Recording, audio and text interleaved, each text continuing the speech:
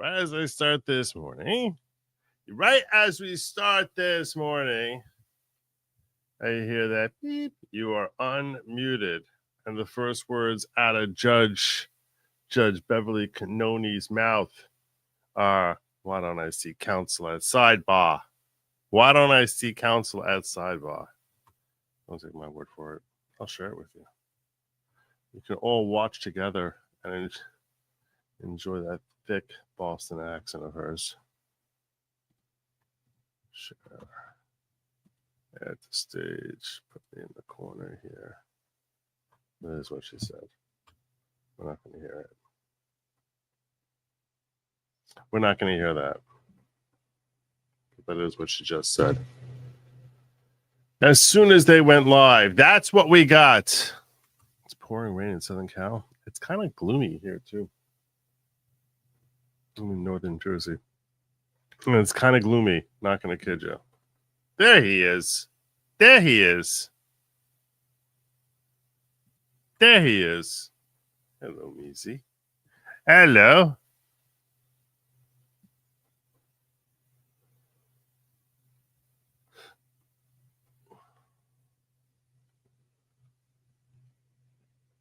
I should touch base with Hi. I should touch base with Angry Cops.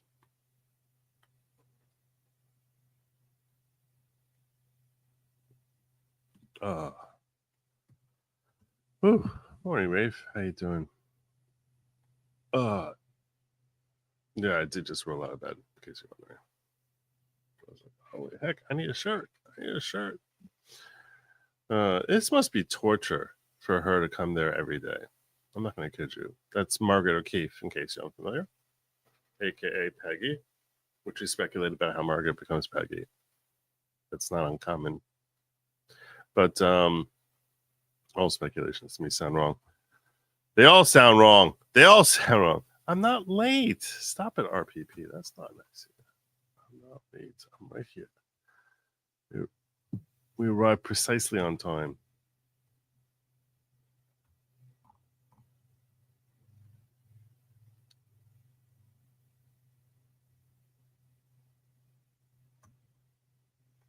Yeah. I feel like I was surprised I did one also. I was like, I gotta make me some money. Not coming from the Karen Reed trial. I gotta pay my family. My family got bills. Or Penny.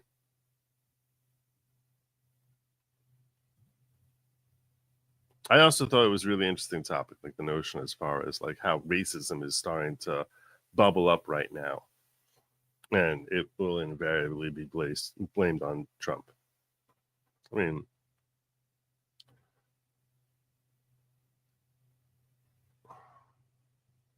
I'm a Rocks. Good to see you.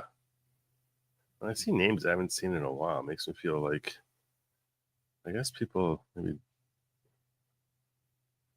I tried an experiment last night. If you missed the show last night, I tried an experiment because someone told me that the reason that they weren't getting notifications from a channel, so they hit unsubscribe and resubscribe. So I tried this thing last night. Because the reason I'm doing this, and this is, I'll just tell anyone watching now, if you could please make sure you hit the like and subscribe. The reason I do this is for subscriptions. Coming back. That's why I stream these trials. Keeps my... Tony, do you want me to go?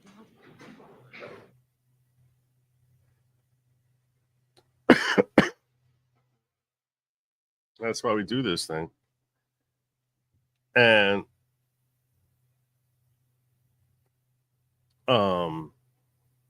she's obviously going to start off with her regular asking the jury if they manage to avoid social media and doing their own investigation and effing up her case. So I tried this experiment where I was having everyone unsubscribe and resubscribe at once. 5 less today. Oh my god. She does look gaunt, doesn't she? And she looks gaunt. My pleasure. What I saw is that the Diddy trial It's not supposed to start for like a week. They're doing jury selection now. I don't know if that's accurate or not, but they're expecting to start May 12th. Which means I'll be here all week doing Karen Reed. So stick around, I'll be here all week.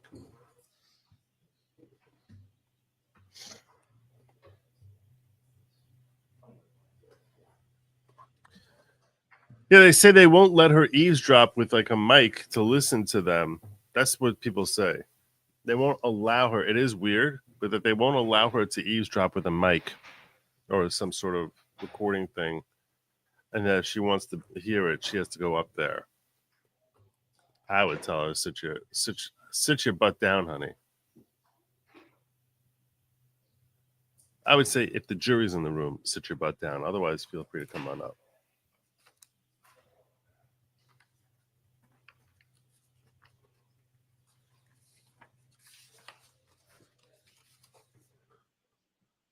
It's too late for that now. They've all seen her do it all trial long.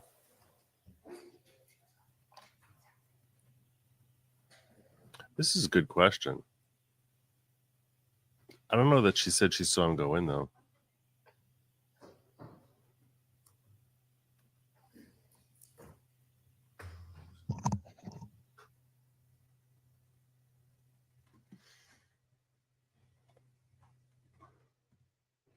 Yeah, last night's show, I was talking about how there's all these developing racism stories in the news between Barstool, particularly focusing on Barstool Sports and on the Shiloh Hendricks thing, where it's like now cool. There's definitely the culture growing in America. It's cool for us to sound racist, if not be racist. And I think there's a difference between people trying to sound racist from actually being racist.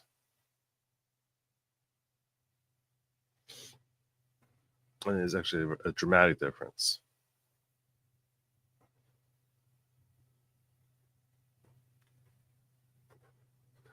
While at the same time, I recognize that as people make a habit. Finally. There we go. Let's go. I got stuff to do. I got stuff to do. I'm hoping we get Brian Albert and Brian Higgins this week. Maybe a Michael Proctor sighting. Maybe. Who knows? Maybe a Michael Proctor sighting. Although I don't think the state's going to. I don't know what they're going to do. If the state calls him, it means they feel confident. They know what he'll say. Michael Proctor is an interesting thing because he was obviously part of the state's case in the first trial, but he's since been fired. Hear ye. All persons having anything to do before the Honorable Beverly Cannoli, Maybe Matt McCabe, Justice of the Superior Court, holding in Dedham within and for the County of Norfolk. What's good Draw thought? near, give your attendance, and you shall be heard. God save the Commonwealth of Massachusetts. This court is in session. Please be seated. Right. Good morning again, counsel. Good morning, Ms. Reed. Good morning, juries. I have to ask you those same three questions. Were you all able to follow my instructions and refrain from discussing this case with anyone since we left here on Friday? Yes. Everyone said yes or nodded affirmatively. Were you also able to follow the instruction and refrain from doing any independent research or investigation into this case? Yes. Everyone said yes or nodded affirmatively. Did anyone happen to see, hear, or read anything about this case? No, nonsense. Everyone said no or shook their head. Thank you very much. All right, Mr. Brennan, your next witness, please. I understood that the defense informed they were still on cross-examination. I'm sorry. This is true. Okay. I thought that we were done with that witness. No, I had said to cut me off so that we could end early, but no, I have more. Okay, I didn't know that. I'm glad Mr. Brennan knew that. All right, come back in, Ms. Knowles, please. Ms. Knowles, she was the, I think it was Hannah Knowles was her name. Yeah, there we go. Although I think we're on cross now. Ms. Knowles, I'll remind you, you're still under oath. Thank you. Thank you. All right, Ms. Giannetti. It is cross.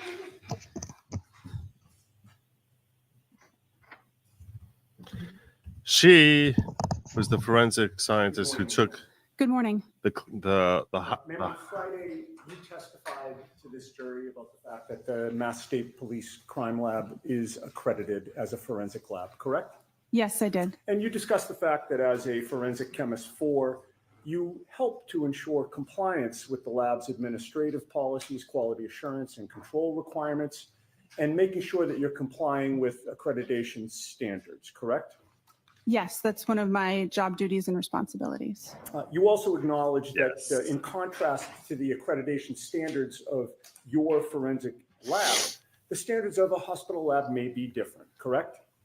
I have no direct knowledge of what the standards at a hospital are, and so I can't say whether they're the same or if they're different. I'm just unfamiliar with them. And you're unfamiliar with the standards at Good Samaritan Hospital, correct? Correct. I have no direct knowledge of their accreditation status or requirements or body. And you know that they were the ones to do the blood draw in this case, correct? That's consistent with the medical records I had available for review prior to preparing my report. And you cannot vouch for that ethanol testing, correct? Correct. I have no direct knowledge of the accuracy or reliability. My calculations are solely based on the results of the Good Samaritan lab. For instance, you don't know how the arm was prepared when the blood was drawn? Correct. I was not present and I have no knowledge of the policies and procedures of blood draw at Good Samaritan Hospital, You can't, or this case specifically. I'm sorry, I didn't mean to cut you off. Excuse me, you can't vouch for the tubes and vials that Good Samaritan uses? or doesn't. Correct. I cannot. Are you aware that there was a recall on certain tubes and vials because there was a contamination determined by the manufacturer? Sustained. You can't vouch for how Assumes Good facts, Samaritan not stores, evidence. preserves, and assures the integrity of its equipment, correct? Correct. I have no direct knowledge of those topics. Now, excuse me, In case you missed her testimony, she talked about how when she tried to figure out that the blood results of 0.093, what that indicates, Karen Reed, according to the state, her blood alcohol content at 8 hours earlier, when at the time she dropped off John O'Keefe.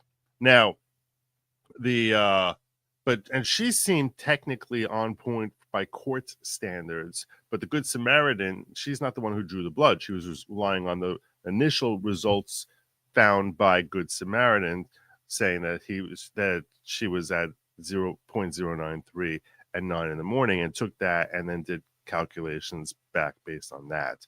But so they don't have a problem with the way she works, other than the fact they assume they want to point to the fact that the data that she got was not, this does not meet court standards. So whatever results she gets based on that is basically garbage in, garbage out. at your lab, you do both a screening test and a confirmatory test, correct? Yes, that's accurate. The confirmatory test is a second and separate test. You rerun the same sample again, correct? Depending on the type of samples that are submitted and the facts of the case, we will either use the same sample that screened positive or that sample as well as another to run duplicate analysis and compare them. It depends on the materials available and the nature of the case. Understood. So you do that to ensure that there's no error in the testing, correct? It's part of many of the steps involved to ensure accuracy and reliability of the results that are reported. And you realize that when you're doing this testing, because you're a forensic lab, you may ultimately be testifying in court. You want to make sure you get it right, correct? Yes, And the confirmatory test acts as a fail-safe against false positives, for example.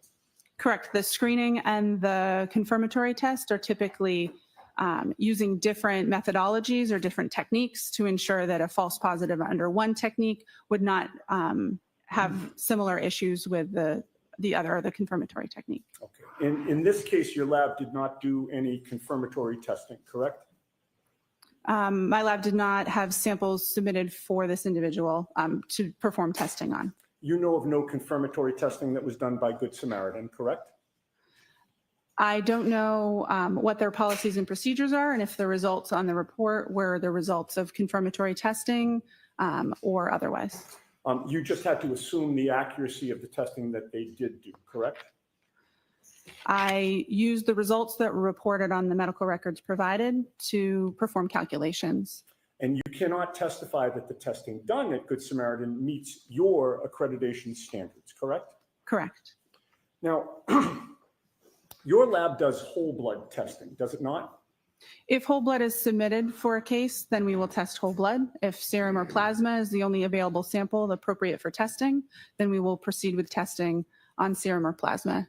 Whole blood testing leads to more accurate readings of the percentage of alcohol in somebody's blood, correct? Correct. If you would like to know the percentage of alcohol in someone's blood, the best sample to test would be their blood. And you've learned through your training and experience that many hospitals, including Good Samaritan, use a different method of testing than whole blood testing, correct? This is Yes. good. Get Good her to Samaritan bash uses Good serum or Samaritan's plasma method of testing testing. as opposed to That'd be whole blood great. testing. I like this direction United going. I'm not familiar with their specific technique or methodology. I haven't undergone training for their methods, but it is my understanding that this type of sample used for their method is serum or plasma. Now, whole blood includes plasma, but it also includes white blood cells, platelets, and red blood cells, correct? Correct. Typically, we describe serum or plasma as the liquid portion of blood, and the other cellular components that you described typically are removed or separated before testing. Plasma has a higher water content than red blood cells, white blood cells, or platelets, right? Yes, it is. Alcohol is highly soluble in water, is it not? Yes. So alcohol has a better affinity with water. Is that fair to say? Yes. That means that alcohol prefers to distribute into the more watery components of blood, correct? Yes, that's accurate. And that also means that alcohol is found in higher concentrations in serum and plasma testing Where than he's in going. whole blood testing, correct? That's correct. That difference in water content is the basis of the serum conversion that I described on Friday. Okay. So a lab like Good Samaritans, that in this case did serum or plasma testing, will therefore provide results That's of the blood implications. alcohol concentration that are Those higher would be than what the accurate true blood alcohol if she concentrations had are, correct? Good numbers coming in. The serum alcohol or plasma alcohol concentrations that they report on their medical records would be higher than the corresponding blood alcohol concentration. That's correct. So to translate the Good Samaritan results into a more accurate reading of blood alcohol content, you need to convert the serum and plasma results to what those results would be in whole blood testing, correct? I'll allow it. Can you answer it as stated? Yes. The accuracy of the value isn't changed by the reading. It's a different value. It's a serum or plasma alcohol concentration versus an estimated blood alcohol concentration. I would So, expect him to get into the chain of custody also. if it is helpful or relevant to know what the whole blood analysis would have been if the testing had been performed on whole blood, then that conversion, starting with the serum alcohol or plasma alcohol concentration, is helpful to do. But to calculate a precise conversion rate, you'd first need to know precisely the amount of water in somebody's blood, correct? The range of serum much, factors or serum conversion factors that are used in the preparation of my report and the calculations that I performed accounts for total body water variation from individual to individual. The reason I use between 13 and 19%, and not just one single value, is because I don't know the specific conversion factor that would be appropriate for an individual when I have medical records to review. I think that was a long way of saying yes to my question, right? My question was to calculate a precise conversion rate for somebody, you'd first need to precisely know the amount If I of give you a water in range, that not person's precisely. blood, correct? Sustained. Ask it differently, Mr. United.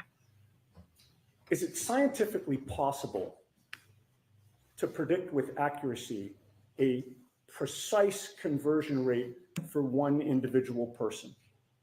Yes. Everybody has a different amount of water in his or her blood, correct? There is a normal variation between individuals. I'm sorry, I'm going to do my best to ask yes or no questions, and then if there's an explanation, Mr. Lally can stand up afterward and have you explain, but So this will go no- more quickly. No comments, just go ahead and ask a question. Sure. Oh, ridiculous. He can ask her to please say yes or no. Everybody has a different amount of water in his or her blood, correct? Yes, And there are a number of factors that influence the amount of water in somebody's blood, correct? yes. What is hematocrit? I don't know. Hematocrit is the percentage of red blood cells in whole blood cells. Do you know that? Sustained. Are you aware that individual hematocrit can vary and that it affects the water content in blood? Sustained. Would Said she somebody's doesn't know. age be a factor We're called for in speculation. determining the amount of water in their blood? I don't know. Could somebody's gender affect the amount of water in their blood? Well, what gender are they? Yes, What if they call themselves Could they, them? When somebody had eaten and what somebody had eaten before the blood was drawn affect the amount of water in their blood?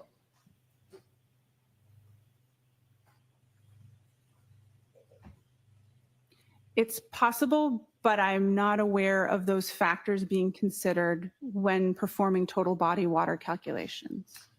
Would how frequently a person uses the restroom affect the amount of water in their blood? As it would relate to their state of hydration, it's possible, but again, I'm not familiar with performing precise calculations on individuals. It's not a routine part of my job, and it's not in the scope of my expertise. Would medications, some medications, potentially affect the amount of water in somebody's blood? It's possible, yes. And conversion factors vary significantly between individuals, but they can also vary within the same individual over time, can they not? I believe so, yes.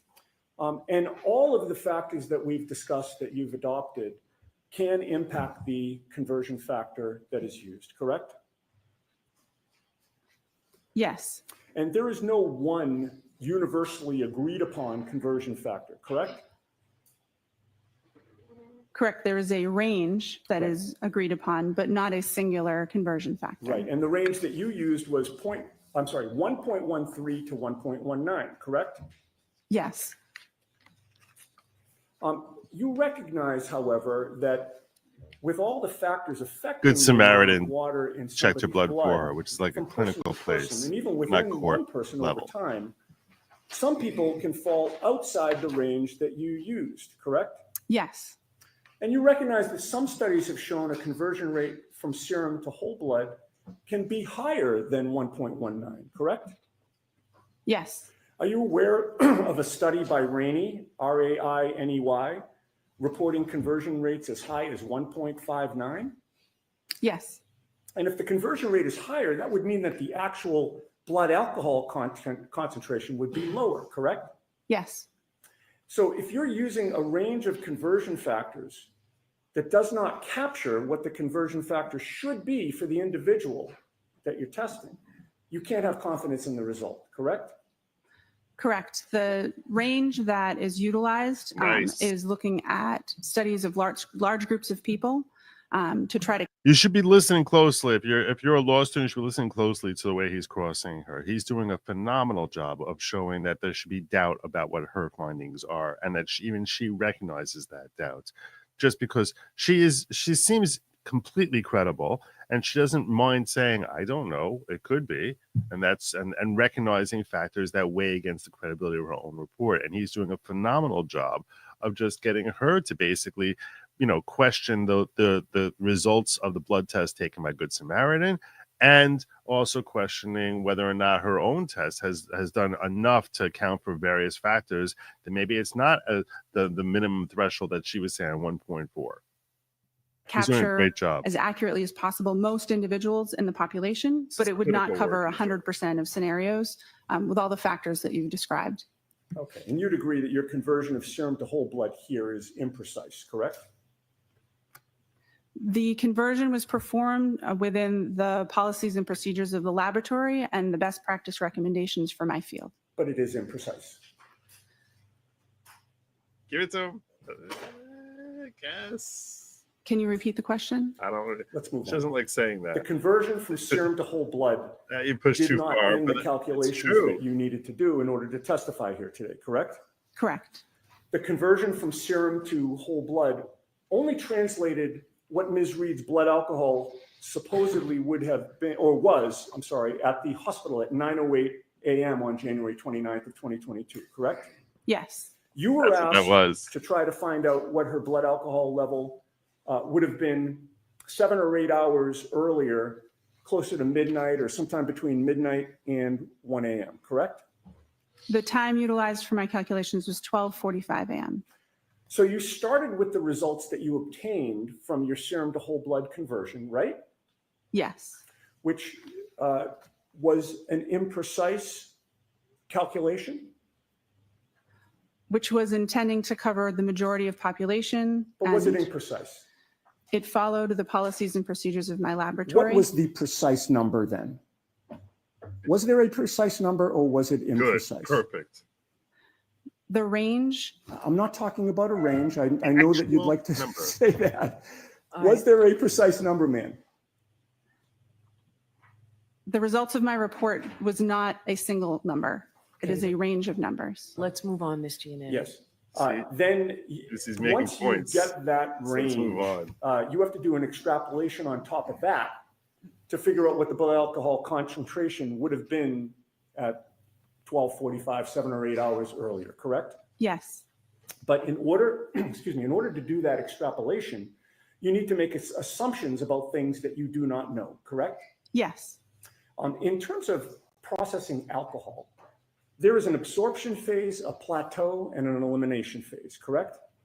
Yes, that's accurate and consistent with my understanding. And during the absorption phase, blood alcohol concentration can be rising, correct?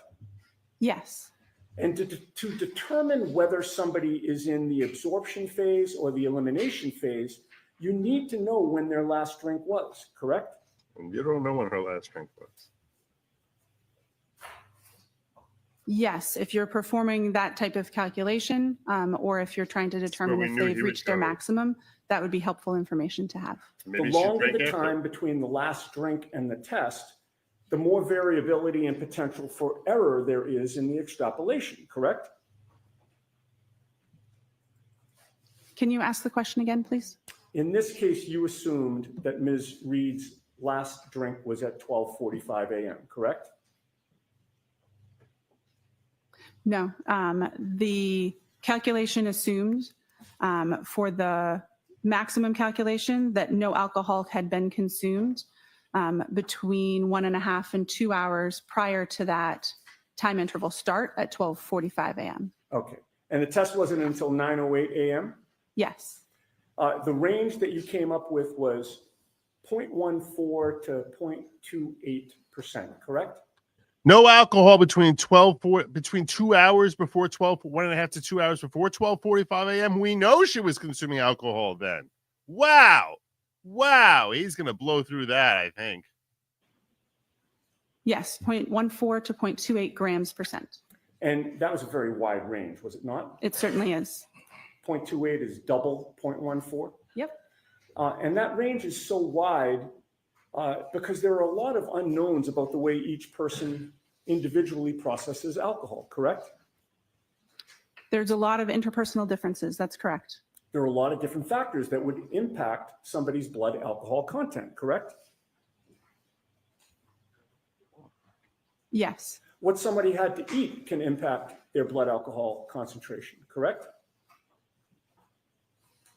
the Morning. contents of their stomach or what they had eaten recently does not impact the rates of elimination that I use for my calculation, but it can factor into the absorption part of the curve and can impact that maximum amount that's reached. Okay.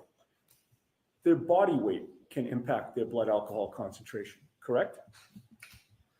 Correct. Again, it would not necessarily, or it could be included in the rate of elimination range that I use for my calculations.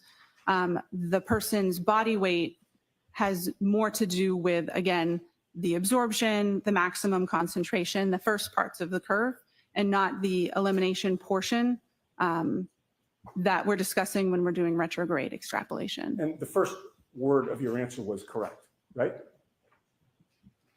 Yes, A person's metabolic rate can impact their blood alcohol concentration because different people metabolize alcohol at different rates, correct? yes. In addition, regarding the timing of the last drink, you were not with Ms. Reed on the late evening of January 28th or the early morning of January 29th of 2022, correct? Correct, I was not. You have no personal knowledge of when Ms. Reed had her last drink, correct? Correct. Were you informed that Ms. Reed was upset after 12:45 a.m. when you were doing these calculations? I don't believe so. Did you know, were you informed that she went to John O'Keefe's house in Canton and was the only adult in the house at that time after 12:45? Assisting. Are you aware of what type of alcohol John O'Keefe had available in his house at that time? Assisting. Were you aware that she was waiting for John O'Keefe to come home, but he never did? He doesn't care about the answer. Do you have any personal knowledge He's telling the jury. of whether He's Ms. talking to the Reed jury now. poured herself a drink during the hours of 12:45 a.m. and 6 a.m. on January 29th of 2022? No, I do not. And do you know whether she had more than one drink during those hours? No, I do not. Assume that Ms. Reed did have something alcoholic to drink after 12:45 a.m. Would that affect your assumptions about whether she was in the absorption or the elimination phase? Yes, it would. And if she did have something to drink after 12:45 a.m., what would that do to your calculations?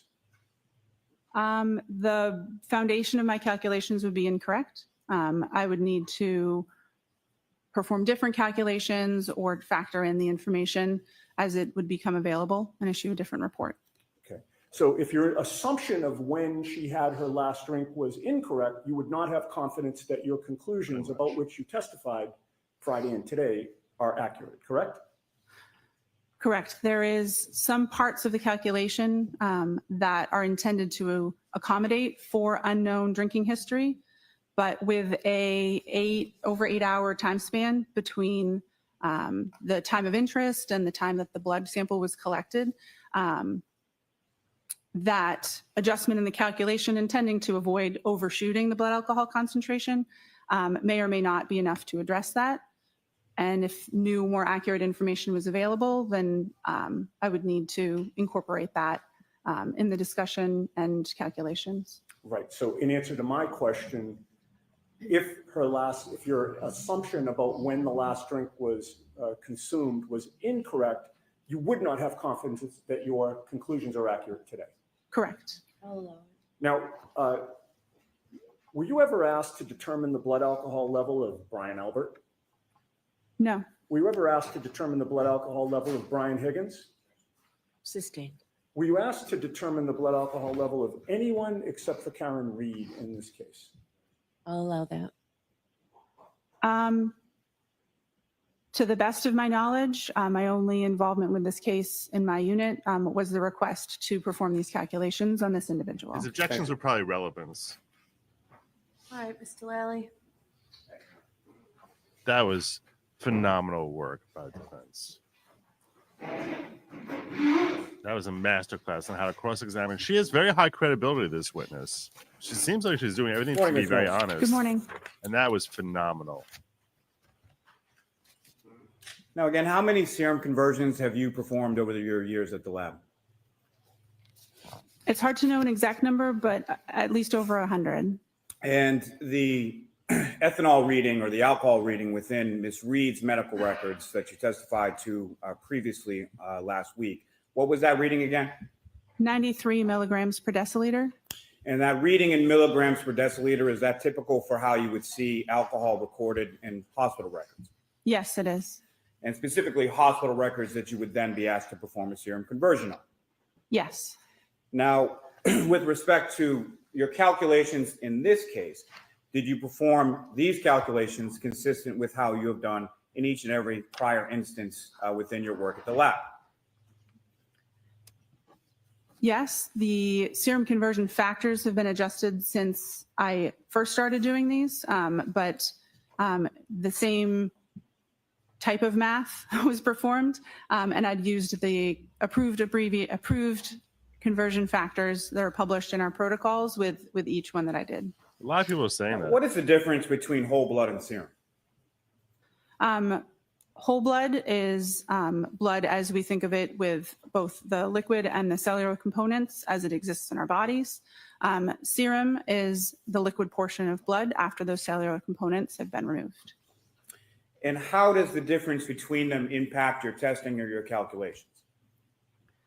Because of the different water content in whole blood versus serum, that means that if we would like to compare a serum alcohol concentration and a whole blood alcohol concentration, that we have to apply a conversion factor to be able to compare those two. The serum alcohol concentration is always Nothing to do higher about that. than the whole blood alcohol concentration. He was pretty. And that difference, is that accounted for within the calculations or the conversion factors that you utilize? Yes. And how so? The conversion factors, by dividing by 1.13 and 1.19, can adjust for the difference between the water content and therefore the serum and whole blood ratio that's observed in studies. And that change in conversion factors, does that benefit the defendant in this case? Objection. I'll allow it. Or ask it differently, Mr. Sure. Chairman. The So you're change not in allowing conversion it. factors recently implemented in your lab and your protocols, who does that benefit?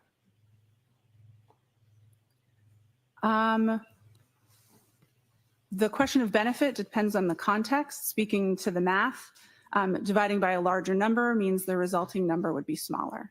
So the whole blood alcohol concentration numbers would be smaller when using the current between 13 and 19% factors, as opposed to the previously used between 12 and 18% factors. Now, these conversion factors, where again do they come from? The conversion factors come from published studies involving individuals that consumed alcohol, had samples collected from them, and their whole blood and their serum alcohol concentrations were compared. Those conversion factors are present in the protocols in use in the laboratory where I work, and they're also consistent with best practice recommendations or consensus body documents in the field that I work. This is Lally. Now, you were asked on cross-examination about a number of different factors. Are those factors incorporated within the conversion factors in the published scientific literature supporting those conversion factors? By basing it on studies with like a large number of people, that's the intention, is to capture the interpersonal differences and different factors within that range that's used. Now, if you know, how much in the elimination phase, as far as bladders are concerned, how much loss of alcohol is concerned in the elimination phase with reference to bladder loss?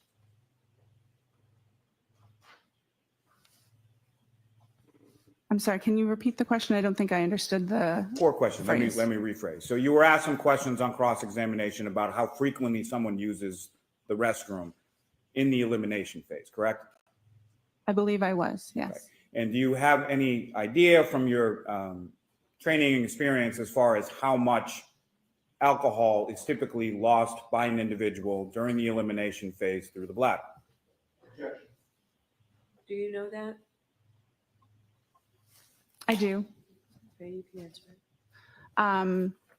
Less than 5%. The vast majority of alcohol is eliminated from the body by an enzyme that breaks it down from alcohol into carbon dioxide and water. I can't remember exactly how much is generally eliminated, but I believe it's less than 5% of the total blood alcohol concentration. Now, you were asked about whether or not the defendant had a drink after 12:45 a.m. Do you have any evidence that the defendant did in fact have any alcohol to drink after 12:45 a.m.? Sustain. If there was a drink at approximately 1 a.m., what kind of impact would that have on your calculations? It would depend on how much had been consumed. Bad question. If Bad question, Lally. any alcohol had been consumed, then That's a bad question. it would She's not going to give you an adjust the answer. calculations depending on that information. And what I'm asking, Ms. Knowles, is if there is a slight differential in the time of incident or last drink, how much impact would that have on the range that you're able to calculate?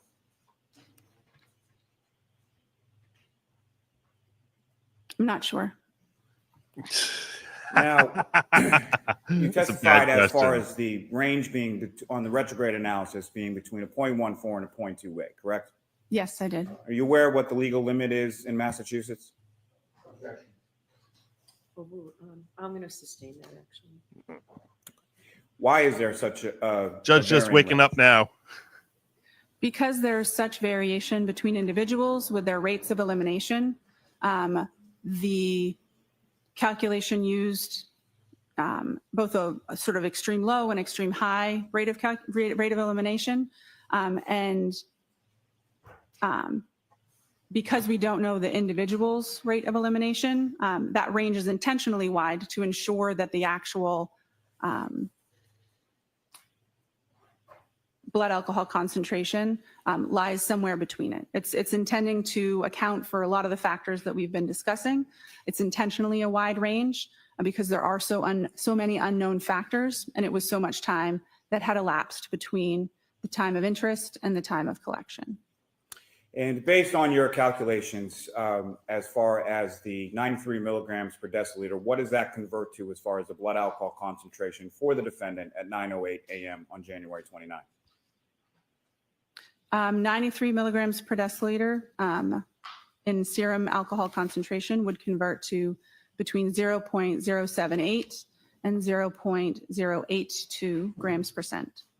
And from your calculations in your retrograde analysis, what was the range that you were able to calculate for the defendant's blood alcohol concentration at 12:45 a.m. on January 29th? Between 0.14 and 0.28 grams percent. And 0.14, 0.28, and every number in between is higher than 0.08. Is that correct?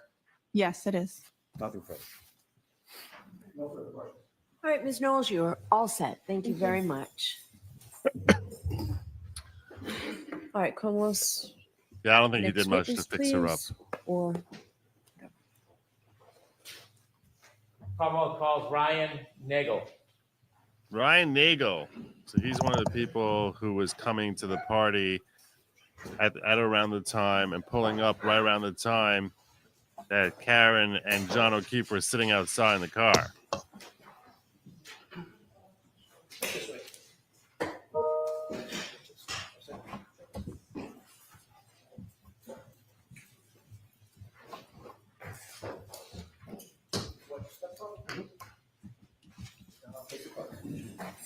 You raise your right hand. Do you solemnly swear the evidence you give the court and jury in the case now hearing L-E or the whole truth and E-L? nothing but the truth, so help you Go with L-E.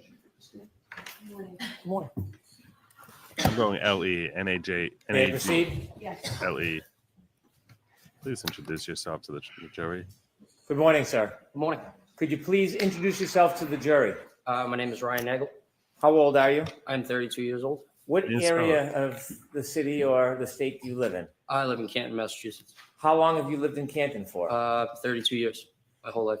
You still live in Canton? Yes, I do. Do you work in the area? I work in the city. What do you do generally? I do HVAC. Do you have any sisters? I do. I have one. What's her name? Juliana. Is she older or younger than you? She is younger. I want you to take us back to January 29th, 2022. That evening on the 28th leading into the 29th, do you remember where you were? Yes, I do. Where were you? I was in a vehicle. Okay. Before you were in the vehicle, were you out earlier that night on the 28th? Yes, sir. I was at CF McCarthy's. What's CF McCarthy's? It is a local restaurant / pub in the Who- center of Canton. Who were you at CF McCarthy's with? He's My sister. He's reflecting a witness who's been trained in how to answer questions. If I ask you a yes or no question, you answer yes or no. Where were you? I don't tell you where I was in a vehicle. That's a very technical answer. That's a witness who's been coached. At the time, and then my friend Ricky and my ex-girlfriend Heather. What were you doing at CF McCarthy's? Just enjoying a night, having a few drinks. When you said have a few drinks, did you have a few drinks? I did, yes. Do you remember how many drinks you had? Not off the top of my head. Do you remember whether the drinks you had, the alcohol drinks that you had, it affected your ability at all? Were you impaired in any way? I wouldn't say impaired, but I only drank beer. Okay. Do you feel like you had any type of effect from the alcohol? I may have. Were you driving? No, I was not, sir. Do you remember the times that you were at McCarthy? Probably 8, 9 o'clock. What time did you leave? Probably right before midnight. When you left McCarthy's right before midnight, did you have a plan that you were going to do something? No, I did not. Tell us, after you leave McCarthy's, where do you go? I was going to go home, but my sister Julie texted me to be picked up. When you were going to go home, tell us, when you leave McCarthy's, You were driving. what kind of vehicle were you in? I was in my friend Ricky's Ford pickup truck. Who was driving? Ricky, Was anybody else with you too? my ex-girlfriend Heather Heather. You know Heather's last name? Maxim. Was she in the front or the back of the truck? She was in the back seat. So you three were in the truck and Ricky was driving? Correct, sir. You mentioned you were going to go home. Did you start to head towards your home? Mr. Brennan, slow down a little bit for the Oh. court reporter, please. Pardon me. You mentioned you were going to go home. Did you start heading towards your house? Yes. Do you remember what time you got the text from your sister? Around midnight. I can't remember that far back. You don't have a firm memory of it? No, I do not, sir. After you received the text from your sister, did your plan change? Yes. And what was the plan after you received the text from your sister? To go pick her up. Did you know where she was? Yes, I did. Where was she? She was at her friend Brian's house. Did you know the address? Not off the top of my head, but I knew the street. Did you know the house? Yes. Did you know her friend Brian? Yes, I did.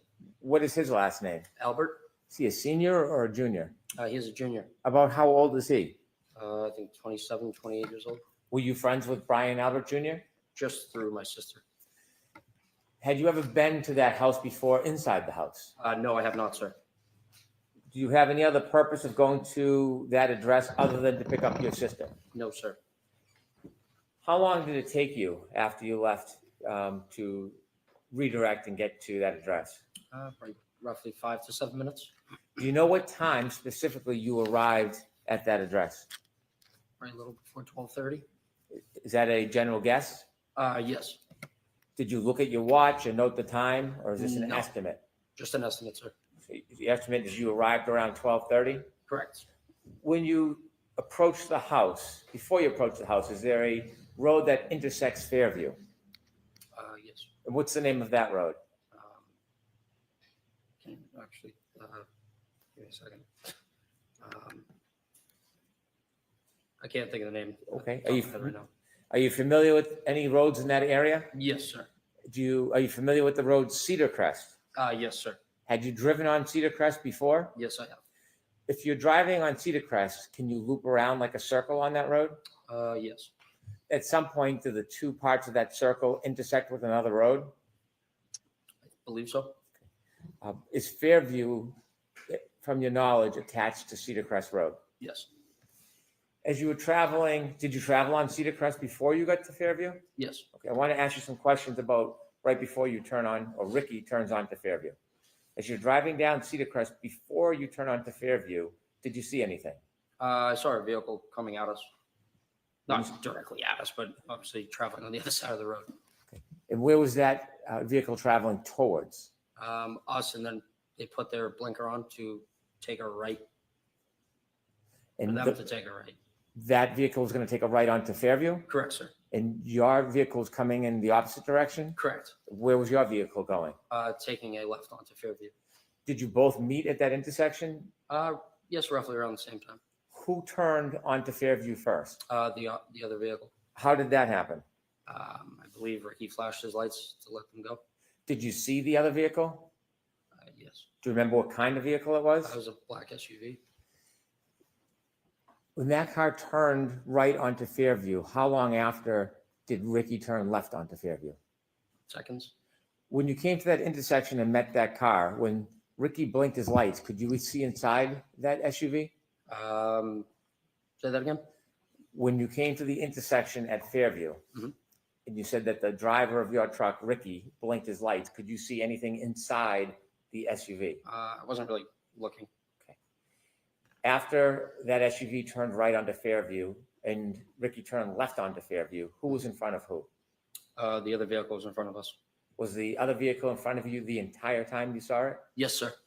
Did Ricky ever drive and park in front of that vehicle? No, we were behind them. Always behind it? Always. Did they have broken taillights? When Ricky pulled up to Fairview, where did he stop? Right in front of the driveway of the Albert's house. You were in the front passenger side of the truck? Correct, sir. If you looked directly outside that window, what would you have seen? The driveway and the house. The other vehicle, did it stop at the driveway? No, it was probably like a car length in front of us. So it was in front of you. Correct, sir. Did you ever see that car stop at the driveway? At the driveway, I don't recall. Did you wait before you got to Fairview, or did Ricky drive directly to Fairview after he took the left? Well, he turned the left onto Fairview. Okay. Did he wait, or did he drive directly to Fairview? He drove directly there. The car in front of you, did you ever see it move behind you in front of the driveway? It was in front of me the whole time. And so I'll ask the question again. Did you ever see that SUV stop at the foot of the driveway? No, but I did see the brake lights. It looked like it moved, but it wasn't. So the brake Setting lights up are the on. taillights. They released them and then stopped again. So probably moved another car length up. No one's paying. How this many much times did you attention. see the brake lights on? Just once, sir. After you stopped at the foot of the driveway, did you keep your attention on that SUV? Not really. No, I was more concerned about my sister. So you weren't studying it? No. Were you making any notes or trying to mark its direction? You remember how many times it hit the brakes? But you do know, or do you have any doubt that it was in front of you the entire time? Yes, it was. When you pulled to the driveway, did you go in to see your sister? No. What did you do? I texted her saying we're here, and she came out, opened up the door. She looks at me and Rick and said, "Hey, do you guys want to come in? For a drink or whatever." And I looked at him, looked in the back seat, asked Heather. We said, "No, we're all set. We're gonna go home." And so she decided to stay. So the idea was to give her a ride home. You did not give her a ride home? Correct, we did not. Let me ask you some questions. Before your sister came out of the house, do you remember how long you waited for her? For roughly 2 minutes. In its entirety, how long was that truck parked at the foot of the driveway in front of Fairview? Probably closer to 5 minutes, sir. Is that an estimate? Yes, I'm just guessing from what I can remember. Did you mark the time in any way? Look at your watch in any way? No, sir. That's your general memory? You're just roughly trying to remember. When you looked up at the house, did you see there were more than one door? Yes, there were Do you two remember? doors. Yes. Do you remember what door your sister came out of? She came out of the side door, which is to the left of the garage. Did you watch her? Yes. Where did she walk? From where to where? She walked out of that door down the driveway towards us. When she reached you, how did you have a conversation with her if you were in the truck? I opened the door, my passenger door. As you were speaking with her, were you watching anything else, or was your attention directed to your sister? Nope, just on my sister.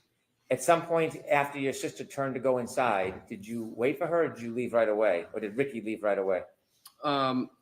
We waited for her to get back into the house. At any point before your sister went back in the house, did you see any lights, like dome lighting, come on inside that SUV? Yes, I did, sir. Before or after your sister went in the house? Roughly like as she was getting in the door. Before you ended your conversation with her, did you see the dome light go on in that SUV? Say that again, sorry. Before your sister left the driveway, Mhm. did you see any dome light on in the SUV? No, I wasn't looking. Your sister began to walk back to the house. What was your direction? What was your attention focused on? Mainly on her. We were pulling away from the driveway and kind of just glancing back over at Julie to make sure she got in. When your sister went back up the driveway to go in the house, when was the next point you had any chance to see the SUV? When we were passing it. When you were passing the SUV, where was it located in relation to the house, flagpole? Directly in front of the house. Was it anywhere near the flagpole as you drove by? Probably like a car length from that. A car length from the flagpole? Yes, give or take. Is that the middle, right, or left side of the house? That would be towards the left side of the house. You're looking from the street. As to you the drove house. by that SUV, what was your primary focus? My sister, sir. Like watching her get in. You were being attentive to her getting in? Correct, sir. As you watched her get in, did you glance or see anything else in your vision as you were watching your sister go into the I house? saw that there was a woman in the driver's seat of the black SUV in front of me, sitting there with her hands on the steering wheel at 10 and 2. Did you get a good enough Really? look that you Just would in front remember of who you. that person was, or was it too brief to It identify the was person? too brief, sir. You saw the person in the She's SUV in with their front of hands you. on the wheel. How did you see them inside the car? Their dome light was on. Do you know how a dome light comes on in a vehicle? Yes, sir. Either you press it yourself or if there's a door open. When you had the glance or the glimpse of the woman in that SUV holding the wheel, you said 10 and 2? Correct, sir. Could you describe for us what that means? Just like a clock, just the hands on the clock, like 10 and 2.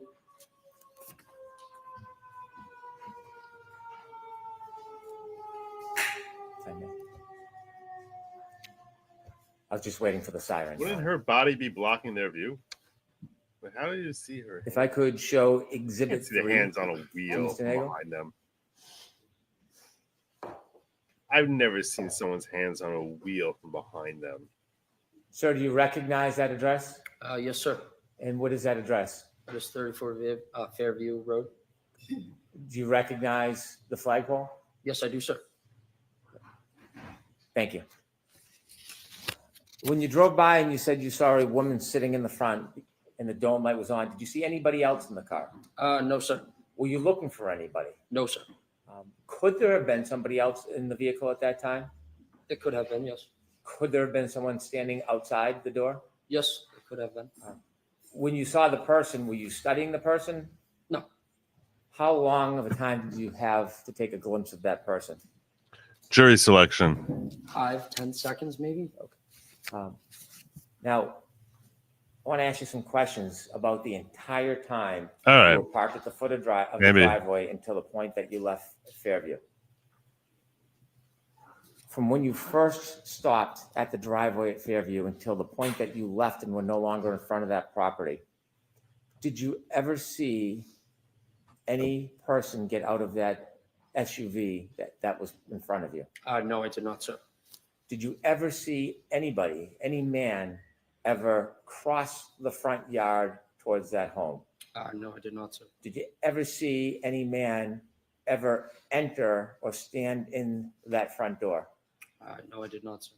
Did you ever see anybody walk across the front yard to the side door? I'll allow it. No, I did not, sir. Did you ever see anybody enter that side door? I'm not other sure what than that your sister? objection was. No, I did not, sir. As you were parked at the driveway the entire time, that generally 5-minute time, did you ever see anybody get out of the SUV and walk down the street towards the driveway?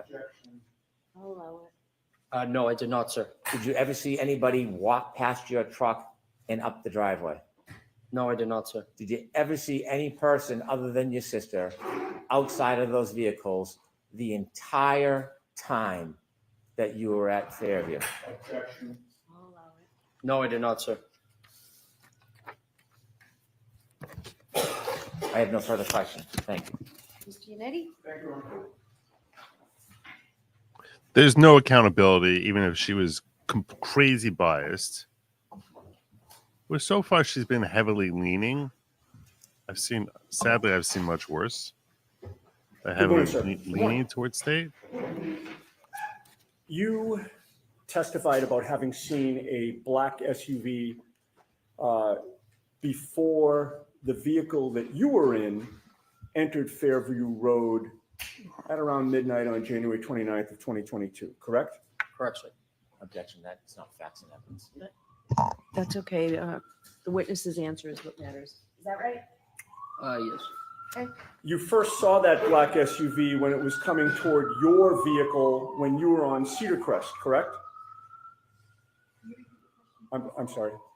Let me repeat that because of the siren. You first saw that black SUV when it was coming toward the vehicle that you were in on Cedar Crest, correct? Correct, sir. Your friend Ricky D'Antonio was driving at that time? D'Antano, sorry. D'Antano? Yes. He was driving at the Hold on. time? Correct, sir. Mr. Unity, thank you. Yes. The alarms go up every time. But to answer your question, Darkborn, judges have almost no accountability, Right, go no ahead. matter how Thank you. biased they come Ricky across. doesn't drink, correct? So it's not the end of He their does. career, no. He Sadly. wasn't drinking that night. I may have had one or two. But he appeared to be driving safely. Yes, sir. And you also had a chance to observe the black SUV at that time as it was facing you, correct? Yes. When you saw it on Cedar Crest, you didn't know who was driving it at that time, correct? No, I couldn't see. But your observations of the black SUV at that time were that whoever was driving it, that person appeared to be driving safely as well, correct? Yeah, I would assume so, yes.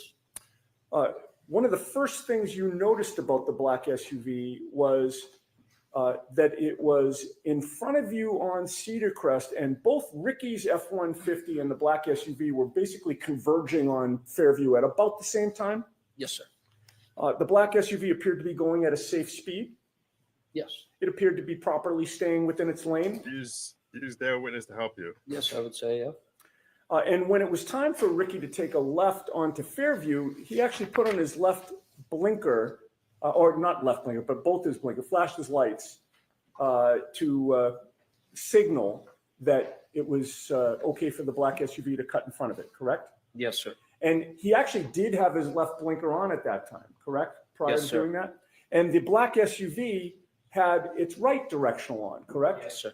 And when both cars have their directionals on, indicating they're going down the same street, the black SUV did not suddenly cut in front of Ricky's vehicle until the flashing of the lights, correct? Correct, sir. Both cars appeared to be So no matter operating how safely, drunk you want to correct? say she Correct, was, sir. she seemed to be driving fine, And according to the state's witness.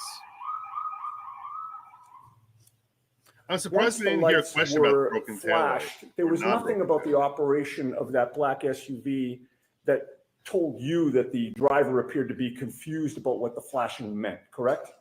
Correct, sir.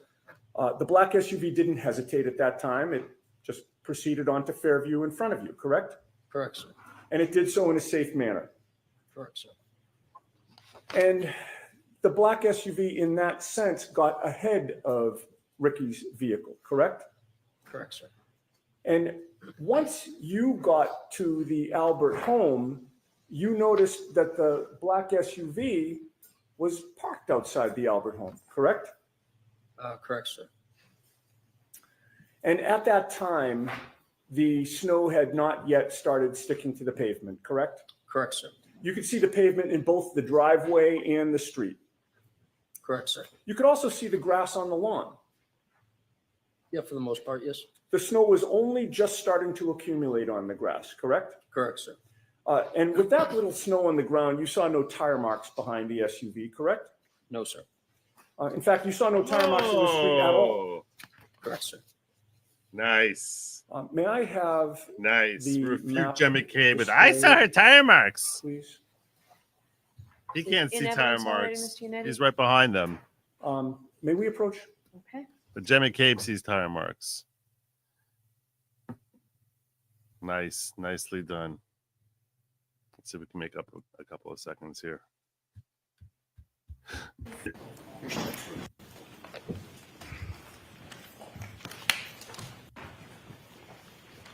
Okay. Can you Mr. enlarge that, please? Enlarge.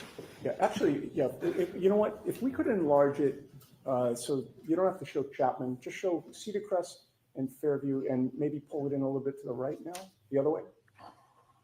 See if that works. Okay, that's much better. I don't know how Good your point. eyes are, sir. No but are you comments able about to Brian read the Higgins' street Jeep. Names on. To be honest, no, I can't see that far. Okay, if I suggested to you that the top street horizontal going down from right to left was Cedar Crest, and that the street where the red arrow is Fairview Road, would that orient you? Yes, sir. And would it be fair to say that before you actually were coming down Cedar Crest Road as you look at this map from right to left, correct? Correct, sir. And in that sense, you were traveling west on Cedar Crest, correct? Yes. You turned south onto Fairview, correct? Correct, sir.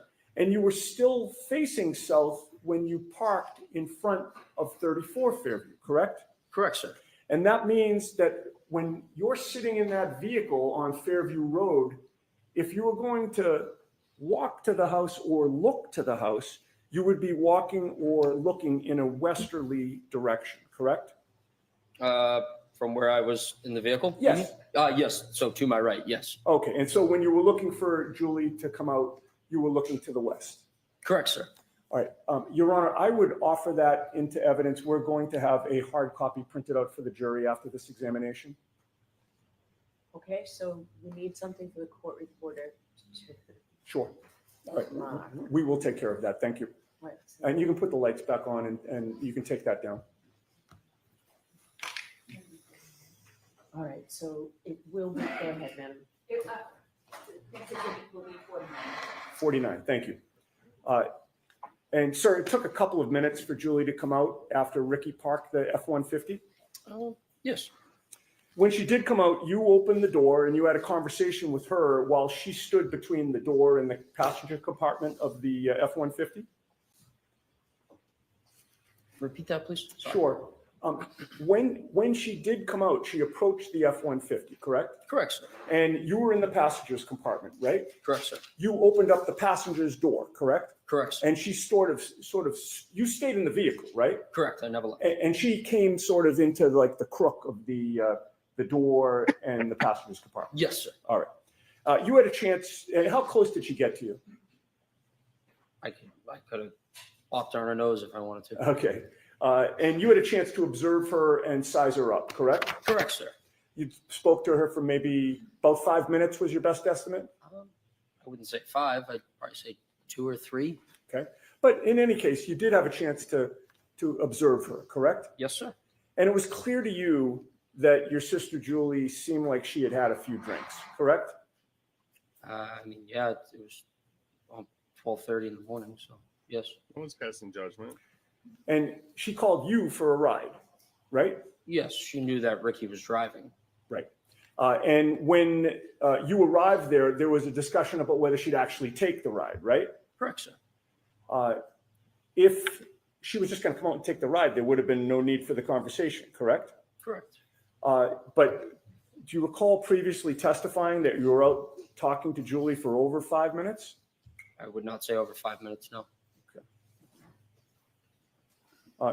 Do you deny that it was about 5 minutes? Objection? I'll allow it. Do you deny it was about 5 minutes?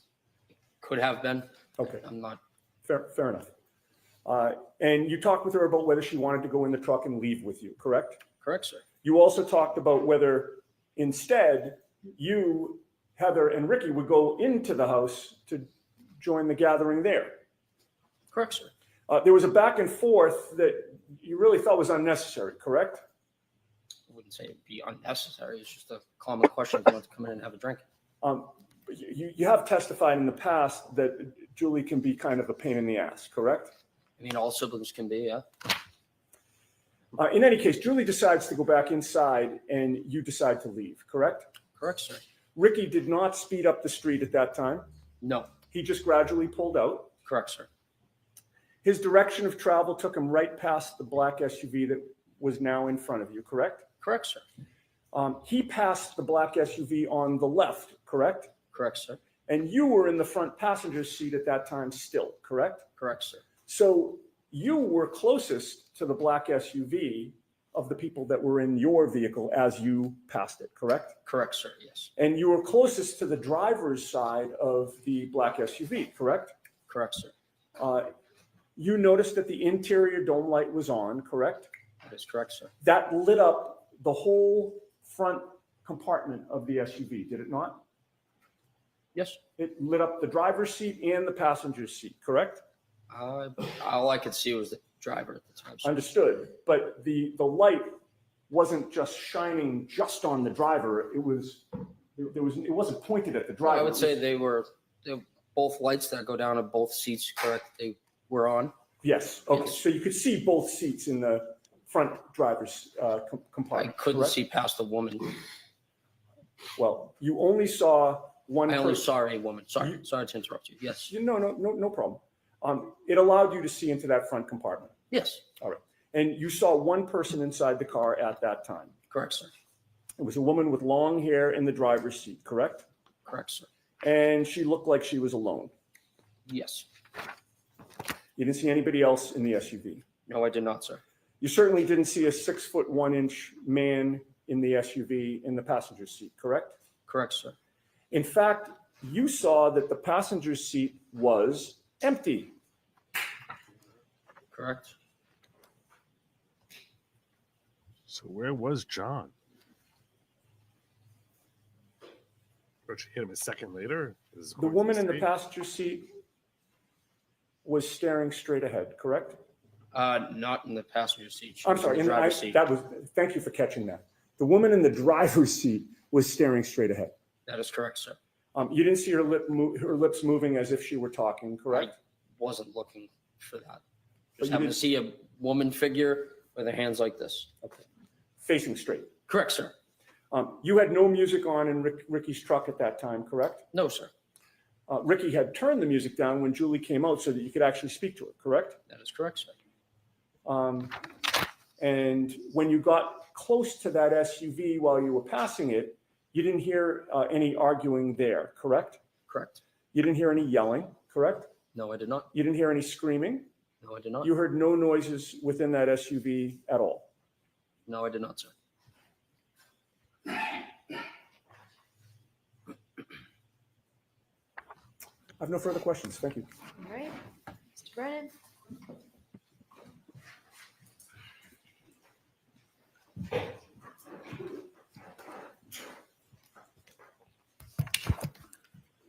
Sir, you mentioned you were at that address around 12:30, That is correct, sir. and you offered us that you were there for about 5 minutes. Yes. You know the exact time you left? No. Not off the top of my head right now, no. Was it around that time? Yes, sir. Would it be fair to say you don't have certainty whether it was 12:35, 12:32, 12 o'clock? It's probably before 12:35, roughly between 12:30 and 12:35. You could still see the ground, given the Yes. weather. Yes, sir. Was there snow starting to fall? Just starting? Had you So been it wasn't outside that earlier blurry. that night? Yes, sir. In the ground that you could see, do you know how hard it was? Say that again? The ground. Ground, yes. Do you know if it was soft or hard? Like the road? The ground, the grass, the lawn. Oh, I don't know. I mean, it was a cold night, so I mean, I assume it's hard. Around that time, around 12:30 when you left, Mhm. Was there inches of snow? No, there was On the not ground? inches of snow, no. I could still see the grass coming through the snow. I mean, it's just like a coating. You could still see the bare ground. Correct, sir. Well, that's not good for the state. When you saw that SUV in front of you for the time that you were there, that 5 minutes, did you What happened to the ever, whole and you blizzard? said that you saw brake lights at times. Mhm. Did you ever see at that point missing parts of its taillights? I would object. This was not brought up on cross. He can only redirect about cross. I was shocked he didn't bring this up on direct. I thought the whole reason he's here is to tell us that the brake lights were still intact when he saw the car. And I would be objecting out of my mind because this was not brought up at all on cross. And I was surprised that neither of them brought it up. I would think one of them would have brought it up. Whoever is the guy's staring at the brake lights going on and off, I would think one of them would bring it up. I would be objecting like anything to this question. No, sir, I wasn't observing the vehicle like that. When the taillights were on, when the brakes were on, what color was the glow? Red, sir. Did you ever see a missing piece where it was white instead of red? No, sir. Over near the flagpole where you saw this SUV, did you see any human being, any person lying on the ground near the flagpole? No, sir. When you drove by the SUV, you said you couldn't see past the woman. Could you see inside the SUV when you drove past? Repeat yourself. When you drove past the SUV, you saw a woman in the driver's seat. Yes, that is correct. You didn't see anybody else. No. Do you know if anybody else was in that SUV? Could have been. I'll allow it. It could have been. From when you were driving by the SUV and you could see inside the driver's seat and saw the woman, could you see on the other side of the SUV if there was anybody standing on the other side of the SUV? No, sir. Was there anything obstructing your view as you drove by and saw the woman to prevent you from seeing on the other side of the SUV? The woman and the vehicle itself. I'm You assuming mentioned that there was a dome light on in the SUV. Yes, sir. Was the driver's side door open? that's where I thought they were going. They want to say that this is the moment John's getting out of the car. I think that's what the state wants us to think, although that wasn't clear at all. No, When you sir. drove by? No, sir. It was closed. Can I have exhibit 16, please?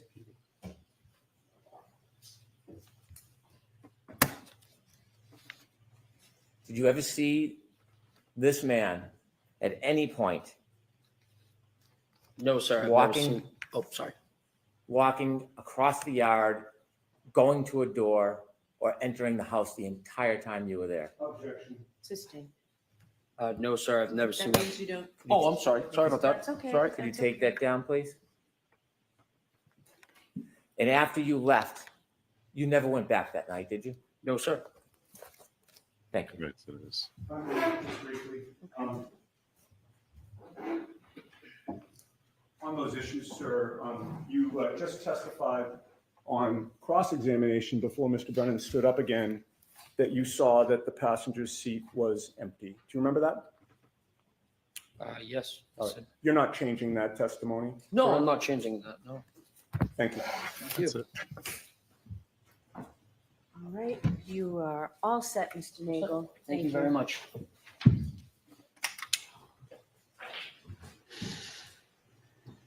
Your I'm- next witness, Mr. The Brennan. only Thank you, Your Honor. Commonwealth calls Heather Maxim. the only thing I got from him that's helpful would be about the taillight, and he didn't ask that on direct. I think here's an interesting question. If they don't call Proctor, does it make, because the jury already knows Proctor's name, does it make the state look bad by failing to call him? I think it's an interesting question that no attorney really can know. This doesn't happen.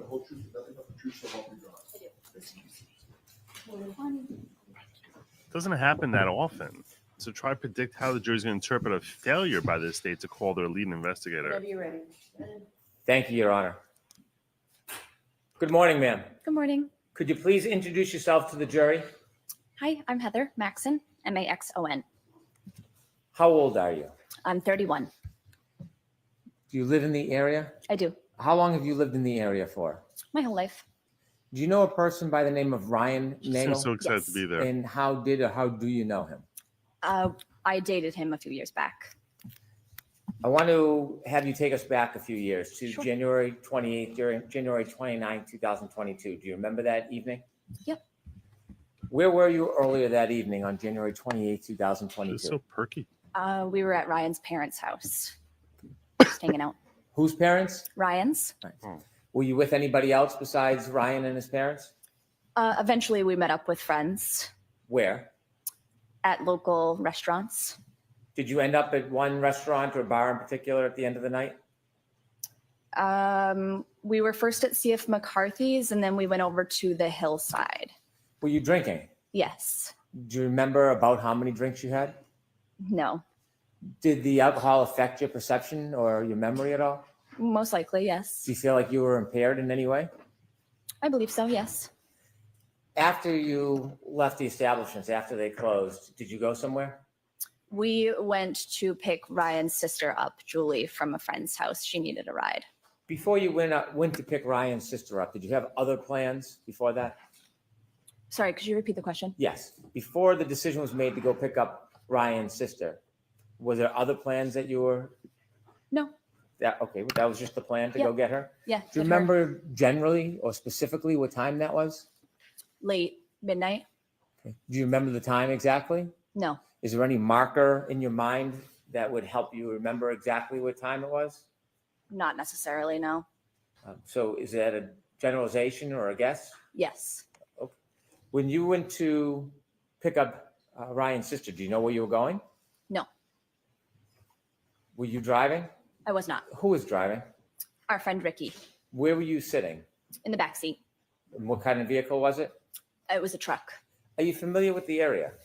Not necessarily, no. Do you remember at some point taking a turn onto the road Yes. that had the house where you were going to arrive? Yes. How do you remember that? Just a visual bystander, and I'm aware of my surroundings, I'd say. Did anything happen that made you remember the turn before you got onto that road? There was another vehicle also on the road coming from the opposite direction, and we had let that other vehicle turn onto the road before us. Describe in a little detail what happened at that intersection. So I don't recall the name of the street that we were on before we took the left onto the street that the house was located, but the car coming from the opposite direction was taking a right onto the same street. So we had somewhat yielded to the car coming from the opposite direction to have let them take a turn onto the street before us. Did you see if the driver of either vehicle gave any indication to the other vehicle who should go first? I don't necessarily recall, but I'm assuming maybe I don't want you to assume. That's okay if you don't okay. recall. Sure. Who turned first onto the road, Ricky or the other car? The other vehicle. The other vehicle, do you know what type of vehicle it was? It was a big, like a SUV, a bigger car. The SUV turned before you? Yes. Before or when the SUV turned, did you get to see inside the vehicle? I did see inside the vehicle, Could yes. you describe for the jury what you remember seeing? I saw a male and a female inside the car. Where was the female? Female was driving and the male was in the passenger seat. From Was the back male seat in you the saw front this? passenger seat? Yes. Were you able to recognize either the female driving or the male in the front passenger seat? Recognize? Yes. From the back Um, seat? I'm not After sure if you I drink- understand the Did you question. know who they were? No. Strangers? Yeah. When they turned and then Ricky turned after them, how far ahead of Ricky were they? Maybe 100 feet. Could you see them the entire time? No. When you drove to Fairview, how long did it take after the turn? A couple minutes. It took a couple minutes to get from Cedar Crest to Fairview? Oh, That's Maybe. okay. Yeah, I'm not sure. Okay. When you arrived at Fairview, where did Ricky stop? Outside the house on the street. Do you remember where on the street in relation to the driveway? No. The other vehicle, the SUV, was it in front of you or behind you when you stopped? It was in front of us. When it was in front of you, did you notice anything about the vehicle? No. Did you notice anything about its lights? No. Did you see whether the interior light, the dome light, was on or off? I did as we were leaving. Before you left, No. did you ever see that dome light come on? No. Did you notice anything about the brake lights? No. Did you notice anything about the vehicle's taillights, whether they were intact or broken? Nope. When you arrived at that address, do you know the street address? I do not. Okay. When you arrived at that address, what happened next? I believe Ryan had reached out to Julie saying, we're here, time to go. And so she had come outside and we had a short conversation and she decided that she was actually going to stay at the house. She had invited us in, but I had said that I didn't want to go inside. I just wanted to go back to the house. From the time you first arrived at that address and until the time you left, Did you ever see anybody? The point they're trying to get to is at this moment the light was intact, and that later it was about to break moments later when she was going to run him over. That's the point the state wants to get. That when they would see the car, that you shouldn't think that her taillight was broken for weeks or months before, moments before John was allegedly hit. The taillight was intact. That's what I thought was the key element that they're trying to get out of these witnesses. Out of the SUV that was in front of the truck? I did not. Did you ever see anybody travel across the front yard to the Because of doorway snow. from that SUV? Because of snow. Did anybody ever walk by on the street, walk by the truck in front of you or behind your truck and walk on the driveway? No. Well, besides Julie, sorry. Julie is the only person that you saw in the driveway that night. Yes. And then you left? Yes, When you left, did you drive by the SUV? we did. When you drove by, what were you looking at? My surroundings. Okay. What did you see? I saw the female that I Yeah. saw beforehand, also still in the car, Where did you see her? in the driver's side. That's true. Was there at that point any lights on inside the car? There was, yes. Which The light? dome lights, Was the driver's side door open? not to my knowledge. Did you see anybody else inside the SUV? I did not. Was there anybody else inside the SUV? You didn't see anybody inside the car? Besides the driver, no. Okay, next question. Do you know whether there was anybody else inside the SUV at that time other than the driver? No. Did you look in and study the interior of the SUV? No. How long did you look inside the SUV for when you passed? It was just passing, so I don't know, a couple seconds. Did you see if there was anybody or a man standing outside the door of the SUV? I did not. Outside the door? No, Did you see anybody lying on the front lawn? no. Thank you. I have no further questions.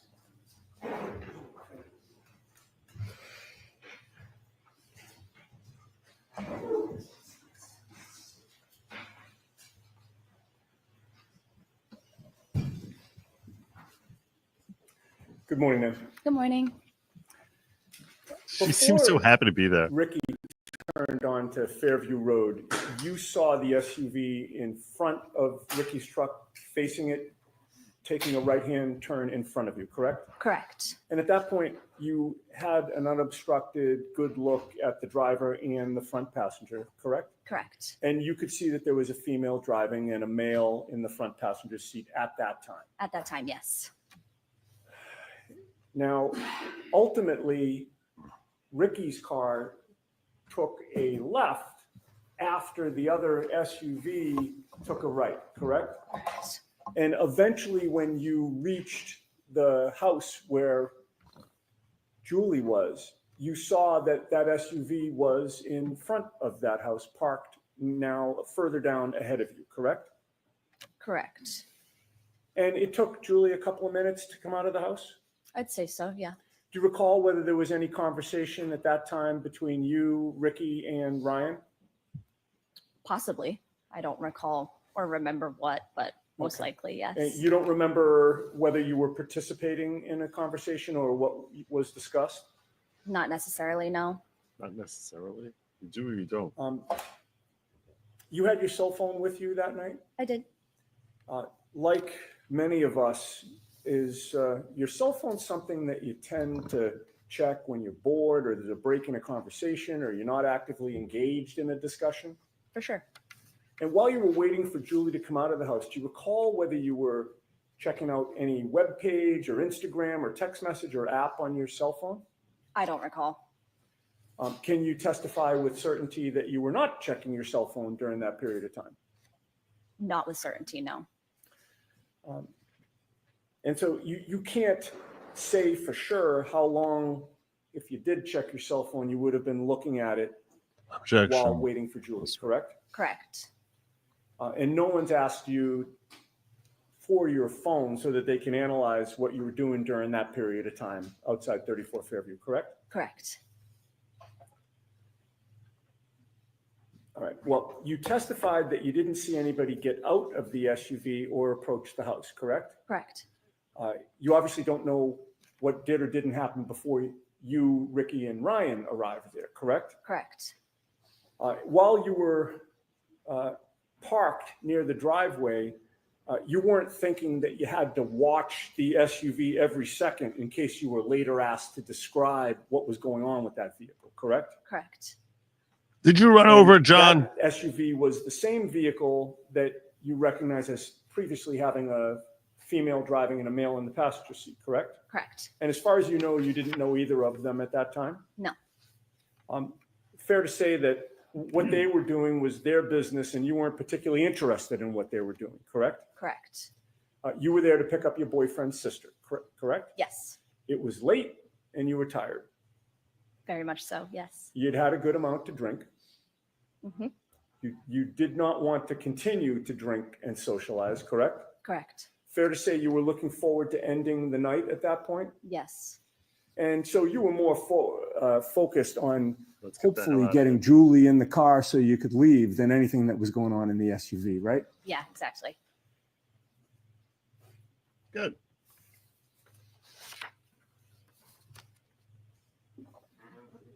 Then Julie came out and it wasn't as simple as her just jumping in the vehicle and leaving, correct? Correct. There had to be a discussion, Right. right?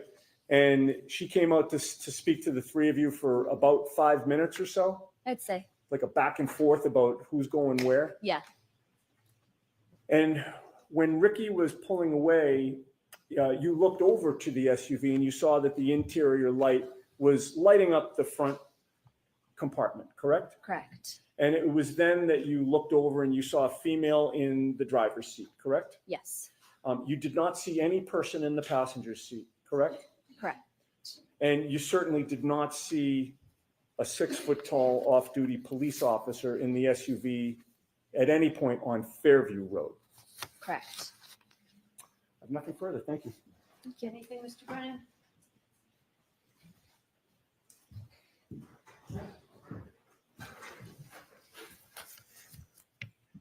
When Ricky was speaking to Julie and you were in the back cabin of the truck, what direction were you facing? I don't recall. Were you paying attention to the conversation with Julie? I was probably in and out of the conversation. Yes. Were you facing the direction of the house in the SUV or were you facing the opposite direction? I don't think I was facing the opposite. When you were in the cabin of the car and Ricky was having a conversation with Julie, did you ever see anybody other than Julie come in or out of the house? No. I'll allow it. No further questions. Thank you.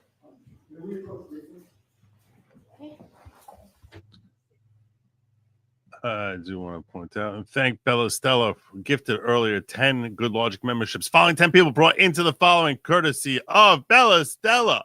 That would include Rogue Oracle, Prospering Woman, Bill Hanson, Nikki G, Robert Surfer, John, Willow Trees, Lil Mom Fessel, John Roberts, an American Dreamer. Welcome to the following. Thank you so much, Queen of Recruitment. The Queen of Recruitment. Ms. Maxim, you are all set. Thank you. Thank you so much. Bella Stella. Mr. Brennan, your next witness. The Commonwealth calls Katie Mclofflin. Katie Mclofflin. Sorry, Chris.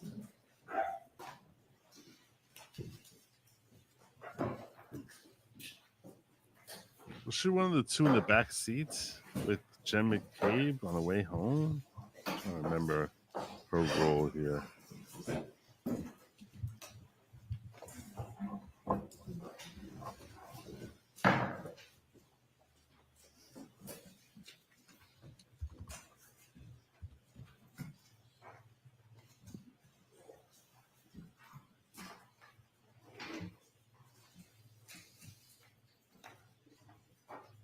Yeah, I don't get too much out of these witnesses who came in. Boyfriend, girlfriend, Heather Maxim, and the other Ryan dude. Like, I don't think this does. Other than, I guess it's designed to put them in both in the vehicle, and also designed to say that the headlights, the taillights were still there. Yeah, I guess this what you're trying to do as the state here is you're trying to put together your pieces of a puzzle. Take our morning recess, James. You need. All rise, please. Jurors, close your notebooks and follow me. What your objective is you want to put together the puzzle. So you're not going to be getting anyone to say she did it, she done it. You don't have an eyewitness. So you start trying to put together the pieces of the puzzle. So I understand why he's doing what he's doing. He's trying to put together those pieces of the puzzle. The question is whether the jury's putting it together effectively or not. But so the pieces that these witnesses are designed to put together, I don't know what we get from the dome light. I don't know what I honestly am struggling to figure out what the whole dome light situation is, unless you're saying he's getting out of the car at that time, I guess. But they want to say he's sitting in the car. Maybe they want to speculate that the dome light is on because she's mad and she's like looking him in the eye. I don't know why it is that they go through the whole dome light thing, but you got them there to basically, you got the boyfriend to say that the taillights were fine and the girlfriend there to say that the two of them were together. So I guess those are the little pieces they're trying to put together. I do think it's a fascinating strategic question to try to figure this out. I mean, I don't know how they can't call him, but if he's terrible, like, he's basically like, oh yeah, I screwed this whole investigation up, which he could do to try to screw up the state. You think he would do that though? You think he would, like, even if he was fired for this case, you think he wouldn't try and stand behind his work, if only for purposes of trying to help out his own career, that he's not a bumbling idiot? So maybe if you're the state, you assume that it's his self-interest to try and support the position that he did an effective and good job here. But then, on cross, he's going to be drilled about the fact that he was fired and why he was fired. The state's in a very tough position because he's been fired for this case. Like a very tough position as to whether or not they call him. And if you don't call him, especially after the jury has already pointed out to you that Michael Proctor is the lead investigator, how does the jury not take note of the fact that they left out their lead prosecutor here, the lead investigator? That's weird. It's weird. I mean, that's the person who should be telling over the whole story. That should be like your first witness normally. One of the early witnesses, if not the very last witness, to sort of put everything together in a big thing, a big bubble. That's a style thing. That's a style choice. But I would say you don't want the jury being wiped out. I would have, this is the guy who's laying out the whole story, and then sort of fill in the pieces to show you the things that he's laying out. He has the opportunity to present a narrative there, right? When you have a circumstantial case like this you need to tell a story to the jury. They need to understand what happened here in ways which are comprehensible.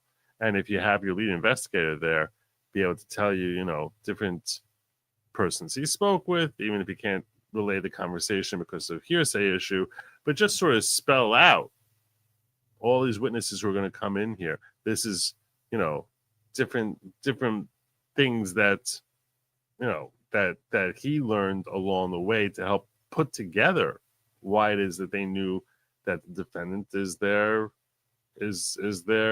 defendant. That this is the guy, or in this case, the girl who did it. So that's what you would normally want to do in a circumstantial case, okay? But we haven't seen it so far. This is 2 weeks into the trial. We haven't seen him come up so far. And if they leave him out, I would think the jury would be scratching their heads saying, like, you're not going to bring him? And then to see if the defense brings him, which I would think that they would. I don't know. It's a really tough strategic call.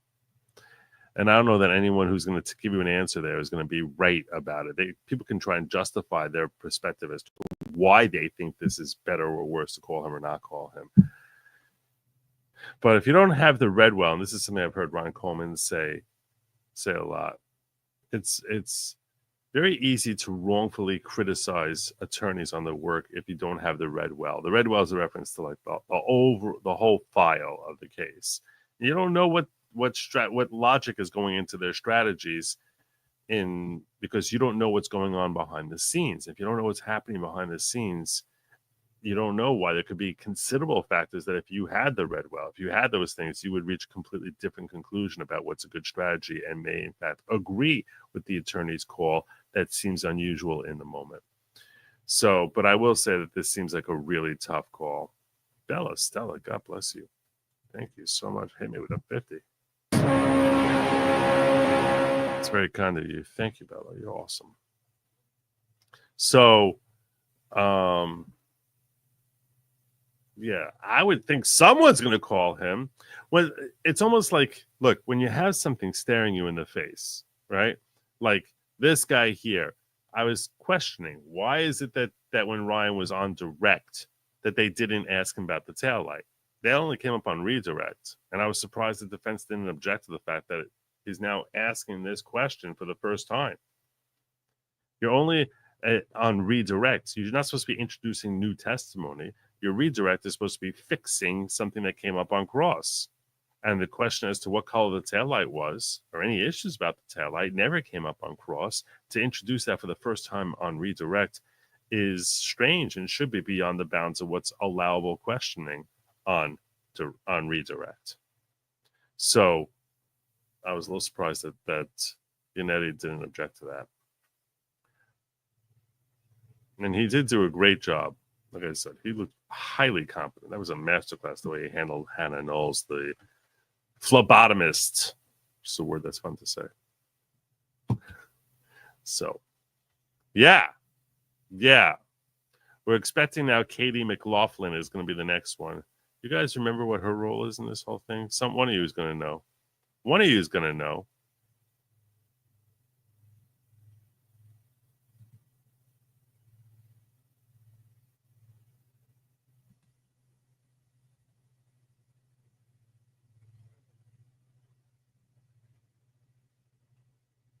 Katie McLaughlin.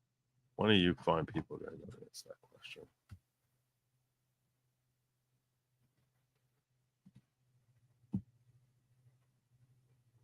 Much as I thought someone would ask the question, was the taillight broken or not? Either the state or the defense. I would think that someone would ask the question. Where's Michael Proctor? Oh, is that who she is? She's the paramedic? Thank you, guys. Oh, that was the female paramedic, right? They kept talking about how there was one woman there. Yeah, so that makes sense. She's gonna make the whole claim of the whole I hit him. This is why it's helpful to watch with folks who watch the first trial. It's like, all right, where are we going next? Where are we going next? Where are we going next?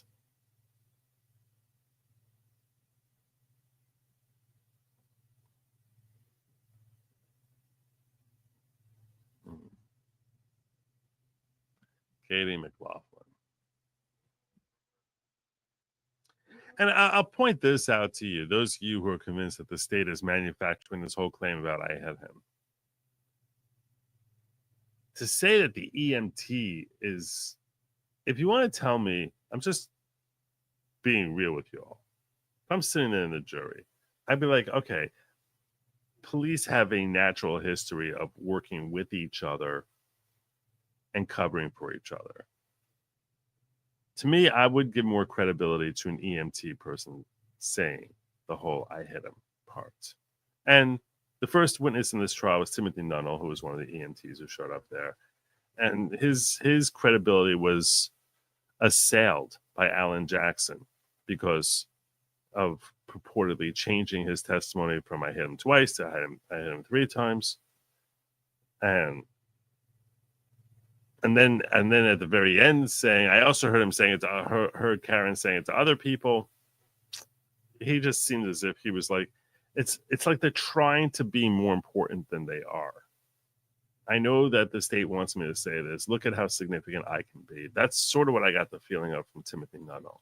Now, supposedly she was talking to what's her face, but to Katie McLaughlin, the female EMT.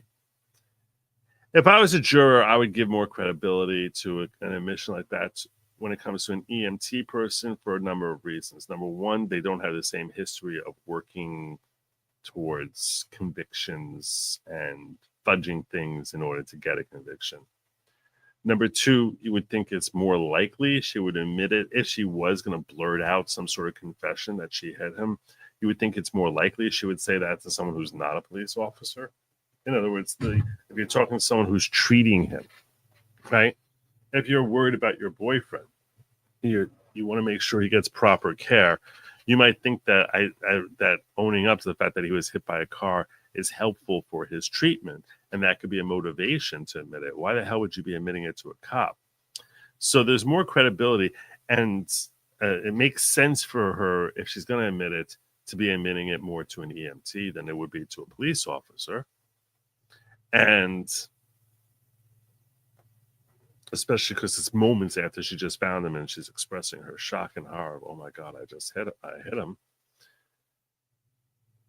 And I would think they don't have the same history, even though they work with police on a frequent basis. They don't have the same history of like inventing evidence against the defendants. They just don't.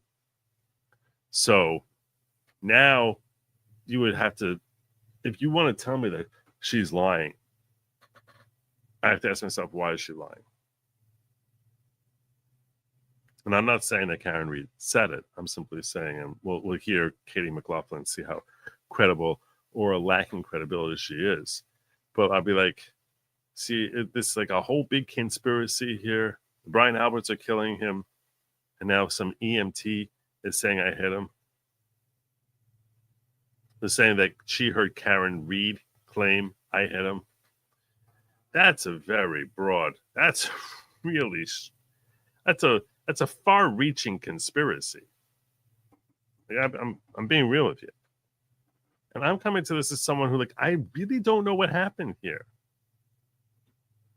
A friend who I was talking to in the synagogue about this case, like, who checks out my channel once in a while, is very upset that I'm not all over the notion that this defendant, who he thinks is an evil, selfish, narcissist, lunatic woman, and he's convinced killed John O'Keefe, that I'm not embracing that perspective.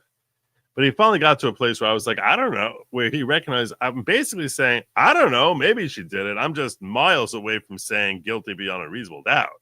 I mean, I got tons of reasonable doubt.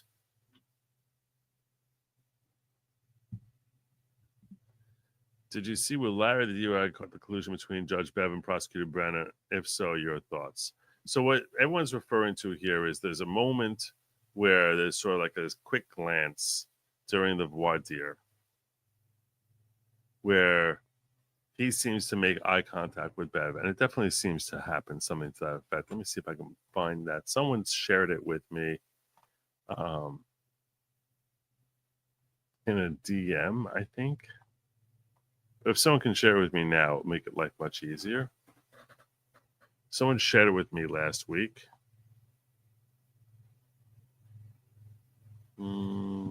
This might be a little tricky because I got DMs. Might be tricky for me to find it.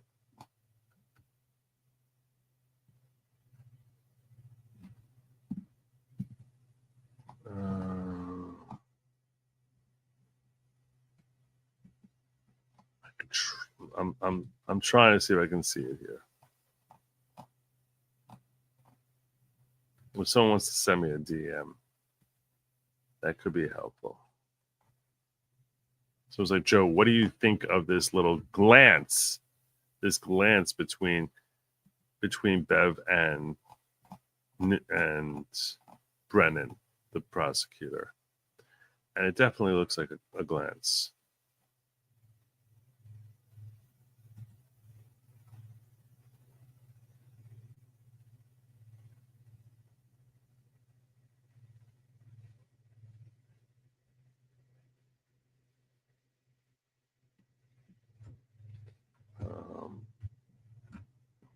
Let me see. Maybe I'm not sure if I clicked it open. If someone could share a link with me for that, that would be helpful. Let me see if I got this.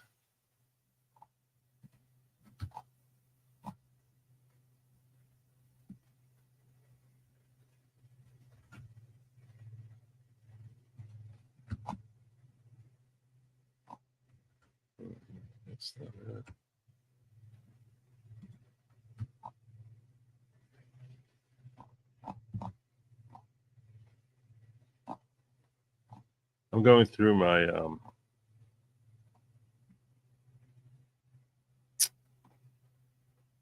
let's see. I'll see if I can find it just doing a regular search on X.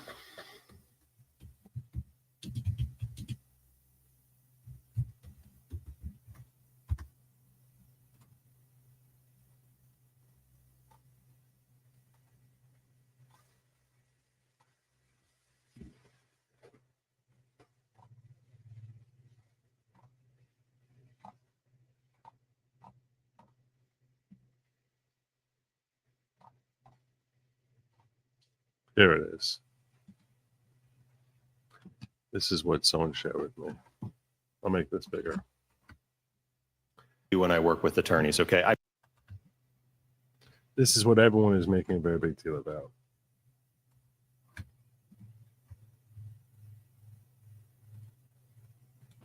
So this is something I routinely do when I work with attorneys, okay? So this is something I routinely do when I work with attorneys, okay? So this is something I routinely do when I work with attorneys, okay? It does, depending on, I mean, I can understand why people take that as being like a head shake aimed at Beverly Cannoni. Whoops, let me do that. So this is something I routinely do when I work with attorneys, okay? So this is something I routinely do when I work with.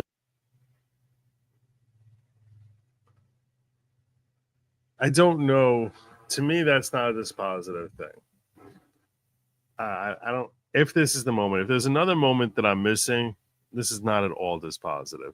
The reason this is not dispositive to me is because I feel as if we're dealing with a very weird perception angle here. Meaning, I cannot tell that Brennan is even really looking at the judge. He's definitely, his head is turned in her general direction. Or his head really could be towards the prosecution table. And he's shaking his head and she's not even like looking at him. This is a lot of people saying this busted. I mean, I recognize, I want to be clear. I recognize that given this angle, it could look as if they're having some sort of communication. I can't even imagine what communication they would be having here. This is part of what leads me to be a little skeptical. What the hell is happening here that he be shaking his head no at her? Also, she ends up, the point of this voir dire was to keep this guy from being able to testify before a jury. This was not in front of a jury. This was the voir dire, and this is one of the witnesses from ARCA, who's a recreation expert who are looking to, the defense is looking to introduce later in the trial in order to establish that Karen Reed did not hit O'Keefe with her car. Brennan very much wants to keep this guy off from testifying, and ultimately, after this voir dire concludes, Cannoni allows him to testify. So what, I can't even imagine what kind of conversation they could be having here, that he'd be shaking his head at Cannoni and she'd be like, oh, taking note of it. To me, that's very hard to understand what they would even be communicating about that he's shaking his head no to.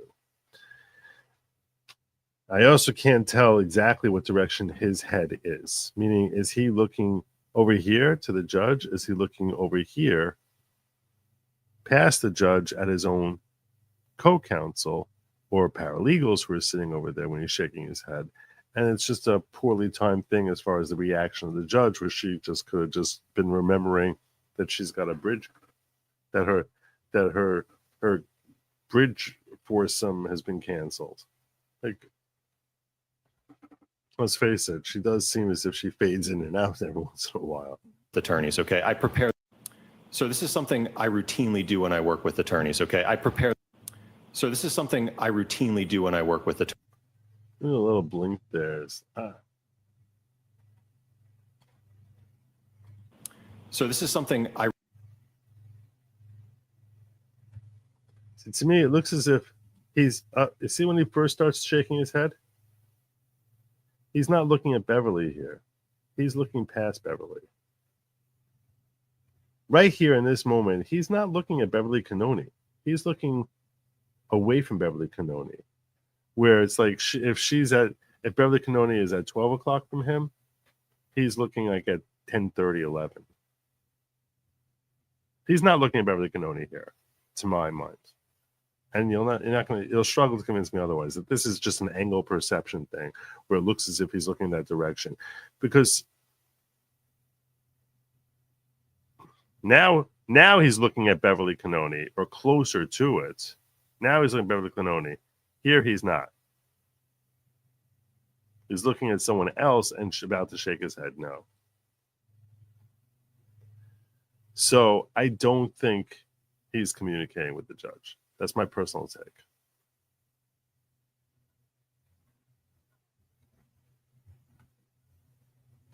But even if they're connected, let's assume you're correct. I'm not saying they're not.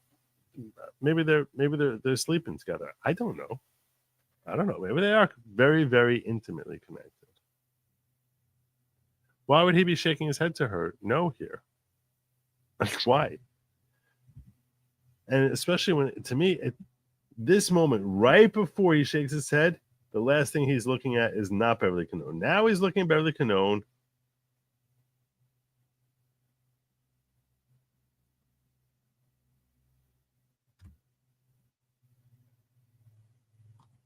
Right the second before he shakes his head no. That's not looking at Cannone. Right there. He is not looking. He's not looking at Cannone there. There he is. Here he's not. Looking at Cannone, you can even see, if you look really closely in her glasses, you can see Cannone here. Here he's looking away from Cannone. And that's when he starts shaking his head. I'm sorry. I think at least recognize when you're trying to find something.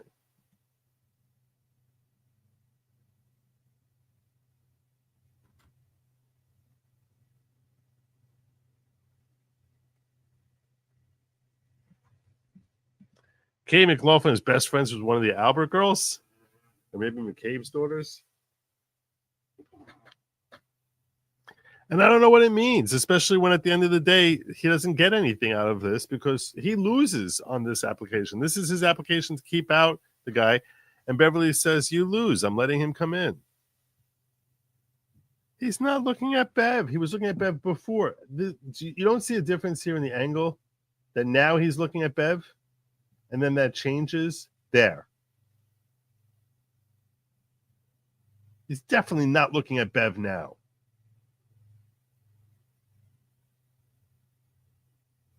It's like if this is where Beverly is, he goes like this and then shakes his head no. If you're, it's like I'm looking at my monitor here, and here's where Beverly Cannone is. That's what's happening here to me. And I don't understand what they could be communicating about here. I mean, why would they be communicating? See, at a certain point, I think people are trying to see things that aren't there, just to be like, aha, you see, now we know. That's what this whole thing feels like to me. Just feels kind of, it's like feeding into the what people want to see happening here.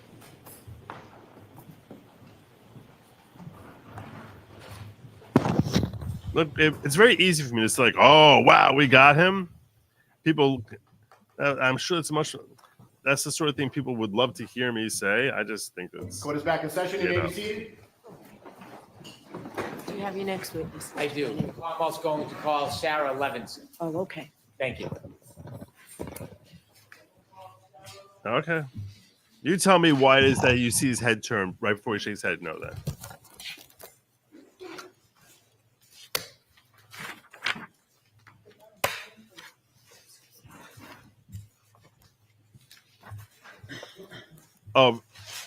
Why would he be shaking his head no to say he's lying? Like, she's like, what do you think? In that moment, she's like, is he telling the truth or is he lying? I need Brennan to tell me if he's telling the truth or lying. That doesn't make sense. Come on. All right, Mr. Brennan, whenever you're ready. Thank you, Your Honor. Good afternoon, ma'am. Good afternoon. Could you please introduce yourself to the jury? My name is Sarah Levenson. What? For the court reporter, would you mind spelling your last name? So it's Sarah with an H and then Levinson.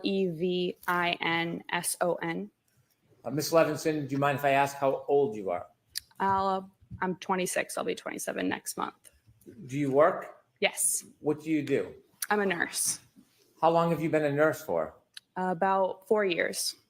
Before you became a nurse, did you go to school? Yes. Tell us a little bit about your educational background, please. I got my bachelor's at Regis College. Do you know a person by the name of Ryan Nagel? Yes. How do you know him? He's one of my good friend Julie's older brothers. You mentioned Julie. What's Julie's name? Juliana Nagel.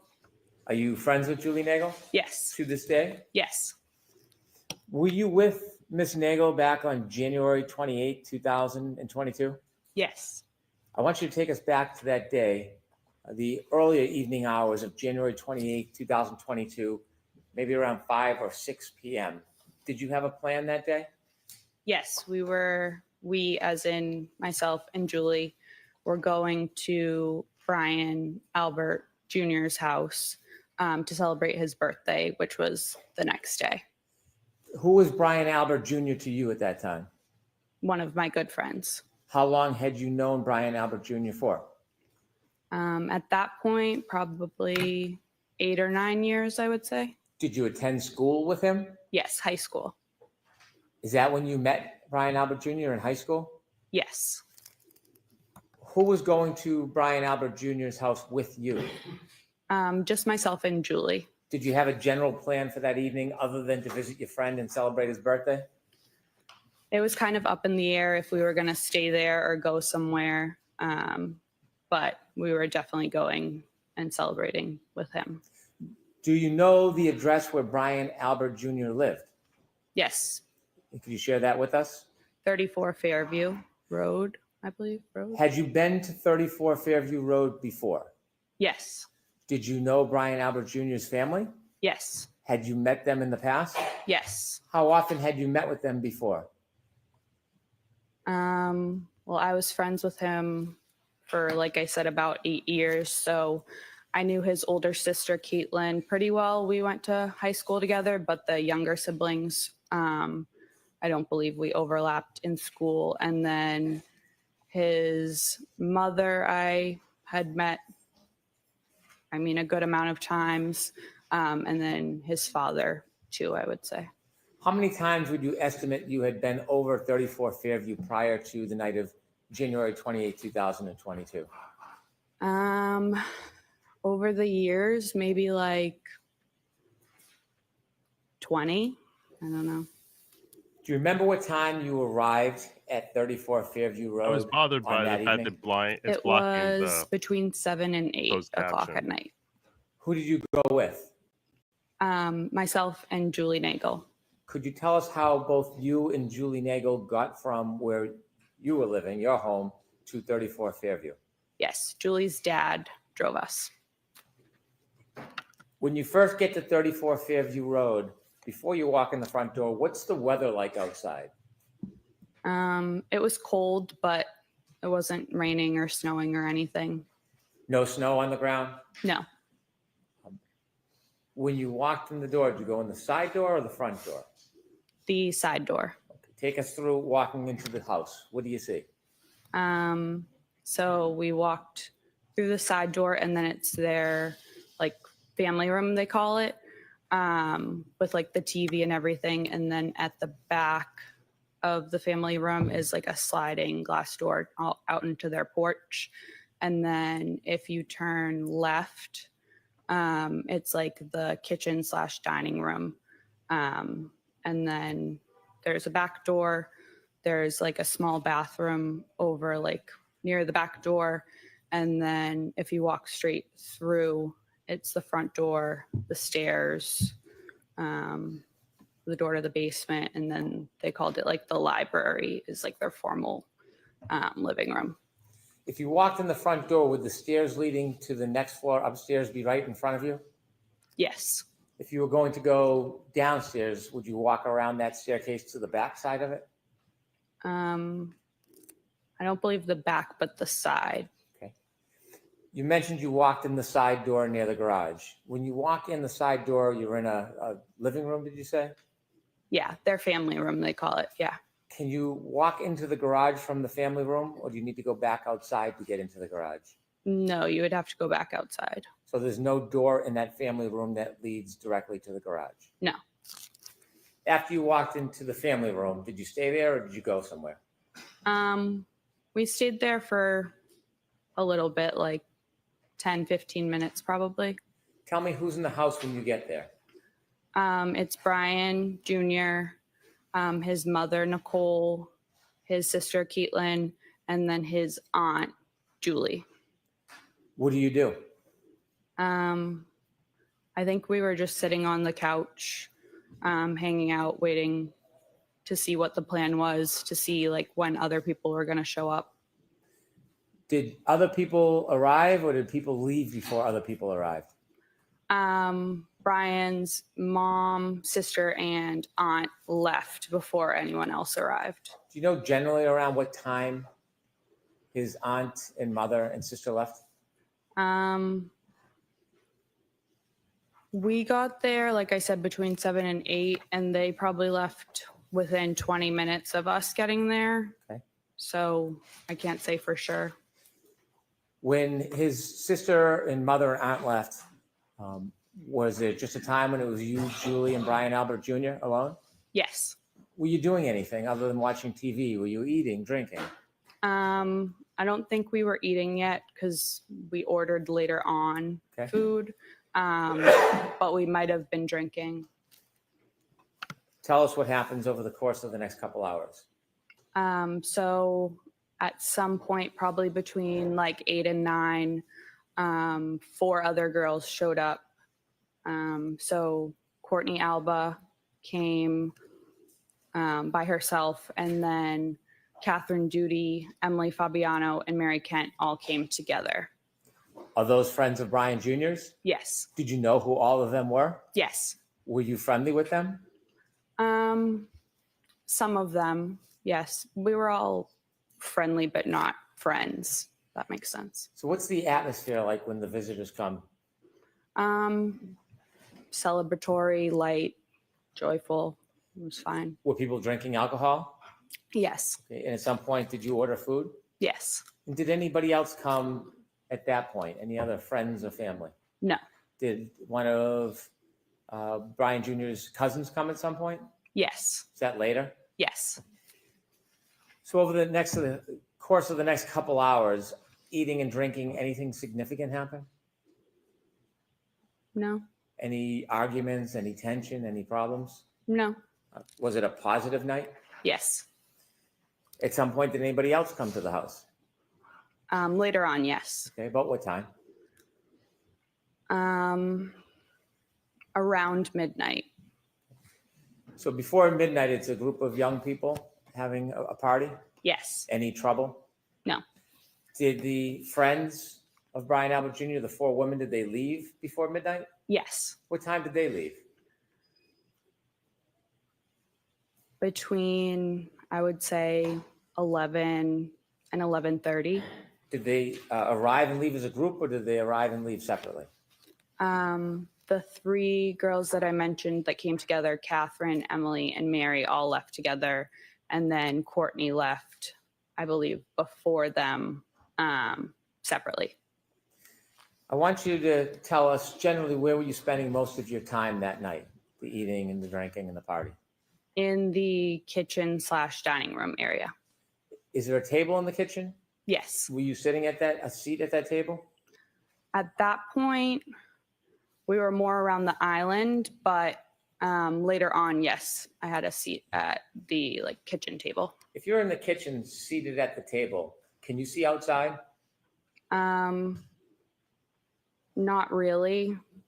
If I looked through the windows above the sink of the kitchen, I guess I could if it was light out. And then the windows like to the front of the house had a little like half curtain, I don't know what it's called, thing on it. So I could see like above that, but not. If you were to walk to the windows in the living room area, what area was it, did you say, the half Like window? the dining room. If you were to walk to those windows, could you see outside? Yes. Would you be able to see the driveway, Yes. flagpole, Yes. street? Yes. The door, do you remember the front door, if it was solid or glass?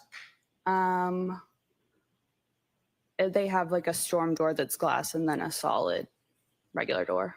If you opened up the solid door and looked, could you see through the glass door to the front yard? Yes. At any point, did you have a chance to look outside that night? No. If you're in the living room, the kitchen, can you see where the basement access is? Yes. Can you see the backyard door? Yes. You mentioned that the visitors, the young woman that came to see Brian Jr. left. After they left, did somebody else come to or arrive at Fairview? After they left, yes. And who was that? It was Brian's father. His name is also Brian. Mr. Higgins. Brian's mother came back, his sister Caitlin, and then his aunt Jennifer and his uncle Matt. If I can just step back just a little time before the adult group showed up. Yes. Did any other of Brian Jr.'s cousins come to Fairview? Yes. And who was that? Colin, but he showed up before the girls left. He showed up before the group of young women left. Yes. How long did you see him stay for? Probably half an hour, 45 minutes. Did you get a chance to speak to him? Yes. Did the mood change at all in the house? No. When the adults came to the house, do you know about what time that was? Around midnight. You mentioned that you saw Brian Albert. Is that Brian Albert Jr.'s father? Correct. And his mother's name? Nicole. You also mentioned a person by the name of Brian Higgins. Did you know him from before that night? No. Did you meet him that night? Yes. Are He you was now hitting on me all familiar with night. Who he is and what he looks like from that night? Yes. There was somebody else you said, Brian Jr.'s aunt and uncle? Yes, and then his sister. His aunt and uncle, what are their names? Jennifer and Matt McCabe. Did you know Mrs. McCabe from before that night? Somewhat. Have you ever socialized with her? I don't believe so. I knew who she was. I don't know if she knew my name, but I think she knew I was Brian's friend. Had you seen her before? Yes. Was that in relation to spending time with Brian Jr.? Yes, I believe so. Had you ever seen her or spent time with her outside of Brian Jr.'s presence? No. How about her husband, Matt McCabe? Did you know No. who he was? I knew who he was, but I don't believe I had ever met him in person before. No. Anybody else, any other adults come with that group? No. Do you remember who came into Fairview first as far as the adult group? Yes. Who? Mr. Albert, Brian's dad, and Mr. Higgins. And who came next? Next, I think they all kind of walked in together. Caitlin, Nicole, Jennifer, and Matt. Other than you, Julie, and Brian Albert Jr., had the young group left at that point? Yes. After that group arrived, what happens? Tell us what's happening inside the house. So it then was Brian Jr.'s actual birthday. So again, we were celebrating. Caitlin, his sister, was playing music on one of the speakers.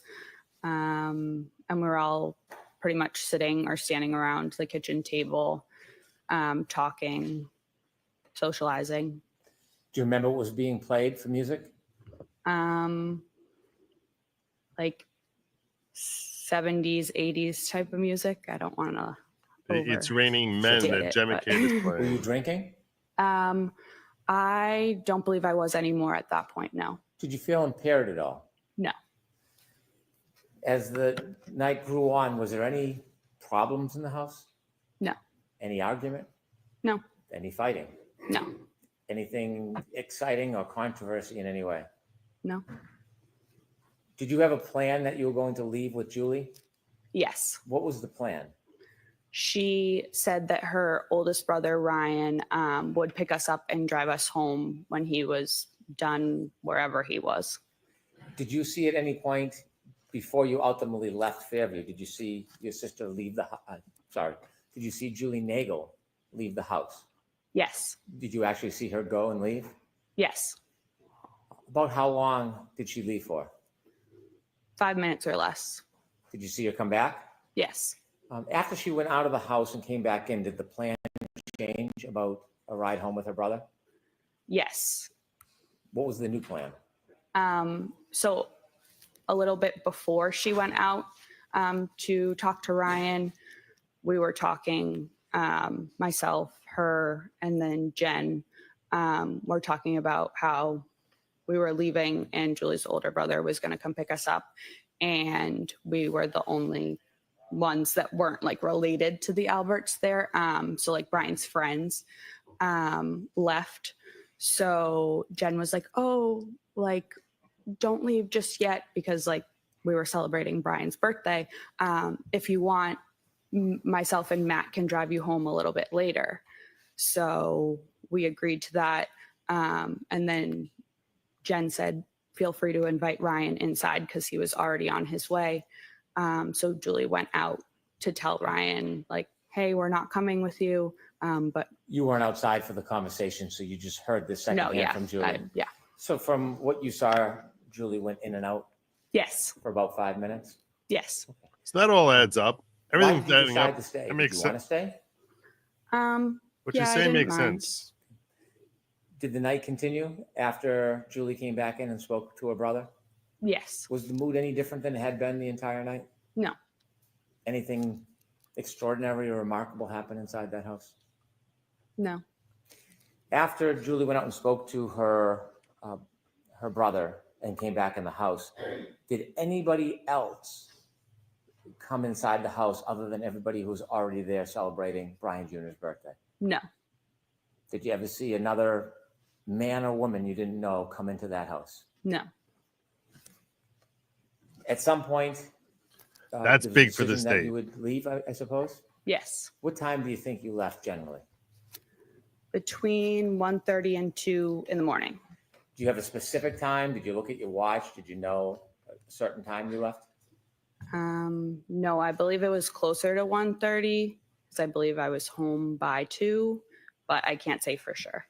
When you left, tell us what the weather was like when you went outside. Was it the same as when you came in? No, it was snowing. What was the conditions like? Had they changed? The wind or temperature? Yes. Yeah, it was colder. How much snow was on the ground at that point when you left? Like, I don't know, a dusting, or I could still see like some little pieces of grass like sticking out of it. But it was pretty much like the walkway and everything was white. Did you leave by the front door or the side door? The front. You remember that? Yes. Was there any type of hazard or difficulty with you walking? Julie and I walked out together down like the front stoop stairs. And I remember we were arm in arm. I was wearing shoes that didn't really have traction, so I was looking at my feet, so I didn't slip. And other than that, no real hazard, I wouldn't say. Whose car or vehicle did you walk to? Let's get to the peanut butter Jennifer story. and Matt's. Did you get in? Yes. Which seat did you get in? The back seat behind the passenger. And where did Julie Nagel sit? The back seat behind the driver. Did the McCabe's get into the car? Yes. Who was driving? Matt. And then Jen was in the passenger seat. Front passenger? Yes. As you were leaving, was there any conversation or joking going on? Yes. So Matt actually forgot his jacket inside, so he went back in. And then I believe myself and or Julie turned around just kind of looking, and we saw a lone loaf of bread in the third row. So one of us said something to Jen about the loaf of bread, which she had gotten because of the storm. And I believe Jen was turned around looking at us and said something along the lines of, "Does anyone want a peanut butter and jelly?" Joking around. Do you remember that moment, having the conversation about the bread? Yes. It stands out. Yes. As you drove out of Fairview, you were in the McCabe vehicle was in the driveway? Yes. Did it back out or go out forward? No, backed out. When it backed out and began to drive away, what side of the vehicle was closest to Fairview? The other side. You mean the house? On my side. Yes. First Was side. I'm sorry. Was the passenger side of the McCabe vehicle closest to 34 Fairview, the house, or was it the driver's side? The passenger. When you drove, did you drive towards the flagpole? Yes. And during those moments when you were, or Mr. McCabe was driving towards the flagpole, was that the time you were having conversations about the bread, or was that a different time? That was a different time. What was happening as you were driving past that area or in front of the house? I believe maybe I was on my phone, and then Julie said something. Did you ever look out the window near the front yard, near the flagpole area? Not like at the That's front refuting yard, Jen. but a little ways. She just up the refuted street. Jen. Yes. Next to 34 Fairview up the street is 32 Fairview? I believe so, yes. When you looked out the window, the first time you looked out the window, what were you facing in relation to 32, 34 Fairview? What could you see? There's like a little bit of woods in between the two houses.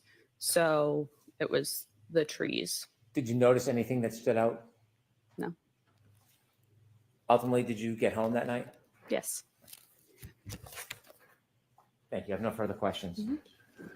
Okay, a lot here. Before we get to the cross, I want to give you a bunch of thoughts that I had about this. First and foremost, if you're doing the cross right now, whoever's doing the cross, so the fact that no one came into the house after Jen shows up and everything, that's obviously very damaging for your narrative that Brian Albert came in there and was attacked by a dog or harmed by one of the people in the house. So that's very damaging. They're probably going to focus on the fact that there are multiple entrances in the house. And which one were you stationed by? And how would you know if someone came into a different room, came in through a different entrance? Would you even know that they got there? Or would you not know that? And, where were you stationed during that critical period of time? That's what, if you're on cross, that's where I imagine you're going to go here, because that's the part that's really damning to you. But you also are going to hit her on the fact that, so no one moaning out in the lawn there, no body, no nothing. And also, when you were pulling past the flagpole there, Jen McCabe was facing forward, wasn't she? Wasn't facing around, talking to you, because Jen McCabe came out and she said, she basically was telling the jury that she didn't notice John when they were pulling past her because she's busy having this whole conversation about bread and peanut butter. And frankly, she just made Jen McCabe look like a hot ass liar, because it's ridiculous that you wouldn't make up, you would try to use bits of truth in order to further a lie. And she's claiming that she was turned around at the time they were pulling past the flagpole. And this young lady here, who frankly seems to have a great deal of credibility that she's trying to tell you the truth, she has no agenda behind what she's telling anyone here. She's like, no, that conversation was done by the time we were pulling past the flagpole. So these are the different factors as far as what I think that you definitely want to get out on cross, and we'll see where we go. But you'll have a hard time convincing me. I mean, the one thing I'll tell you also, though, if you're for the state, is if Jen seems so excited about Brian coming in, that if Brian came in through a different entrance, you would probably almost hear Jen. I can imagine you would hear Jen McCabe squealing across the room. Oh, look at this. Not Brian. That John's here. Like she's so excited about him coming that it would be hard for this young lady to miss Jen McCabe gushing over the fact that John O'Keefe showed up, because she seems to just be like craving John O'Keefe's company the entire time. But these are my initial thoughts right now. Let's see where cross goes.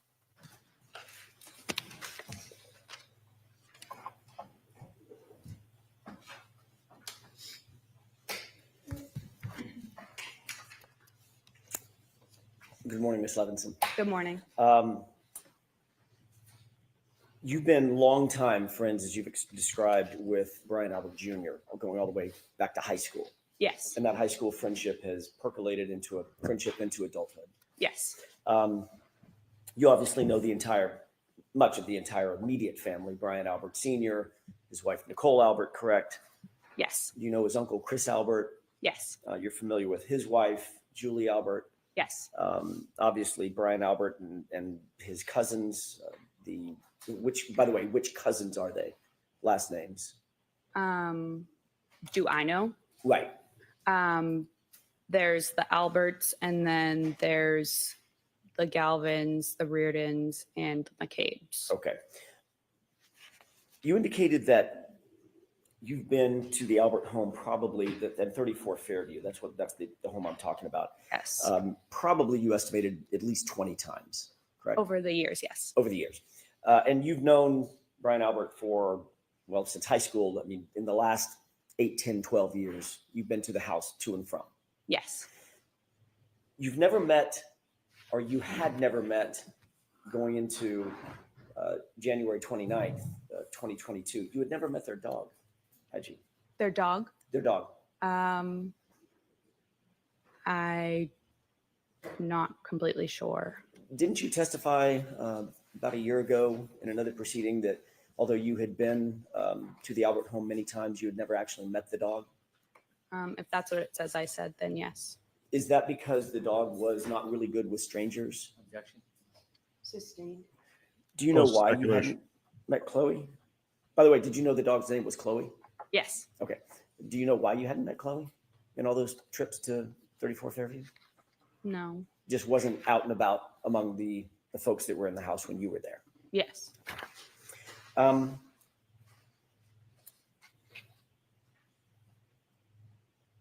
When you left 34 Fairview, I want to follow up very briefly on a couple of things that you said just before Mr. Brennan sat down under questioning by him. When you left 34 Fairview to join Jen McCabe at her invitation to take you home, you left through the front door, correct? Yes. As opposed to the side door. It's a little confusing. The front door has the brick stoop and the stairs, correct? Yes. Okay. Is that the door that you normally would leave through, or did you normally leave through the side door, come and go through the side door? What was your more ready habit and practice? Probably the side door. Okay. When you left through that front door, there was nothing obstructing your view as you walked out, correct? Correct. You could see to the left, the driveway. You could see to the right, over toward the flagpole. Nothing obstructing anything, correct? Correct. There was a light dusting of snow at that time when you left, just after, what time was it? 12:45, 1? Probably 1:30, 1:30. 1:45. Yeah. Got it. So you leave at 1:30. There's still just a light dusting of snow on the ground. Yes. The yard is flat. Yes. You could see all the way out to the flagpole. Yes. You didn't notice anything unusual at that time when you looked out toward the flagpole walking out of that front door? I didn't notice anything. I wasn't looking out at the flagpole, but yes. You were looking in that direction. When you walk out of the door, obviously you're standing, walking out of the door toward the front yard, correct? Correct. But as I stated, I was looking down at my shoes in front of me. Okay. Obviously, then you have to, at some point, you have to look up to see where you're going. You have to turn left to go to the driveway. Is that right? Yes. Okay. Then you walk over and walk parallel to the yard again to walk over to the car. Yes. And as soon as you walked out of the stoop, you had to figure out where the stairs were, so make sure you don't fall down the stairs, right? Yes. But you're still looking up like normal, correct? At some point. Most likely. My question is, you didn't see anything unusual in the yard, did you? No.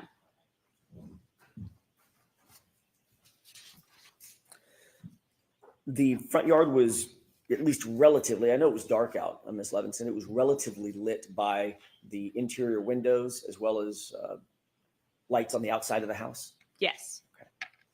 It does seem difficult to believe that you wouldn't see him there.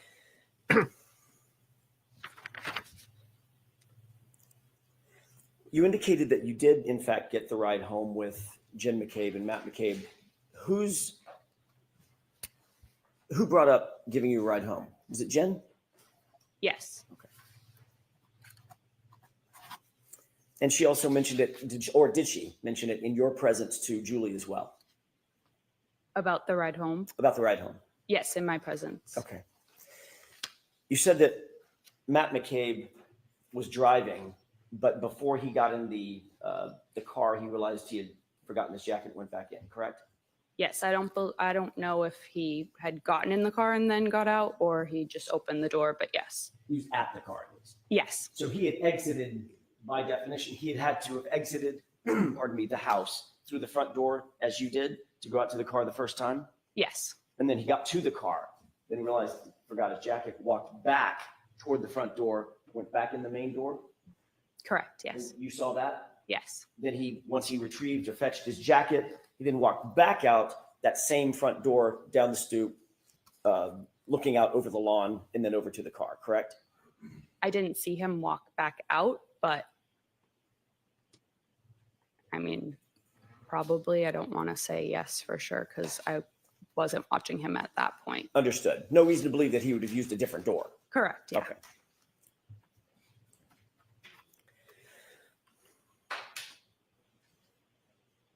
Your Honor, may I have just a moment? Okay.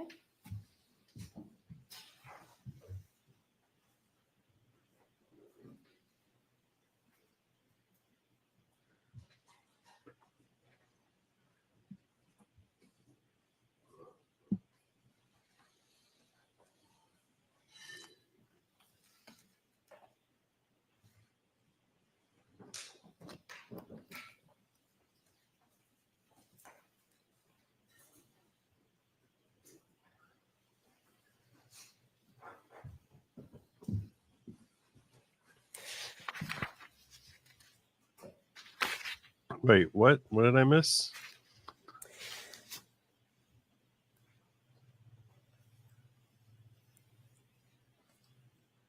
It's in the Chiron. You were contacted ultimately by law enforcement to provide an interview, correct? Yes. That was not until October of 2022. Is that right?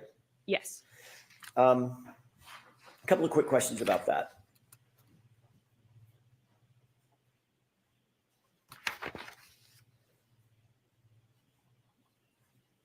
Nobody contacted you on January 30th, the day after the incident that you left the house, correct? No. And when I say nobody, I mean from law enforcement. Nobody contacted you the next week?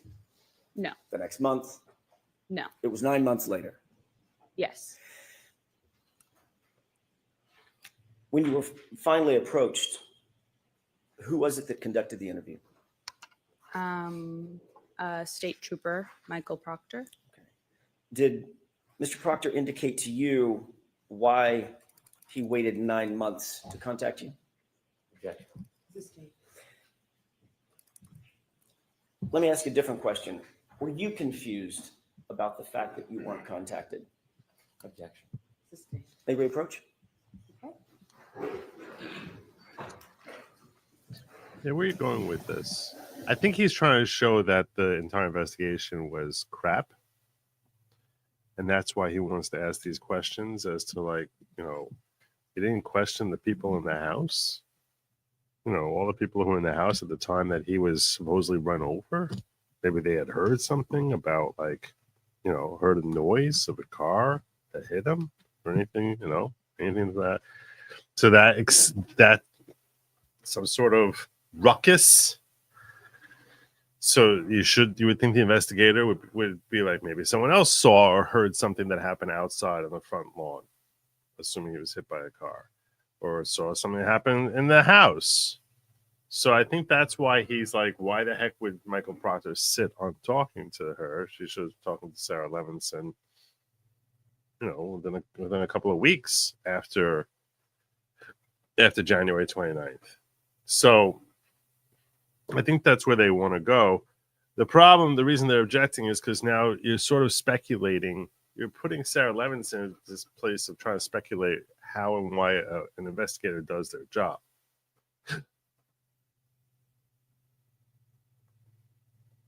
I don't think he needs to get Sarah Levenson to answer this question.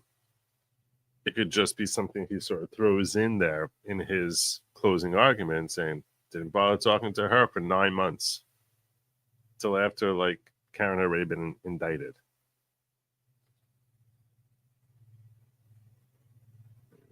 So,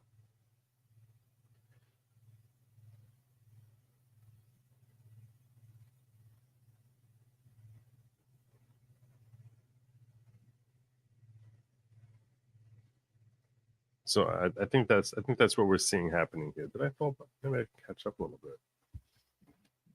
This does seem like a good time to try to catch now.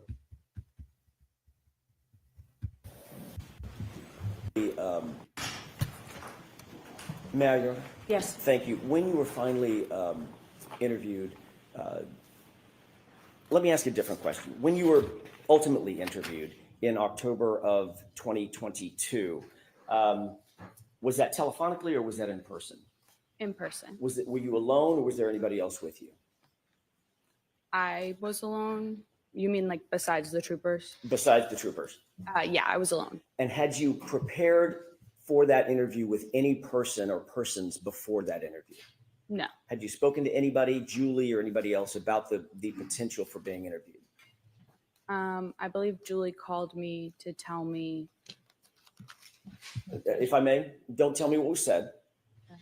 Did you speak with Julie before the interview? Yes or no? Yes. Okay. And one more question, without telling me any of the words that were used, was the subject matter the interview? In other words, I'm not asking if you talked to Julie about going and getting the dry cleaning picked up or something like that. Did you talk about the subject of the interview with Julie before you were interviewed? Somewhat. Okay, that's all I have. Thank you. Anything, Mr. Brennan? Briefly, Your Honor. Can I have Exhibit 3, please?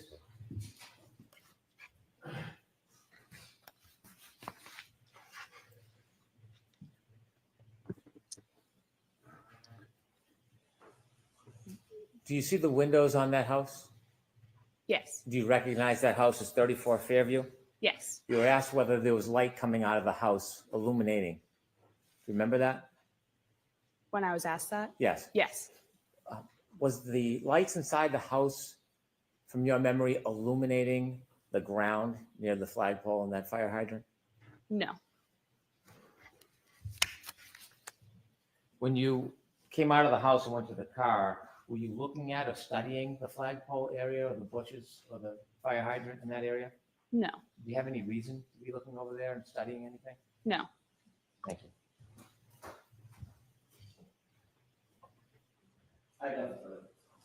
All right, Ms. Levenson, you are all set. Thank you.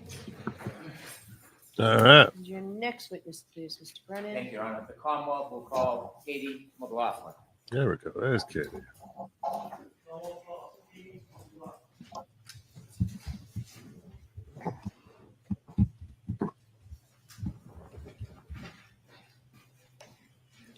I feel like I have so many questions about what actually happened tonight. I feel like I'm a Hercule Poirot interviewing these different witnesses. It's like watching a Hercule Poirot. Like, who did it? The train's gonna pull into the station another day or two.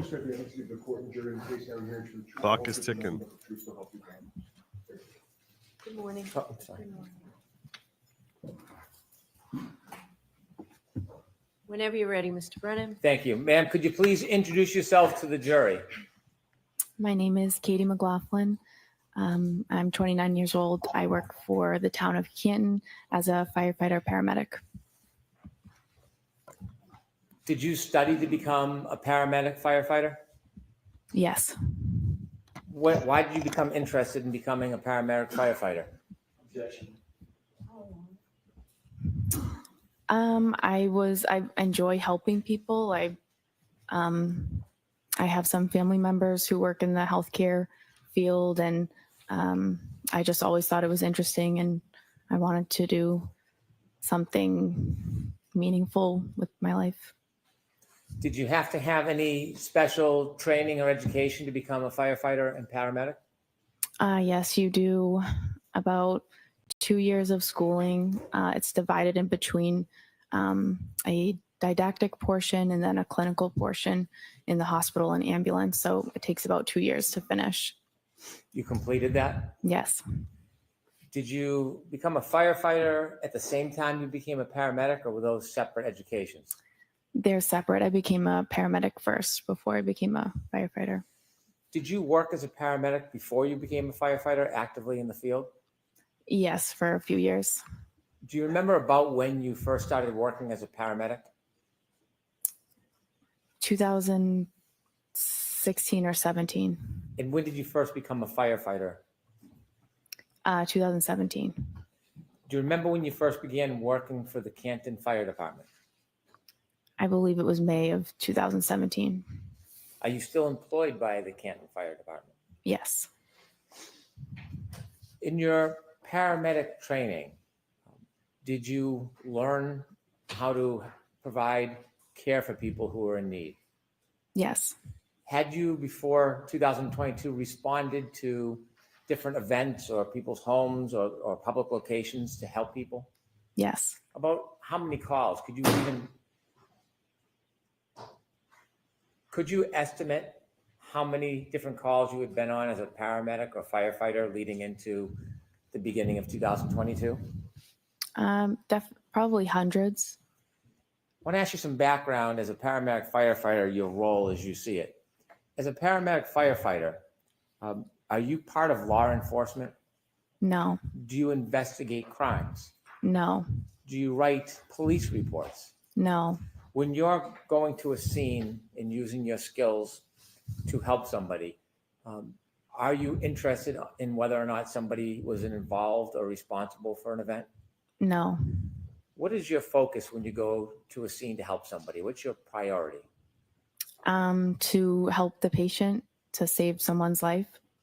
Do you have a chance, or do you try to assess the patient, speak to them if they can speak to you? If we can, yep. Are there times when the person can't speak?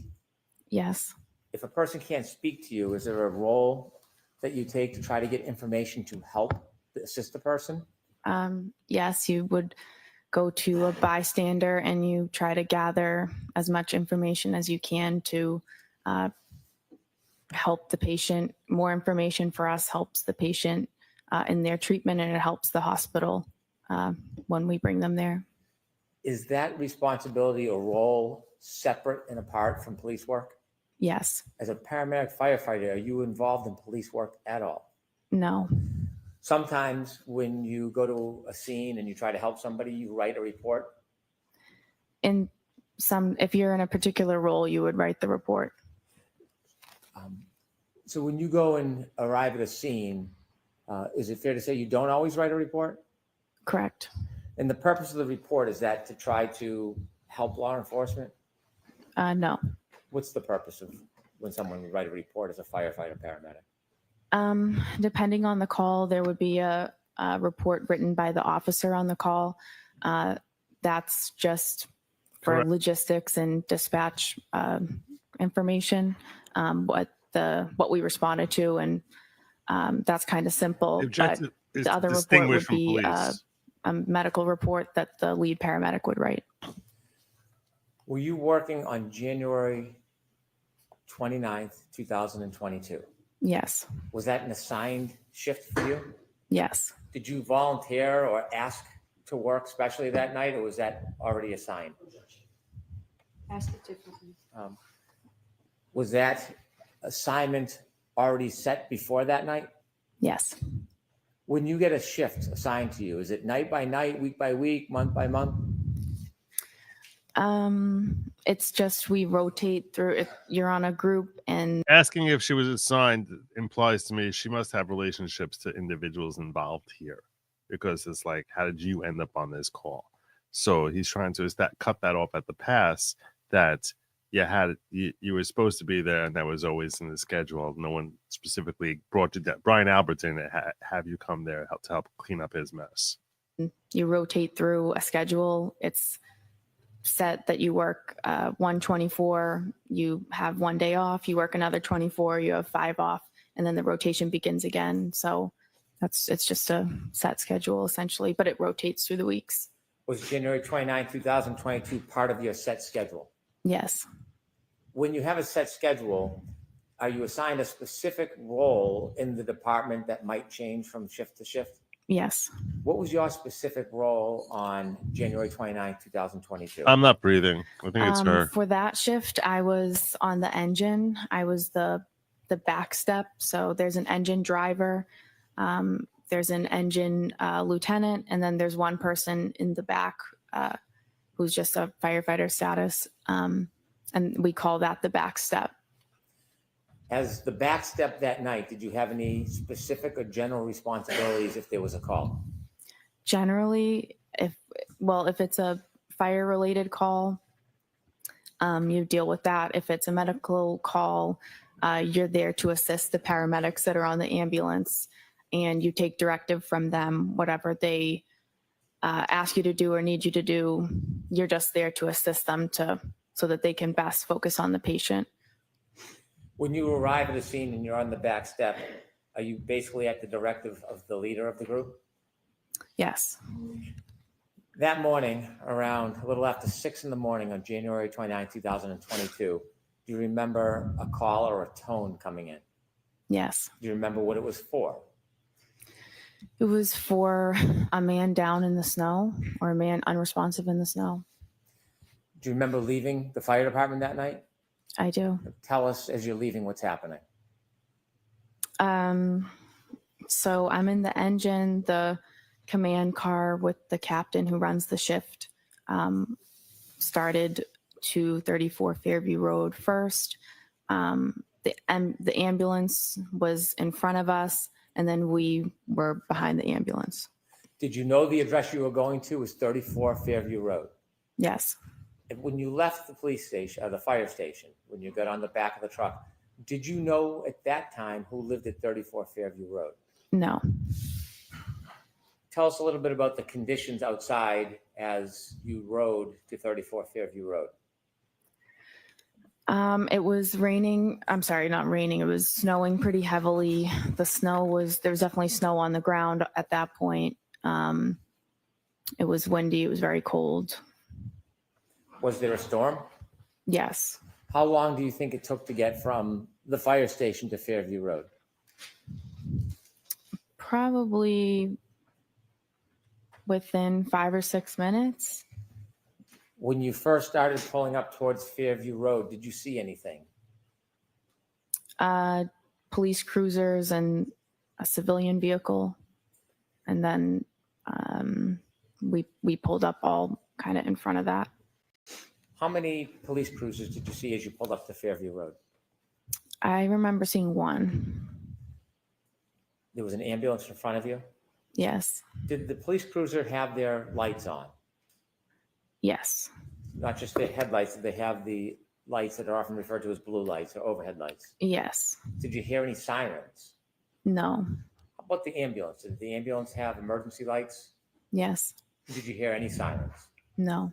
The fire truck, does the fire truck have emergency lights? Yes. Do you remember if those were activated? Yep. Does the fire engine have a siren? Yes. Was the siren activated? No. Why not? We only use the sirens to kind of clear cars out of the road. So there's no need to use a siren when there's no cars on the road. 6 So o'clock in the morning. we're not just doing it when in the there's middle going of the morning to wake everybody up. It's just unnecessary. When you first arrived at Fairview Road and you saw the emergency vehicles, did you see any people? Yes. While you were still in the fire truck or after you got out of the fire truck? Probably after I got out. After you got out of the fire truck, where do you go? So I knew that they were working on a patient. So I knew they're going to need the stretcher. So myself and firefighter Walsh went right to the ambulance and retrieved the stretcher and brought it as close to the patient as we could. At some point, did you see the patient? Yes. Was it a he or she? It was a man. Where was he when you first saw him? He was lying supine on the side of the road, off the curb, like into a lawn. How close to him were you when you first saw him? Well, I only made it to the curb where I brought the stretcher. He was Maybe from here to that table, maybe. When you stood on the curb and you saw that man lying, was his feet closest to you, his head, or his side? His head would be closer to me. Did you lift the man from the ground? No. Did some of your colleagues? Yes. After you brought the stretcher or the bed to the side of the road, did you remain there on the side of the road? They lifted him on the backboard, they put him on the stretcher, and then they pretty much immediately started moving to bring him in the back of the ambulance. Around the area where you first saw this man lying supine on the ground, was there anything other than ground? Were there any objects in that I'm area? sorry? Was there any objects near him? I remember seeing a fire hydrant. And that's all I can really remember. When you mentioned that he was lying about as close to that table as you, would 8 to 10 feet be a fair estimate? I don't know that I could say. Okay. Limited At measurements. some point, did you receive further directions from anybody on the team asking you to do something? Yes. Firefighter Flamati I was at the head of the stretcher with firefighter Flamati, and he asked me to try to gather more information and kind of see what happened and what's going on. Did you have someone that you wanted to gather information from? Yes. There was a woman who seemed to be really concerned and involved with the patient's status. And so I just Here it kind comes. of assumed that this Here would be the it person comes. that I could try to get more information from. Did you take a guess? Yeah, The person that you try to get more information from, do you see that person in the courtroom today? I do. Could you point that person out and describe an article of clothing Black they suit. wear? Black suit. And do you see where that person's sitting in between? I do. Her attorneys. What? Did you approach that No person? one says her attorneys. I did. Now, you mentioned you're not a police officer or a criminal investigator. What type of information are you hoping to get generally in these circumstances? Some basic That's not a demographic proper info. identification. You can answer a lot of questions by just asking a few very simple ones. So obviously you're trying to get his name and his date of birth. And then you ask questions if the patient has a medical history, if the patient takes daily medications, if the patient has any allergies. And that's all things that can help to sort of maybe explain why this person is in the position that he's in. For example, if someone says, reported that he had a heart condition or a seizure disorder, or he was a diabetic, that would help us sort of, that's relevant information for us for his treatment and to pass on to the hospital. Did you have a chance to speak with the person that you had pointed out? I did. When you spoke to that person, did you get a chance to ask any of those questions you would typically ask? I did. When you spoke to the person, what did they tell you? She gave me his name, his date of birth. She denied him having any medical history or daily medications or allergies. I was kind of moving around. She was moving around the scene. So I was kind of moving around, trying to gather the information with her. Did she say anything to you in addition to the typical background information that you would try to obtain from somebody? Yes. What did she say? Well, I asked another question. Once we had come to a stop, I asked if there had been any significant trauma that happened that preceded this. And she answered with a series of statements that she repeated. I hit him. I hit him. There was a woman next to us who told her to calm down, stop talking, calm down, you're hysterical. So she repeated, I hit him. And a police officer asked her, said, "You what?" And she repeated it again, "I hit him." And the officer then signaled for his sergeant to come down to the scene or down to where he was. When she first told you that she had hit him, you said there was another woman next to her. Did you know who that woman was? Not at the time. Do you now know who that woman was? I do. And who was that? Miss Jen McCabe. Did you know Miss McCabe at that time? No. Do you know her personally now? No. Are you friendly or friends with her in any way? No. You mentioned that when the defendant said, I hit him, Miss McCabe was trying to intervene? Yes, it appeared that way. What did it appear she was trying to do? Trying to get her to calm down, to stop talking. It appeared that she was... Sustained. Jurors disregard that comment. Did Miss McCabe interject verbally? Yes. Yes, sir.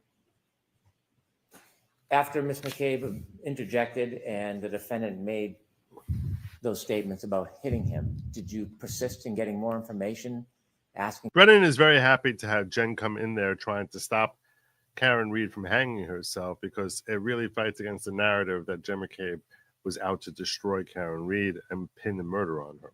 If she's trying to get Karen locked away, and that was the thought that they had, and you know that they're gonna say that she hit him with the car, and that's why she's Googling how Sloan to die in the cold and all that other stuff, planning to pin it on Karen Reed. Why are you trying to stop her from confessing? It's a fair question. To clarify what she meant by I hit him? No, I did not. Why not? A few reasons. I felt at that point, given the situation and how disturbing, and it was a very emotional situation, the woman was very upset.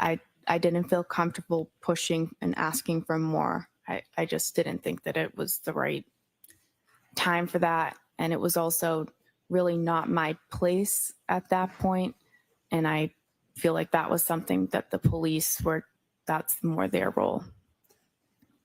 Asking follow-up questions about what she meant by I hit him, would that have helped your diagnosis and treatment of the man in any way? It could have. Yes, she wants to know if he's sustained trauma. Stop asking her questions? I did. Did you ask her any more questions after she said I hit him? I decided not to.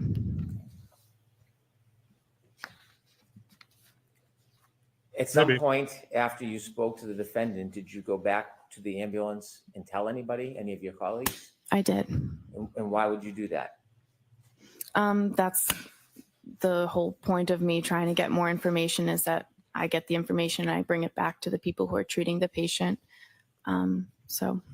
Did you go back to the ambulance and repeat that information to your colleagues? I did. Did you have any other further role at the scene as far as helping the man or doing anything else? No, other than I drove the ambulance to the hospital. With the gentleman in the ambulance? Yes. It's hard to imagine what could be more relevant to treating him than whether or not he was hit by a car versus having a heart attack, a stroke, or some other sort of thing.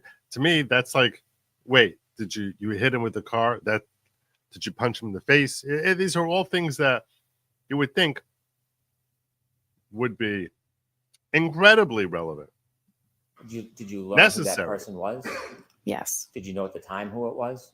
No. When you got to 34 Fairview, did you recognize the home when you got there? No. Did you later learn who lived at that home? Yes. Did you know somebody who had lived at that home?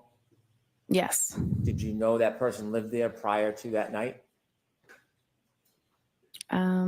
I learned that she lived there.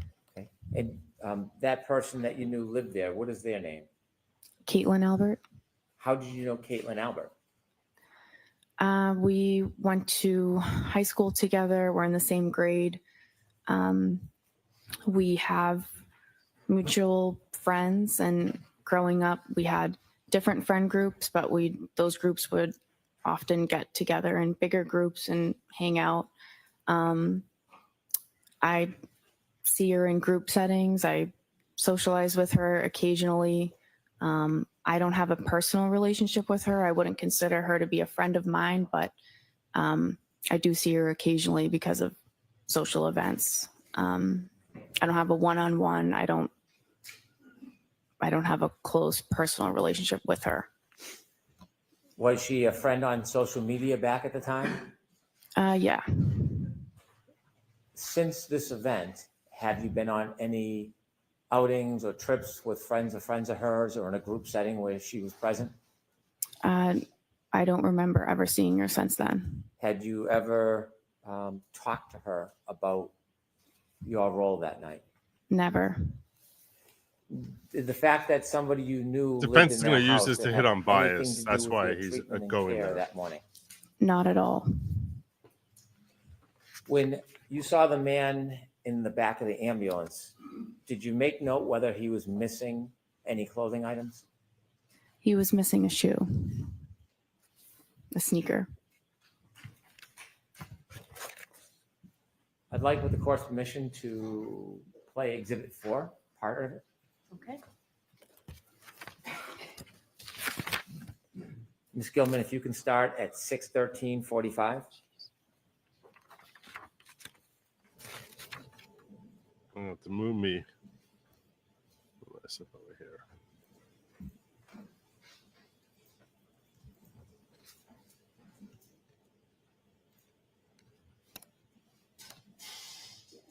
Stop, please. Do you recognize whether or not you're in that video, ma'am? Yes. What color jacket are you wearing? I'm in the red and yellow jacket. Okay, continue, please. Red?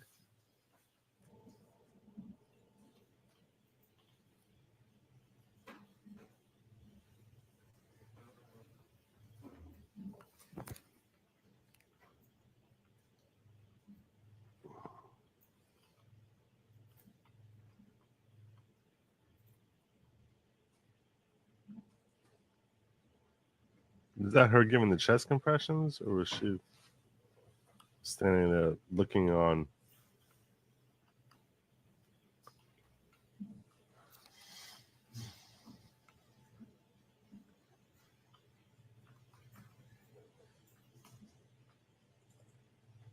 Stop, please. There are two yellow jackets, one on the left, one in the middle of the screen. Do you know which one is you? I'm now in the middle of the screen. Continue, please.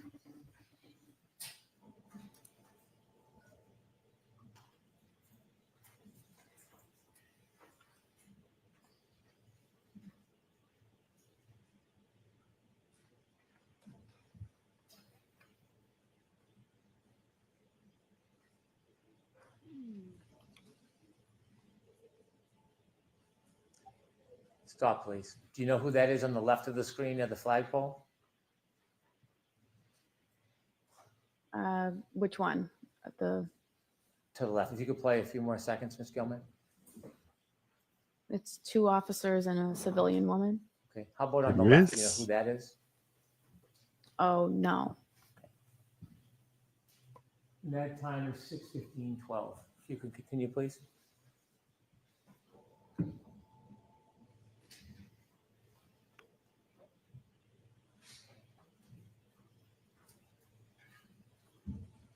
Stop, please. Is that you, ma'am, in the yellow?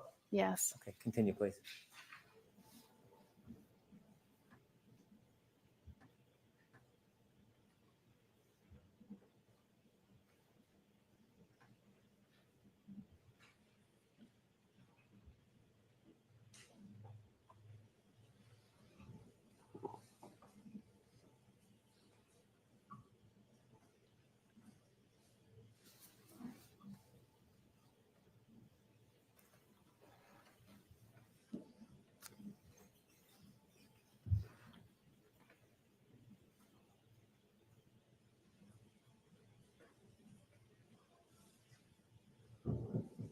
Stop, please.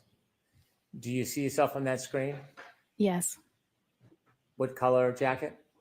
The red and yellow. And who's to your left? Miss Reed. Across from you, with the blue or black jacket with the hood, do you know who that is at this time? Miss McCabe. And you didn't know her at the time? No. You see the officer that's turned away from you? Yes. Do you know who he's speaking to? No. Do you know the exact moment that the defendant told you, I hit him, I hit him, I hit him? I think it was just prior to that. Continue. Timothy Nunnall's nowhere nearby.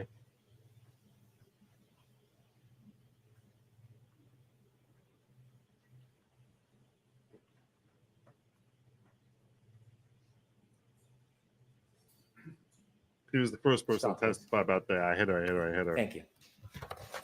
I have no further questions. Okay, Mr. Jackson?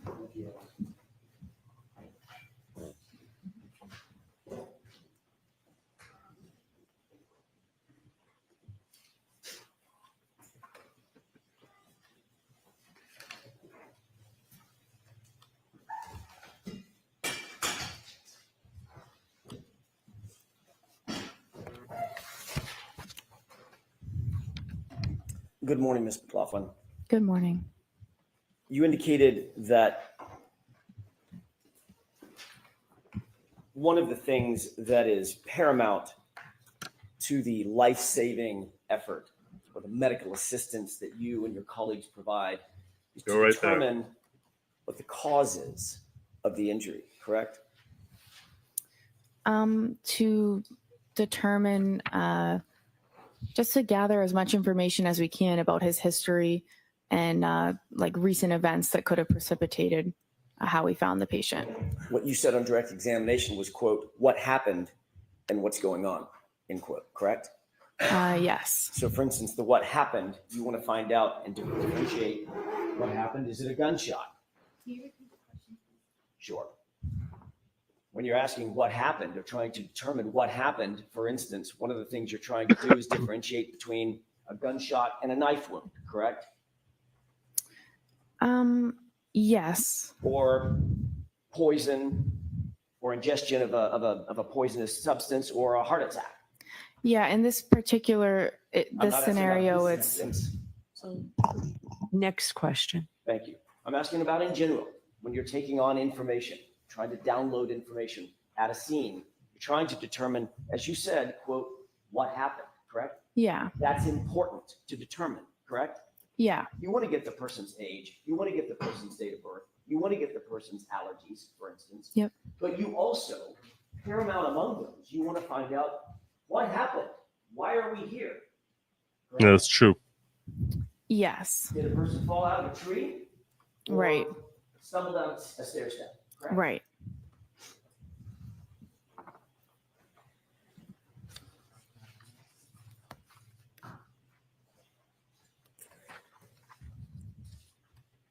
In doing so, it's important to relay that information to others as well. You would agree with that, correct? Yes. That's the whole point, Ms. McLaughlin. You want to gather the information and then let others know exactly what happened, and document that as best you possibly can so that the life-saving efforts or the medical assistance can continue for the patient, correct? Yeah, you have to share the information that you got with the people who are providing care. And one of the ways you do that is by writing it down, correct? No. What? That's not one of the ways? Can I ask you, who did you speak with? That sounds like a before your stupid testimony answer. Today, in anticipation of your testimony today. I met with the DA's office a few times. Who at the DA's office?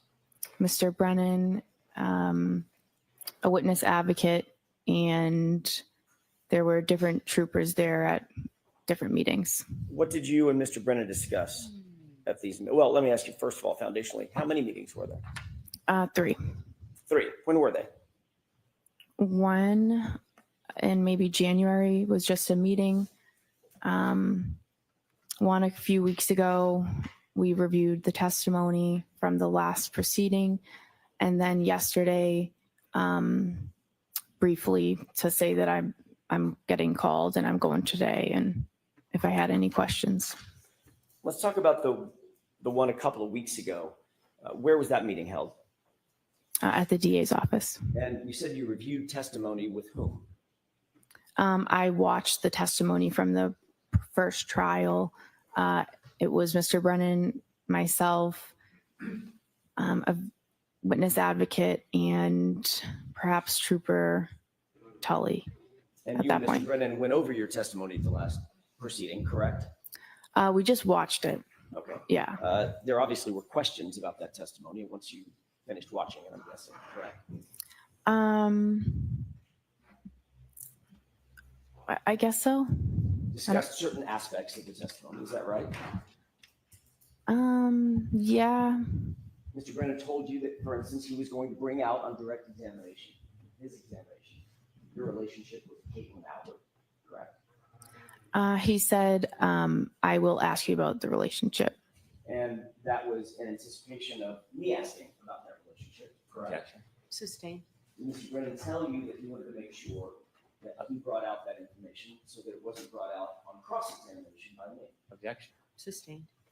What did Mr. Brennan say about the reason he wanted to bring out the relationship with Caitlin Albert on examination? There was no reason that he gave. But he did tell you that he wanted to make sure that y'all covered that on direct examination during his examination, correct? Objection. Sustained. Did he say something like that? No.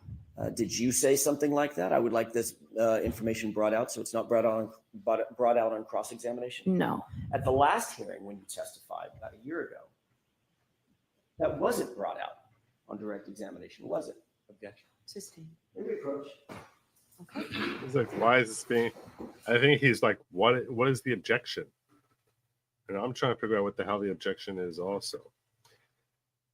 Now, you might say hearsay, conversations held out of court that are being offered in court for the purposes of establishing the truth of the contents therein.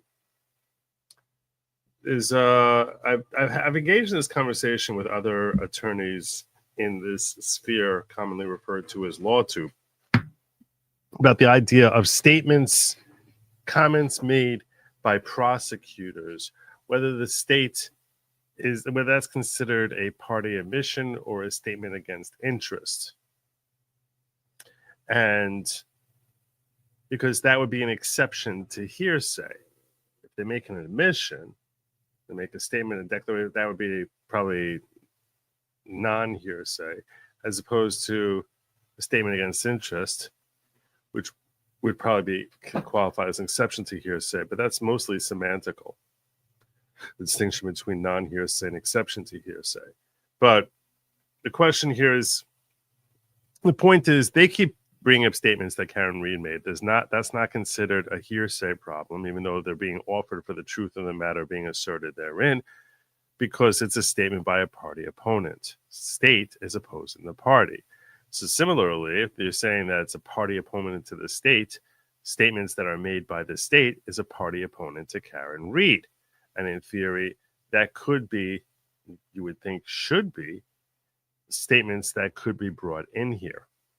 So I don't know if Hank Brennan's objection is, it can't be its attorney-client privilege because he's not her attorney. So it can't be it's a privilege issue. So I would think it's a hearsay issue, but I would think that this would be an exception to hearsay. That really might vary from one jurisdiction to another as to whether or not the state is considered a party opponent. May I continue? Might be different in Thank Massachusetts you. than in New York or in Ms. McLaughlin, Maine. we were talking about very briefly your testimony about a year ago.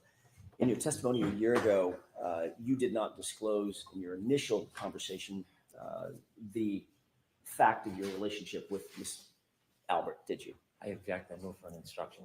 So the objection sustained. Next question. Who was it that asked the question about Ms. Albert a year ago? Objection. Sustained. Did you tell anyone, Trooper Proctor, any investigator, anybody from the DA's office last year about your relationship with Caitlin Albert? Objection.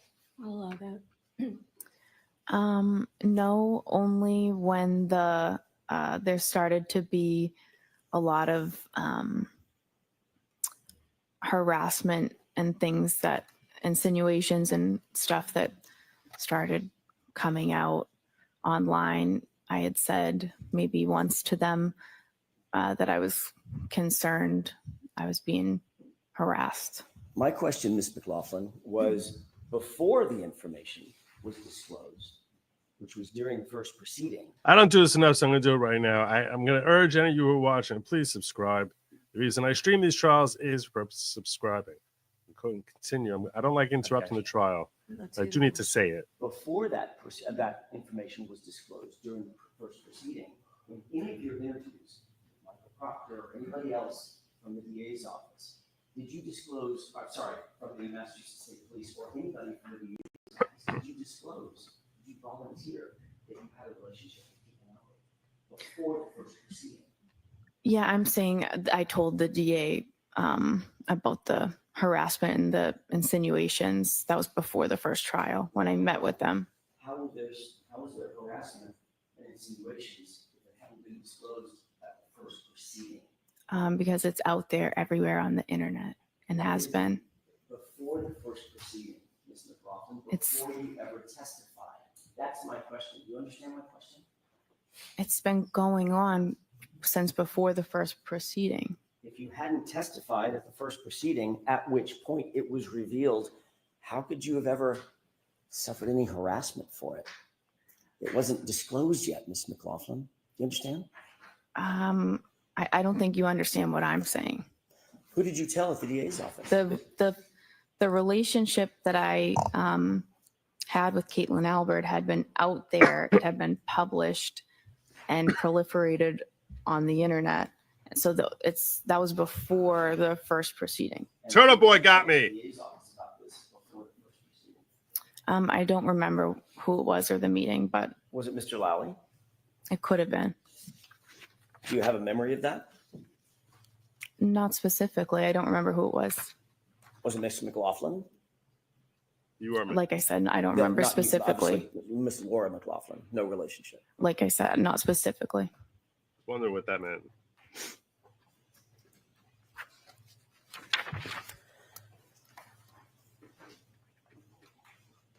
Let's talk about that initial call to 34 Fairview. You responded to the call of an unresponsive male in the snow. That was early morning hours of January 29th, correct? Yes. Once you were there, Mr. O'Keefe had been placed on a gurney and moved to the ambulance. You were instructed to go get information about the victim. Yes.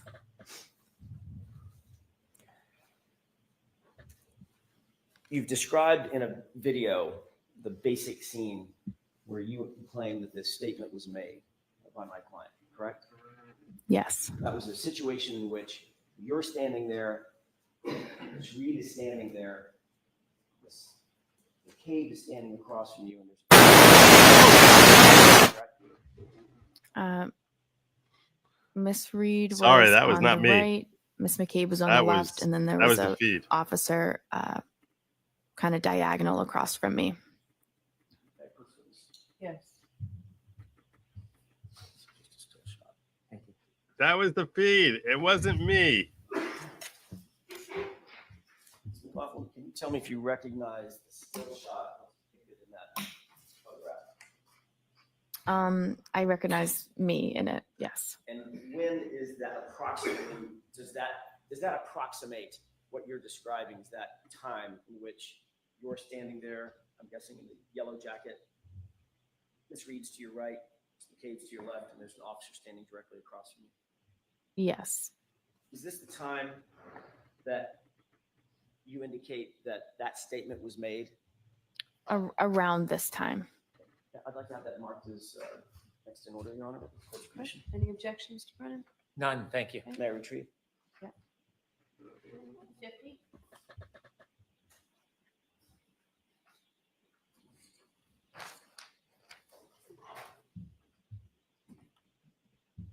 Amen. Hit the like and subscribe, Do please. you remember the name of the officer that was standing directly across from you when you indicate that this statement was made? I didn't know, but I am aware now. But, and by the way, that officer's name is what? Officer Sarif.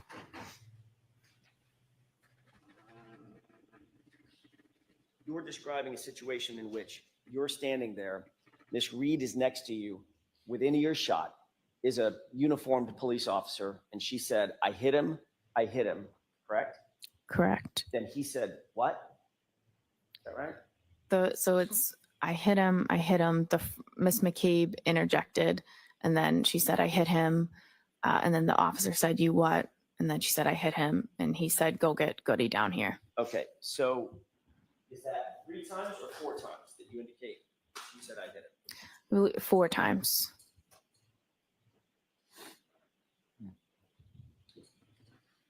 The defense keeps making a big deal about how many times, but it could be some people hear this many times, other people hear that many times. I don't think it's as compelling as the defense may think it is. Statements, she was hysterical and somewhat out of control. Is that right? She was upset. I would say hysterical. Yeah.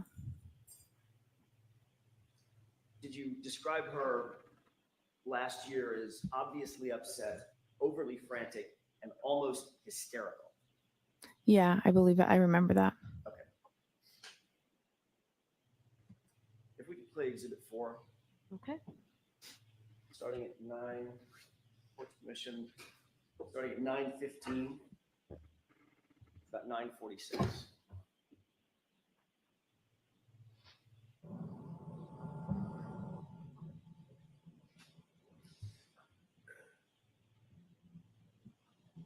Can you stop it?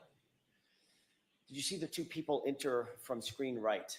Yes. Who is that? That would be myself and Miss Reed. Okay, this is the first point at which you and Miss Reed begin to converge with the other 2 individuals, Miss McCabe and the officer, correct? I had started trying to gather the information prior to this, and then she was moving around, so I had kind of was following her, asking the questions, and then we eventually came, here to this point and came to a stop. So your answer is yes. This is the point at which you converged with Miss McCabe and with the officer. Yes. Okay, thank you. Let's go ahead and play it.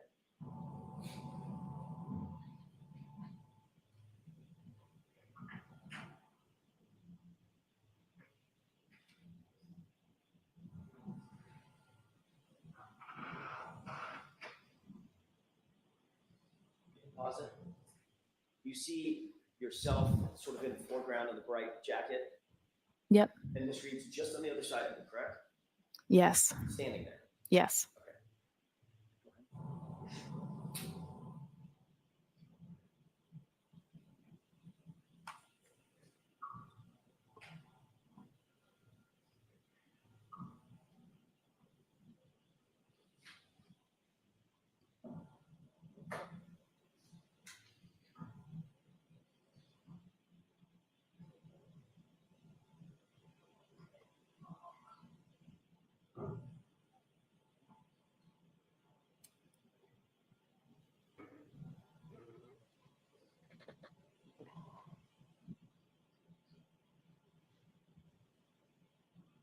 Really wish they had good wipers here so we could read lips.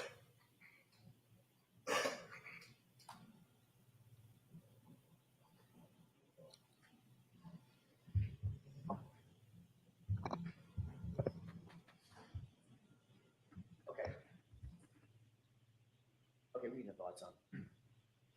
Ms. McLaughlin, during that video, that's the time in which you say, or you claimed last year that Ms. Reed was, in your words, obviously upset, overly frantic, and almost hysterical, correct?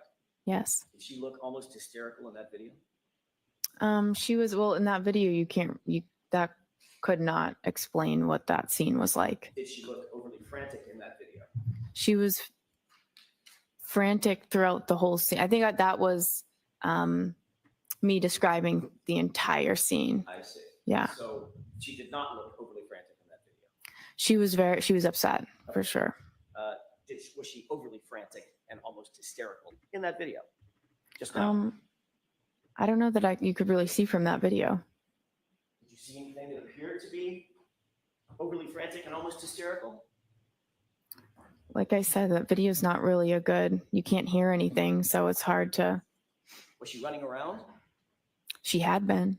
I didn't ask you if she had been.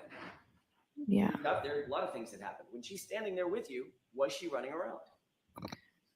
No, she had just stopped running around. Was she gesticulating?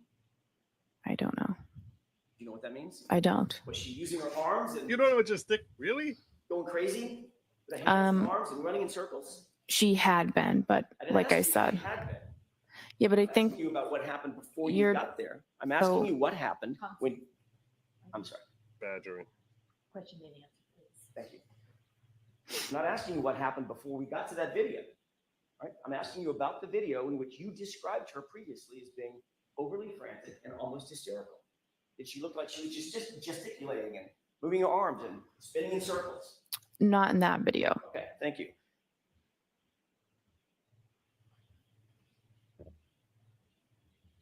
And according to you, that's the point at which Ms. McCabe said, I think you need to calm down, correct? Yes. And according to you, that's the point at which McCabe said, you're hysterical, correct? Yes. She doesn't seem Just so I'm hysterical clear- right there. Who in that video, Ms. Reed or Ms. McCabe, appeared to be doing most of the talking? You cannot see from that video. Who in that video I don't know. appeared to be gesticulating with her arms? My client or Ms. McCabe? I think Miss McCabe was doing that, saying you need to calm down. You're hysterical. Oh, the whole time she's gesticulating, she's saying, calm down, Karen, you're being hysterical. Calm down, you're hysterical. Just repeating that? She was trying to get her to stop and to calm down because of the statement she was making. I see. And she was trying to get her to stop, calm down. I see. Okay. So during that entire video, that was probably 50 seconds or so, maybe it's a minute. That's when you're saying now that Ms. McCabe was gesticulating and saying, calm down, Karen. You need to stop making statements. Calm down. Right? That's what she was doing. Yes. Okay. That Well, sounds kind you'll agree of that weird. Ms. Reed was standing relatively quietly to your right, not saying much of anything. No, what she had just said, she had seemed upset when she said that. And what she said was obviously Miss McCabe was trying to convince her that that was not, you need to calm down. Stop saying that. Right in front of a police officer who never said he heard her say it. Objection. Sustained.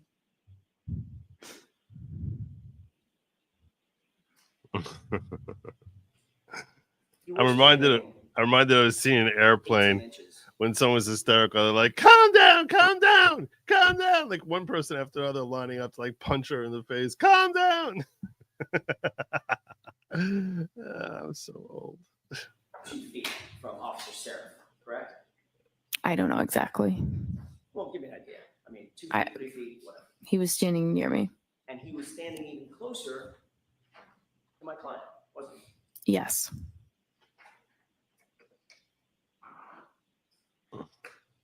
At this moment, when you claim to have heard the I hit him repeated 4 times, where was Officer Flamati? I'm sorry, where's Firefighter Flamati and Firefighter Nuttall? In the ambulance. With the doors closed. Yes. And the ambulance, this is my ignorance, I'm assuming the engine was running. Yep. I'm assuming that there's some sort of heating system inside that ambulance to keep it nice and warm for patients. Yes. That was running as well. Mm-hmm. Yes. Yeah. So with that door closed, those doors closed, how many feet away, by the way, from where we're looking? How many feet away? How many yards away? I don't know. We were fairly close to the ambulance. Further than you and I are from each other right now, or closer? I think closer. Okay. How about now? I'm not sure. The ambulance was behind us. I'm not sure how close we were. Right. At least a few yards.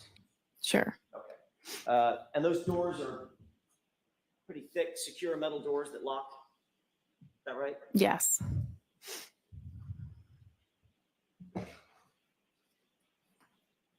Obviously, when you saw them, I mean, I know you don't know what was happening inside the ambulance, but when you saw them, firefighter Nagel and firefighter Flamati were engaged in life-saving measures with Mr. O'Keefe, one doing the bag, one doing chest compressions as they entered into the ambulance, which you did see, correct? Yes. When those doors closed, would you presume, from your experience, that those life-saving measures and their focus was on John O'Keefe, that continued?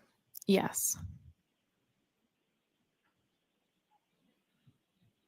You testified that you went back to the ambulance at some point and you told firefighter Flamati and firefighter Nagel what you claim to have heard. You told this jury, correct? I went back to the ambulance after that and I told them what was said and gave them the demographic information that I got. Okay. So in other words, firefighter Flamati and firefighter Nagel heard it from you. You didn't say it to somebody else and they reported it to those two. They heard it directly from you, correct? I went back and I said, I gave the demographics and I said, she's saying I hit him. Right. So in other words, they heard that from you. I gave them. Is Objection. that yes or no? Objection. She answered the question. Next question.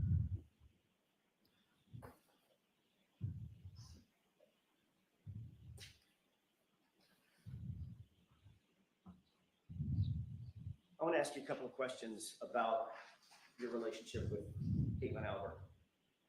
You were asked at a hearing about a year ago, back in May last year, May 3rd, as a matter of fact, 2024, about that relationship. Do you remember what your answer was? No, not specifically. You remember saying in response to the question, who's Caitlin Albert? Asked by me. I don't remember specifically what I said. Did you say, I went to high school with someone named Caitlin Albert? Have the page number in line, please. May 3rd transcript, 10-24, lines 2 and 3.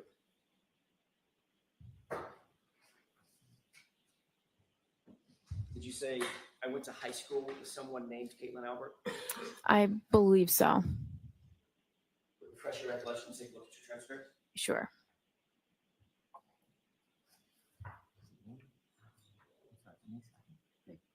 No, May 4th. Wait a second. Let me look. I have May 3. Okay, thank you, Brennan. Thank you. May I approach? Yes. Let me wait for you to No, get. no. Thank you.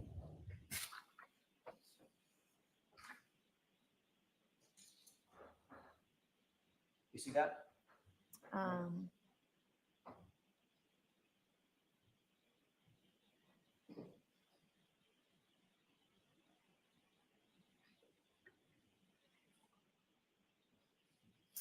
Yeah. May I? Yes.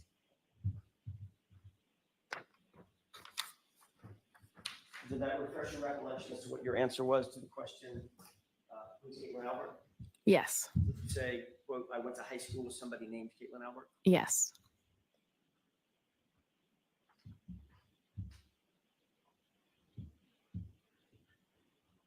Ms. McLaughlin, that was not a full and accurate statement of your relationship with Caitlin Albert, correct? I object.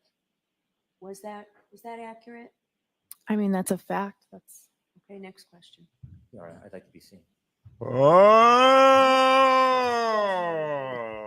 we're gonna see. Yeah, you're much tighter. You're much tighter with Caitlin Albert than you let on. That's where it sounds like we're going. In answer to that question, Go ahead. in answer to that question, the open-ended question, who is Caitlin Albert, you didn't offer up in that first initial response. You didn't offer up. You didn't say we're friends, did you? We're not. You didn't say that we are in the same friend group, did you? No. You didn't say we've been friends since high school. No. You said I went to high school with someone named Caitlin Albert, correct? Yes. Almost as if you just saw her name in a yearbook. No, I don't agree with that. That's not true, is it? I mean, that wouldn't be true, correct? Because you did know Caitlin Albert. That is true. And you asked me if I knew her, and I said yes. and you asked me if I'm friends with her, and I said I wouldn't say friends. You wouldn't say friends. Right. Even as you sit here today, you would not say that you're friends with Caitlin Albert. No. You wouldn't say that you've been friends for years. We've known each other for years. That wasn't my question. We've known each other for years, but we are not close friends. We don't have a relationship, just her one-on-one. It's just group settings. You grew up in the same town together, correct? We did. Went to the same middle school together. Correct. Went to the same high school together. Yes. You socialized with her. Yes. You've taken day trips with her and others. Yes. You've taken beach trips with her and others. Yes. You've taken 4th of July weekend getaways with her and others. I don't remember that, but One of your best friends named Michaela actually lived with Caitlin Albert at college, didn't she? yes. And you visited your best friend at that residence where she lived with Caitlin Albert on more than one occasion, didn't you? Yeah, occasionally I would go to visit the friends that I had there. You would even spend the night in the apartment with them, correct? Maybe a handful of times, yes. You've taken photographs with Caitlin Albert, correct? I'm in pictures with her, yes. You've been to baby showers with Caitlin Albert over the years. I have attended a baby shower with her, Had yes. celebrations with her over the years, correct? Yeah, we socialize, like I said, group settings, social events. I will see her.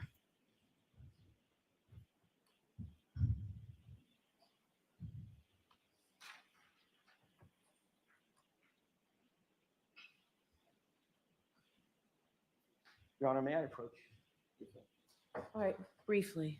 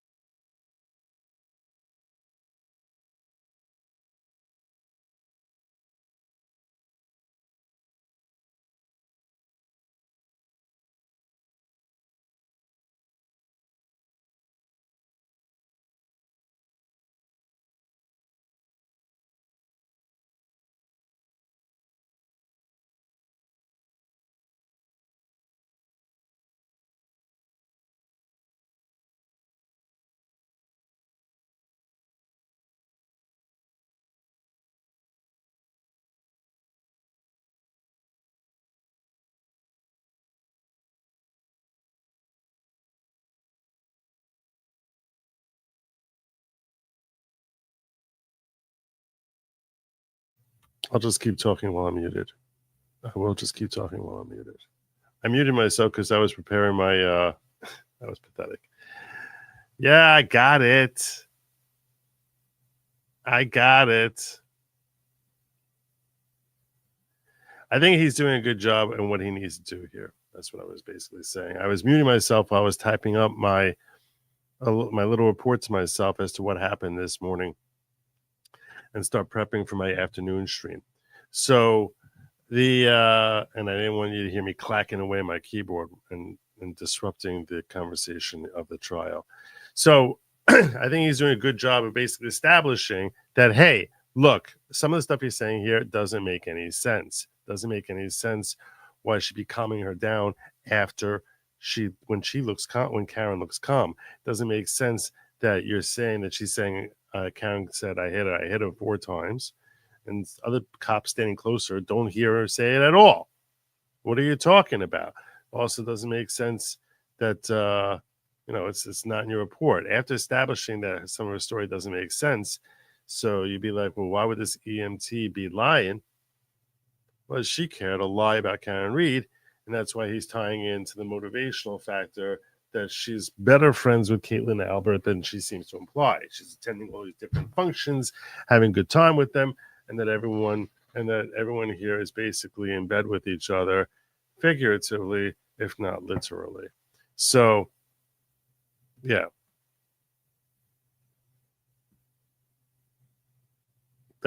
You have audio now. Stop it.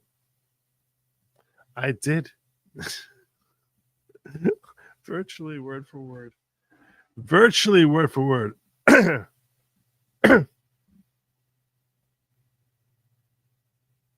had to stop her screaming.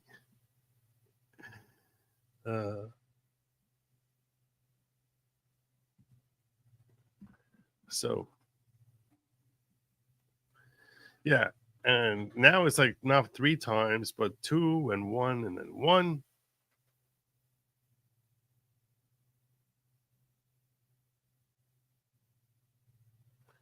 So I think Alan Jackson is very frustrated with all these interruptions. I would certainly be.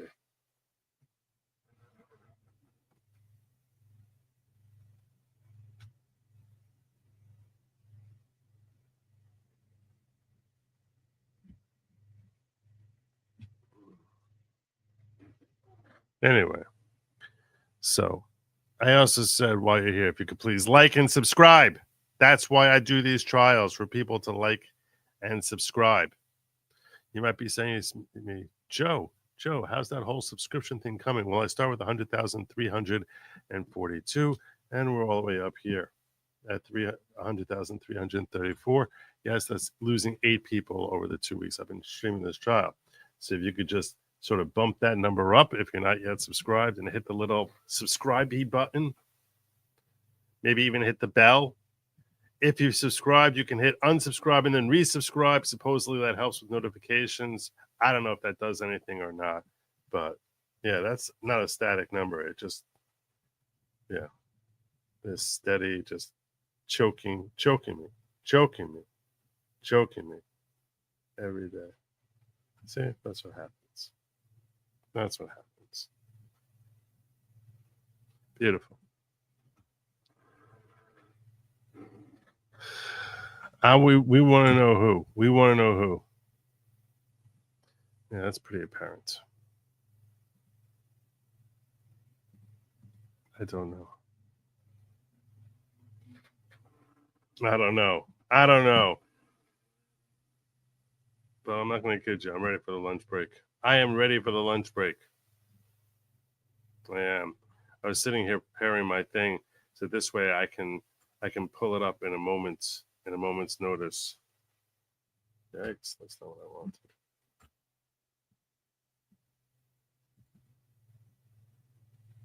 That's what you're going to see for the afternoon trial. That's the thumbnail. You see that thumbnail? You click it, you hit your like button, and you're just dropping good karma throughout the world. Dropping good karma. There you go. Back into the like button with your SUV. You did the subscribe last night. This morning I got your X and locals notification, but not YouTube like I used to get all. There you go. See? No one. It's aggravating. It's aggravating. It's aggravating. So aggravating. Did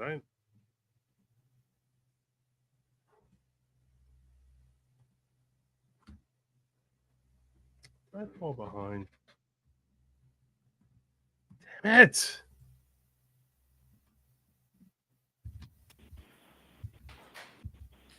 What the heck? I thought it was live. It was playing. Damn it.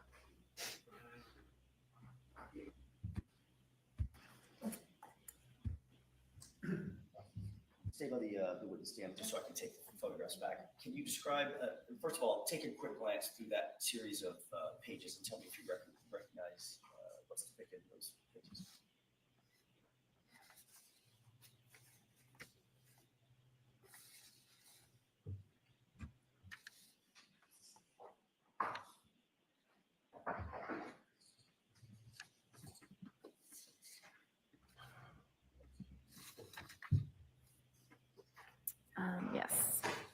do you recognize, generally, how do you recognize those documents?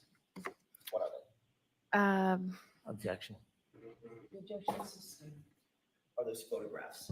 Objection. Yes. Oh, The photographs. Next question. Who's depicted in the first photograph? myself. Objection. Sustained. What? Do you see, if every one of those photographs include you? Objection. Sustained. Does every one of those photographs include Caitlin Albert? Objection. I'd like a curative instruction. Sustained. I don't know what is happening here. This is the The most. reality is, Ms. McLaughlin, your relationship with Caitlin Albert goes back not just weeks or months or years, it goes back a decade or more. Matter of fact, more than a decade. I mean, I grew up we live in the same town, so we went through all hell the was same that? school systems and everything. May I approach? Yes. If I can have this, please. The reality is you did more with Caitlin Albert than simply go to the same school system. Is that right? Yes. One of these photographs has you on vacation with Objection. Caitlin Albert drinking, correct? Sustained. What? You've been photographed. Why? You've been photographed She with seems Miss, happy. Miss Albert on This whole thing- many occasions. that look many was sick. celebrations with your girlfriends, correct? Take a sidebar, please. What the heck is happening? Is that right? Been photographed on occasions. On occasions, yes. That wasn't my question, Your Honor. Go ahead, ask My it. question was, you've been photographed on many occasions and many celebrations with Caitlin Albert and your girlfriends, that group of girls that we just looked at. Yeah. Okay, so what's likely happening is that the judges decide that these pictures of her with Caitlin Albert are not indicative of a nature relationship and are more prejudicial than probative. And that's probably what that's probably what the whole sidebar was about. And she seems very gleeful as to how the court is getting in the way of him trying to show that there's a much more significant relationship between her and Brian Albert's daughter, Caitlin Albert, than the state wants to be implied to the jury. And that's my best speculation as to what's going on. That the judge doesn't want these pictures in because she thinks it will mislead the jury without sufficient evidence to actually rebut her testimony that she and Caitlin Albert travel in the same circles but are not friends per se. So that's my best speculation as to what's happening here. And those include, as we went over just a second ago, 4th of July vacations, correct? I'm not sure the dates on them. I didn't ask you about the dates. I don't know the dates either. Well, I don't know that was a 4th of July celebration. I'm not sure. Do you see a beach photo with American flags in the background? I'm objecting. Sustained. So you've had those photographs represent some of the celebrations that you have had with Caitlin Albert and others in your friend group, correct? I'm objecting. Sustained. You've This gone on is overnight ridiculous. vacations with Caitlin Albert, isn't that right? There was one that I can remember, one overnight that I can remember with a big group of people. Who was that? Where was that? That was in Maine. It was in Bethel, Maine, wasn't it? Could have been. It was in Maine. Have you been to more than one vacation in Maine with Caitlin Albert? No, I don't know. That's the name of the town. I don't remember. You've indicated that you've had baby showers where you've attended with Caitlin Albert, correct? I was invited to a baby shower, not Caitlin Albert's, but she was also invited to the baby shower. Right, and the two of you posed for a photograph together, correct? We posed around the girl that was having the baby. Right, you and who else? A bunch of other girls, her friends. Right, was one of them Caitlin Albert? She was in the photo, yeah. Standing right next to you in the photo? She could have been. Is that in there? Next question, Mr. Jackson.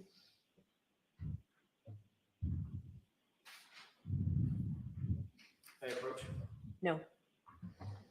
Next question. You just looked at a photograph of you. I just glanced through them. Objecting. Sorry. Full line. The objection is sustained. This is ridiculous. The reality is, Ms. McLaughlin, your relationship with Caitlin Albert is far more than simply somebody that you went to high school with. Isn't that true? I described what it is. Do you stand by your testimony? And that is beneficial. somebody I went to high school, I'm sorry, I went to high school with somebody by that name. I said that and I described the relationship numerous times throughout that testimony to clarify it. And you clarified it under questioning by me, correct? Yes. And Mr. Lally, he asked follow-ups. And in fact, you were shown some of these photographs last year too. Objection. Sustained. The reason you clarified it is because you were confronted with photos of yourself last year, correct? Can you repeat the question? Sure. The reason you clarified it, as you just testified, the relationship, is because you were confronted with Come back to this at photographs lunch. of you and Caitlin Albert last year, correct? I just answered the questions that you had. Right, and you were shown photographs last year. I was, yes. There's also another member of the Albert family that you've spoken to about this case, isn't that right? No. January 30th, 2022, you were contacted by a member of the Canton Police Department to set up an interview, weren't you? No, I was not. You remember being contacted by anybody to set up an interview with Michael Proctor?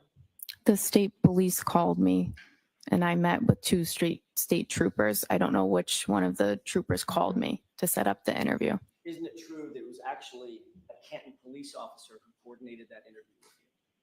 I have no knowledge of that at all. Isn't it true that the Canton police officer who set up the interview with Massachusetts State Police and coordinated that interview was a detective named Kevin? Do you remember that? I have no knowledge of that. Isn't it true that Brian Albert has a brother named Kevin Albert on Canton Police Department? I know that now. Isn't that who coordinated your interview with Michael Proctor? I've never spoken to Kevin Albert, ever. You can't remember who it was that set up the meeting. How can you say with such specificity? Because it was the state police called me. The state police called me. It was a state trooper. Can you wait till I'm Just finished with my hold on question? 1 second. Oh, wait. sorry. If you can't remember who it was that called you specifically, how can you say with such specificity that you've never spoken to Kevin Albert? Because I have only ever talked about this case with a state police trooper. So there were two of them there when I went for the interview. I don't remember which one called me, but I've never been contacted by anyone in the Canton Police about an interview or about the case. So I know it's not. I just don't know which state trooper it was that called me. Did you talk to Mr. Brennan about this issue when y'all met? No, I did not. This issue never came up No, about Kevin Albert or the Massachusetts State Police or your first interview? no. You remember testifying about this last year? I remember you asking me about who coordinated the interview. And now as you sit here, you're saying it was absolutely 100% Massachusetts State Police that coordinated that interview. It was I only ever spoke to the state police about that interview. I wasn't contacted by anyone else to go in for that interview. Are you saying that you now have a specific memory of how that interview was set up and that it was Massachusetts State Police? My only memory Do is you have a memory or do you not? the question, please. I don't really get the question. Can you answer that question? I don't understand the question. Ask it again. Sure. Are you saying as you sit here now that you have a memory of how that interview was set up and it was by a Massachusetts State Police officer? I always had a memory that it was a state police officer. Okay. I don't know which one. That's why I said I don't know. Isn't it true that last year you were asked that very similar question? This is at 10-56, lines 10 through 15. Question, do you recall being contacted by a completely different officer to say, hey, Trooper Proctor wants to talk to you. Come on to Canton PD. He wants to have an interview. Answer, I don't remember exactly how the interview was set up. Remember that? Right. So as you sit here, you now have a specific memory that that interview was set up by Massachusetts police officers. That's the only memory I have of it. And when I said I don't know, you said somebody other than Proctor, and I didn't know if you were referring to the other state trooper that was there, because I didn't remember specifically who called me to come in for the interview. but I've never spoken to anybody in the Canton Police about that interview or that setup. In fact, Kevin Albert is Brian Albert's brother. I'm aware of that now. You're aware that Kevin Albert is Caitlin Albert's uncle. I guess so. How many conversations did you have with anybody before you actually sat down with Michael Proctor? Either in anticipation of setting up the interview or otherwise? None. I think once I got the call, I just called my chief that they're asking me to come in.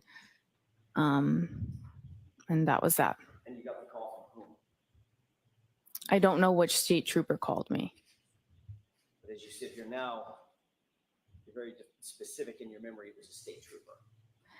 I only ever met with state troopers, and no one from the Canton Police ever contacted me about an interview, setting up an interview.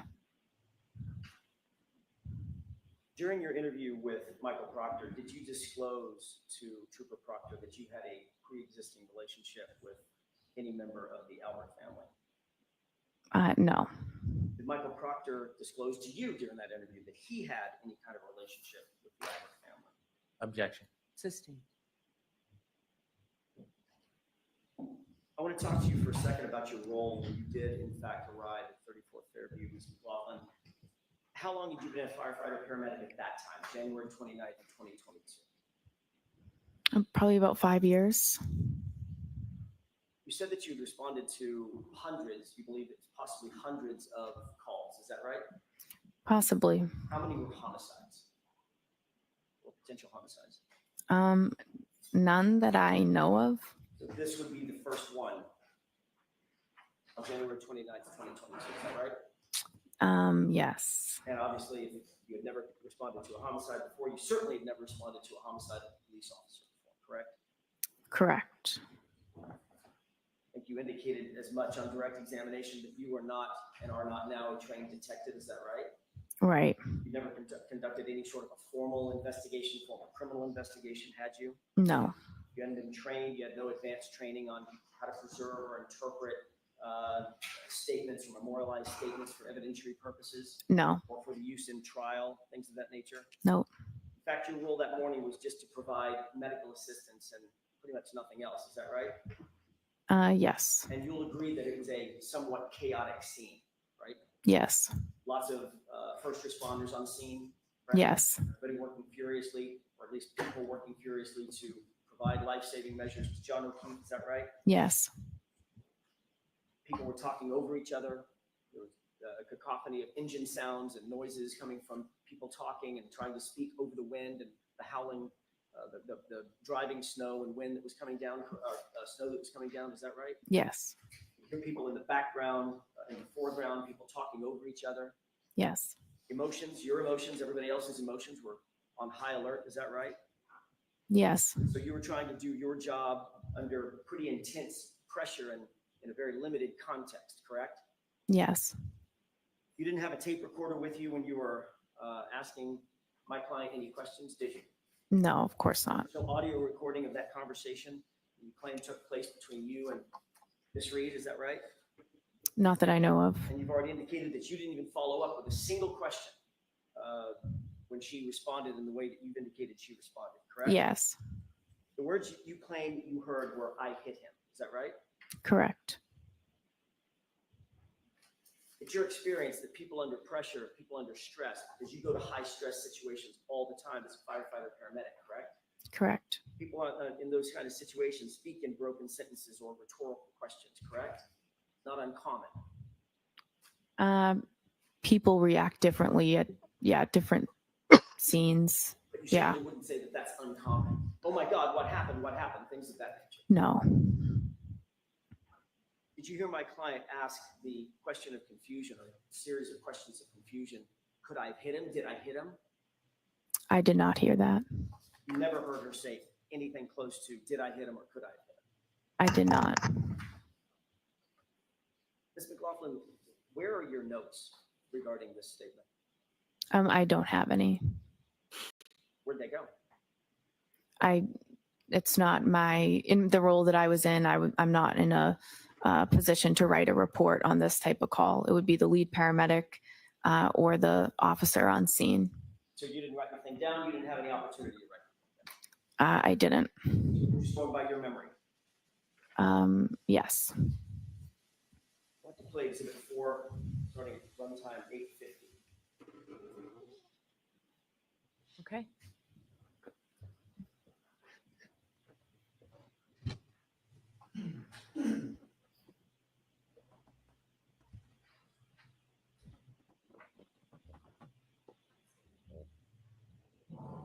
Pause it. Just to orient us. Appeals are for losers. In that video.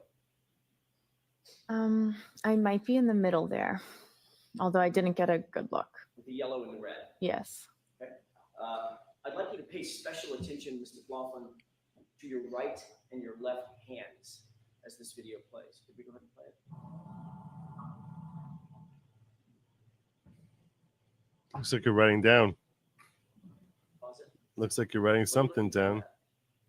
Oh, I see what you're saying. Yeah, I would write like stuff on my glove. That's something I'll do as I'm getting the information. Was that your question about notes? So you were taking notes. That's just me jotting down the demographics. Let's keep playing.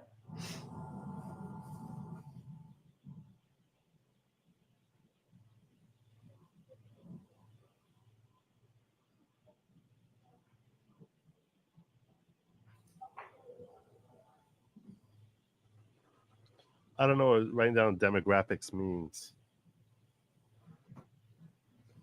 I'd ask her more about that. What does that mean? Looks like she's still writing.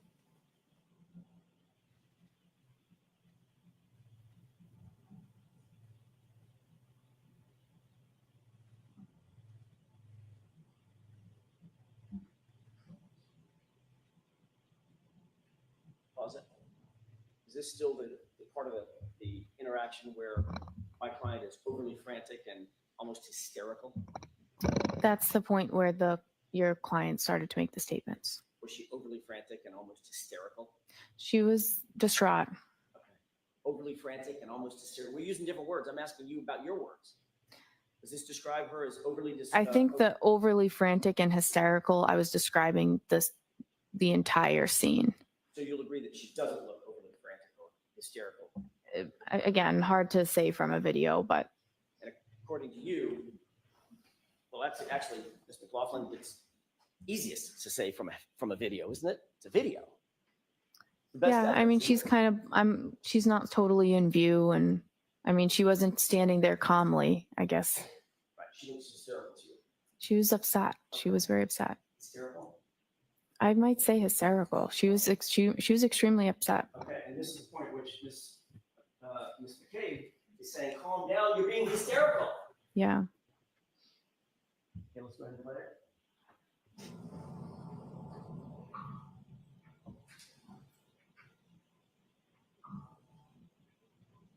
Pause it. She looks crazed. Indicated that this is the point at which, and we can leave the lights down for a second. I'm going to play it again. This is the point at which you said my client had just said, I hit him, basically confessing to having hit John O'Keefe, correct? Those are the statements she'd made.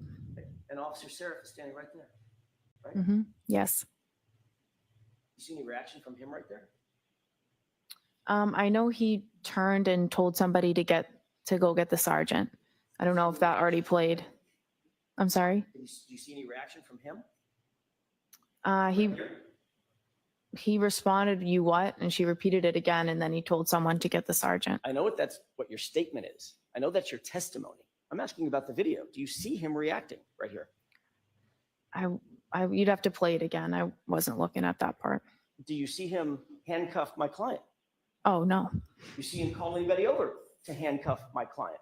He turned to signal to get Goody down here is what. So they handcuffed her? No. Right. They didn't handcuff her? No. Even though she just confessed in front of a police officer, according to you. That's what she said. I hit him. It's my fault. I did it. That's a confession, correct? She said, I hit him. And Officer Seraph just stands there and my client walks away, correct? You'd have to talk to Officer Seraph about that. Oh, we have. You should. Mr. McLaughlin. Okay, so let's move on. Mr. Jackson, I'm not rushing you, but how much longer do you think you'll be? Not long. Okay, so, I can wrap it in a couple of minutes. okay. Toward the end of this video. Are you playing it again or should we put the lights on? If we can play it again. Okay. Continue.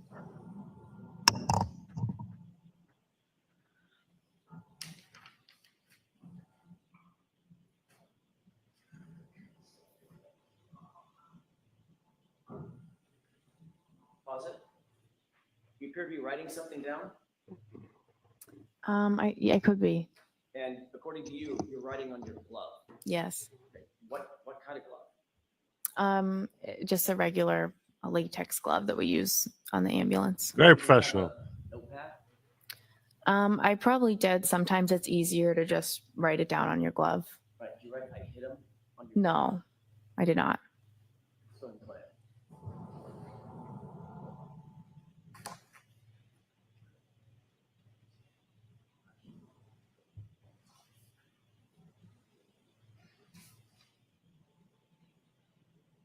Still appear to be writing something down, looking down at your glove? I might be looking at it.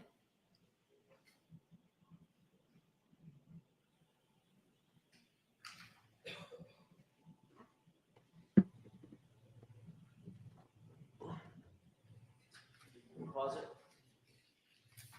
Is this also an example of my client being overly hysterical and frantic? Oh, I wasn't paying attention to her. You can have the lights up.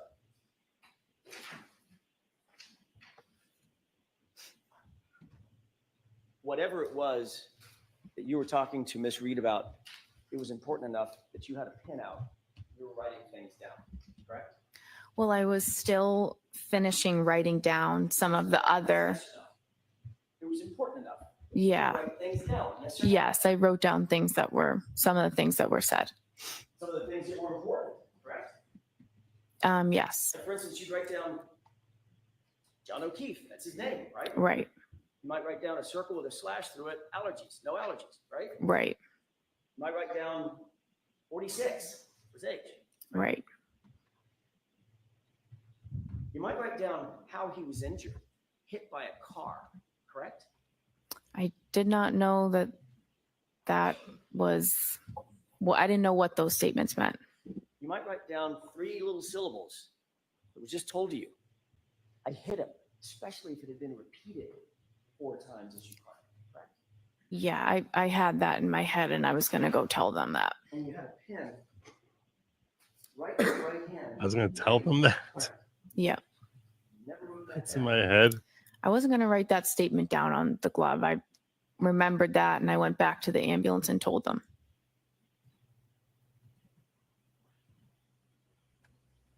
You didn't memorialize that statement on any note that we have, correct? No. You didn't memorialize that statement on any glove that you were wearing, correct? No. Whatever you wrote down on that glove, where's that now? Yeah, I don't have it, obviously. I don't know how obvious it is. What'd you do with it? You just scratch everything out and you throw out the glove. Just threw it away. Mm-hmm. Is that right? Mm-hmm. It's Yes. really- Is that yes? Yes. So It's really we don't know strange. what was actually on or not on that glove, do we? I didn't write those words down on that glove. As we stand here, we don't know what was or wasn't on that glove. Name, date of birth, no meds, no history, no allergies. And then I wasn't writing that statement down on the glove. I went back to the ambulance and just reported it. And importantly, it was important enough, as you say, to go back and report the statement, but not important enough to write it down with that pen. It's very conveniently. in your right If the glove don't say hit, you must have It's quit. not about importance. I was relaying that information to the ambulance verbally. I didn't need to write it down. And you, in fact, didn't write it down, did you? No, I didn't make a report about it. And you're also aware that not a single police officer out at the scene wrote that down either. Objection. Sustained.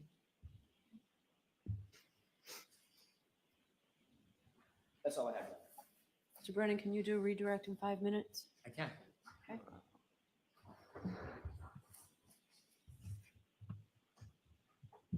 I bet he can.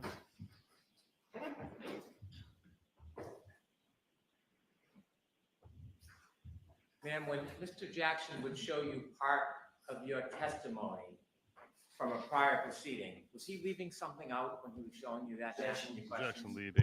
Sustained. When he asked you about whether you knew Caitlin Albert, and you said you went to high school with her, did you immediately then answer questions describing that relationship? Correct. Leading. Were you asked immediately other questions about the relationship? Leading. I explained the relationship over and over again throughout the testimony. In fact, you described the relationship over 20 times, didn't you? I'm sure it was that many. You didn't simply just say, Oh my God, this is such. I went to high school All he with does you. is lead on redirect. You didn't leave it at that, did you? No, I didn't. Do you remember saying, I would say more acquaintances, not close friends? Oh my God. Right. Why don't you just get on the stand and Remember testify, immediately saying Hank? after that, I would say we had mutual friends. We might see each other occasionally because of mutual friends, but we don't have a one-on-one friendship or hang out regularly. Oh my God. Right. I'm going to allow it. You remember many more Allow statements what? after that initial answer where you describe the relationship. Very much looks like Yes. smirking. Similarly, you were asked about a meeting with the state troopers, Yes. and the attorney asked you a question about your memory or suggesting that Mr. Albert set up the meeting. Remember those questions? Yes. You were asked questions just like that before at the last hearing, weren't you? This is all leading. Yes. Remember being asked about who set up the meeting and you saying that you didn't recall? Yes. And then remember being asked about whether a completely different officer set up the meeting and you said, I don't remember exactly how it was set up?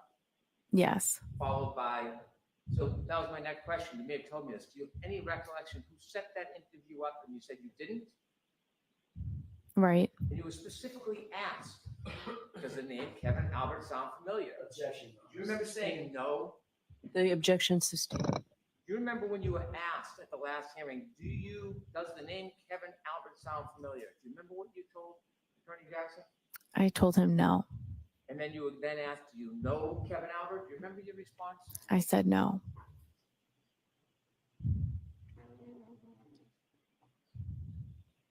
When you were there trying to help the gentleman that was on the ground, did you know this would become a homicide investigation? No. Did anybody tell you this was a homicide? No. In fact, when you spoke or the defendant spoke to you, you were simply trying to get background information to help Mr. O'Keefe. When she told you, I hit him, did she say that she hit him with something? No. Why didn't you ask? Know whether it was with a fist or a foot No. or a Lexus?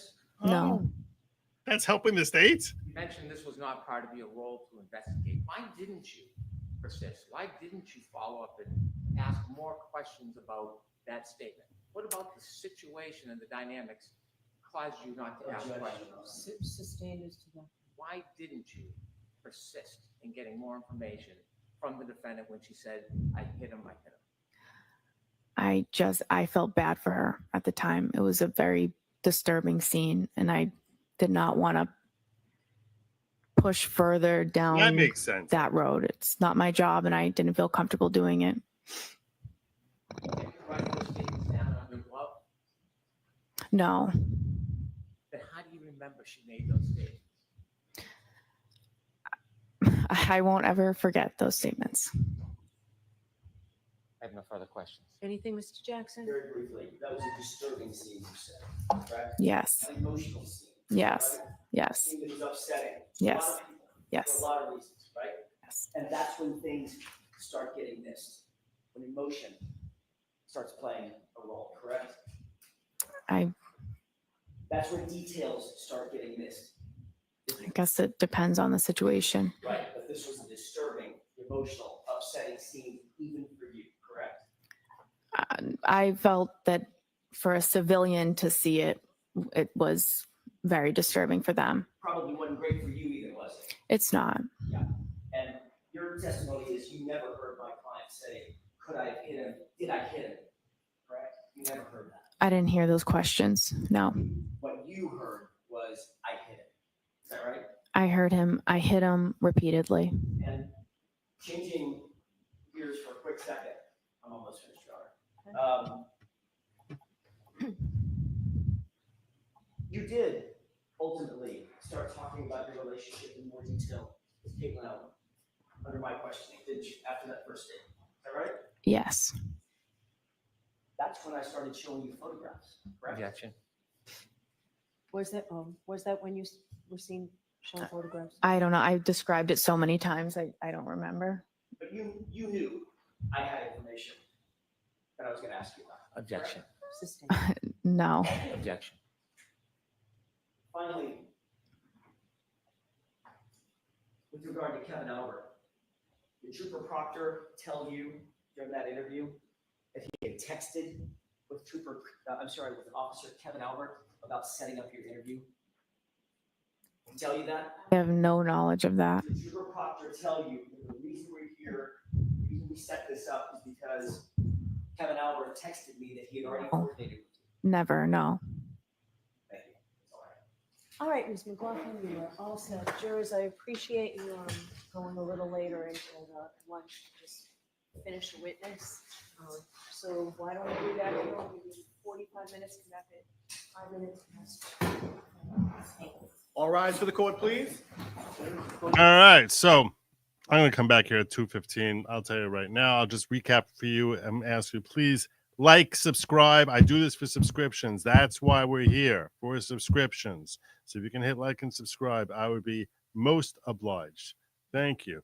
Just a quick recap what we saw this morning. First, we saw a phenomenal cross-examination of Hannah Knowles, who was the lab technician who tried figuring out what type of blood alcohol content Karen likely had at 1 o'clock in the morning. And on cross-examination, she had to admit that, she's reliant on the blood collections of not whole blood the way it should be, but just parts of blood, which is what is less than ideal, and got that from Good Samaritan Hospital, which is not court, does not have yardsticks that match up to court standards, and that potentially it could be garbage in, garbage out if it's bad information. And she ended up basically ceding a lot of grounds of defense that if Karen had drunk more afterwards, that case her numbers are not reliable, and I thought that Inetti, who did the cross-examination there, did a phenomenal job. Then we heard from Ryan Nagel, who was sitting in the passenger seat and pulled up behind Karen's car on the night in question outside the Albert home. He testified that he was there to pick up his sister, and she came to the car and then went back inside, and that he didn't see, that he saw a broken taillight. And the indications are that there was not much snow on the ground at that point. It had just started snowing. We also heard from Ryan's girlfriend at the time, Heather Maxim, and she basically also said that she hadn't seen that they didn't see John O'Keefe in the car. Also, neither Ryan nor Heather saw John O'Keefe in the car. Well, actually, correction. Heather said she saw him in the car before they drove down in front of the house, but then when they drove past, she didn't see him in the car any longer. Although I don't recall she was actually looking at him at that point. They all noticed a dome light go on in the car as they drove past it, but no one was able to specify that John O'Keefe was still in the car. It's unclear what the whole dome light situation is. Maybe John O'Keefe is getting out of the car at that point. I don't know, but no one can see him in the car at that point. And that she's holding the wheel, Karen's holding the wheel 10 and 2 at that point. We also heard from Sarah Levenson, who was in the Albert home, and said that basically that her friend went out. She didn't see anyone come into the house after that point in time, which is around 12:30, 12:35.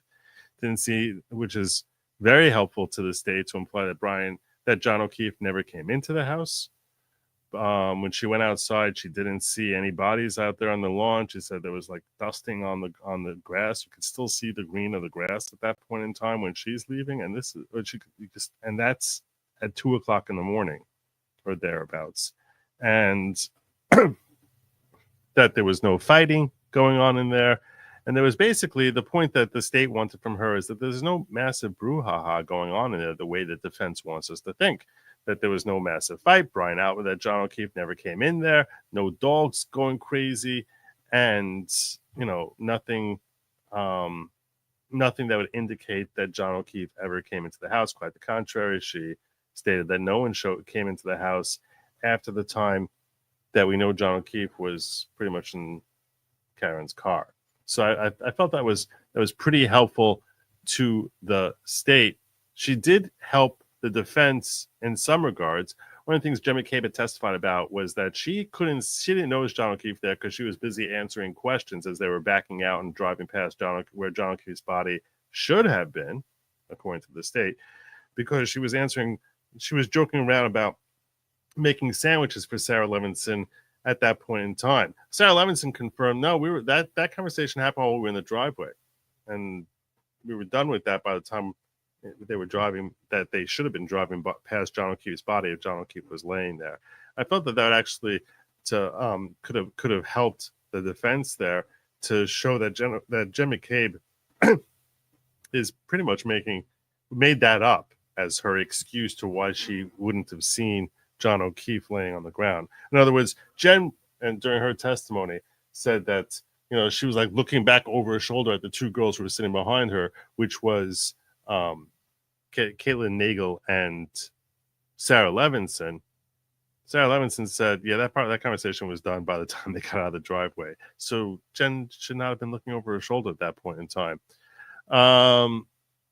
Then we heard from Canton Paramedic Katie Mclofflin, who was one of the paramedics who arrived on scene. She testified, the key thing that they got from her is that she testified that Karen Reed said, I hit him twice, and then again in front of another person, and a fourth time. That she heard a total of 4 times saying, I hit him. Didn't take any notes.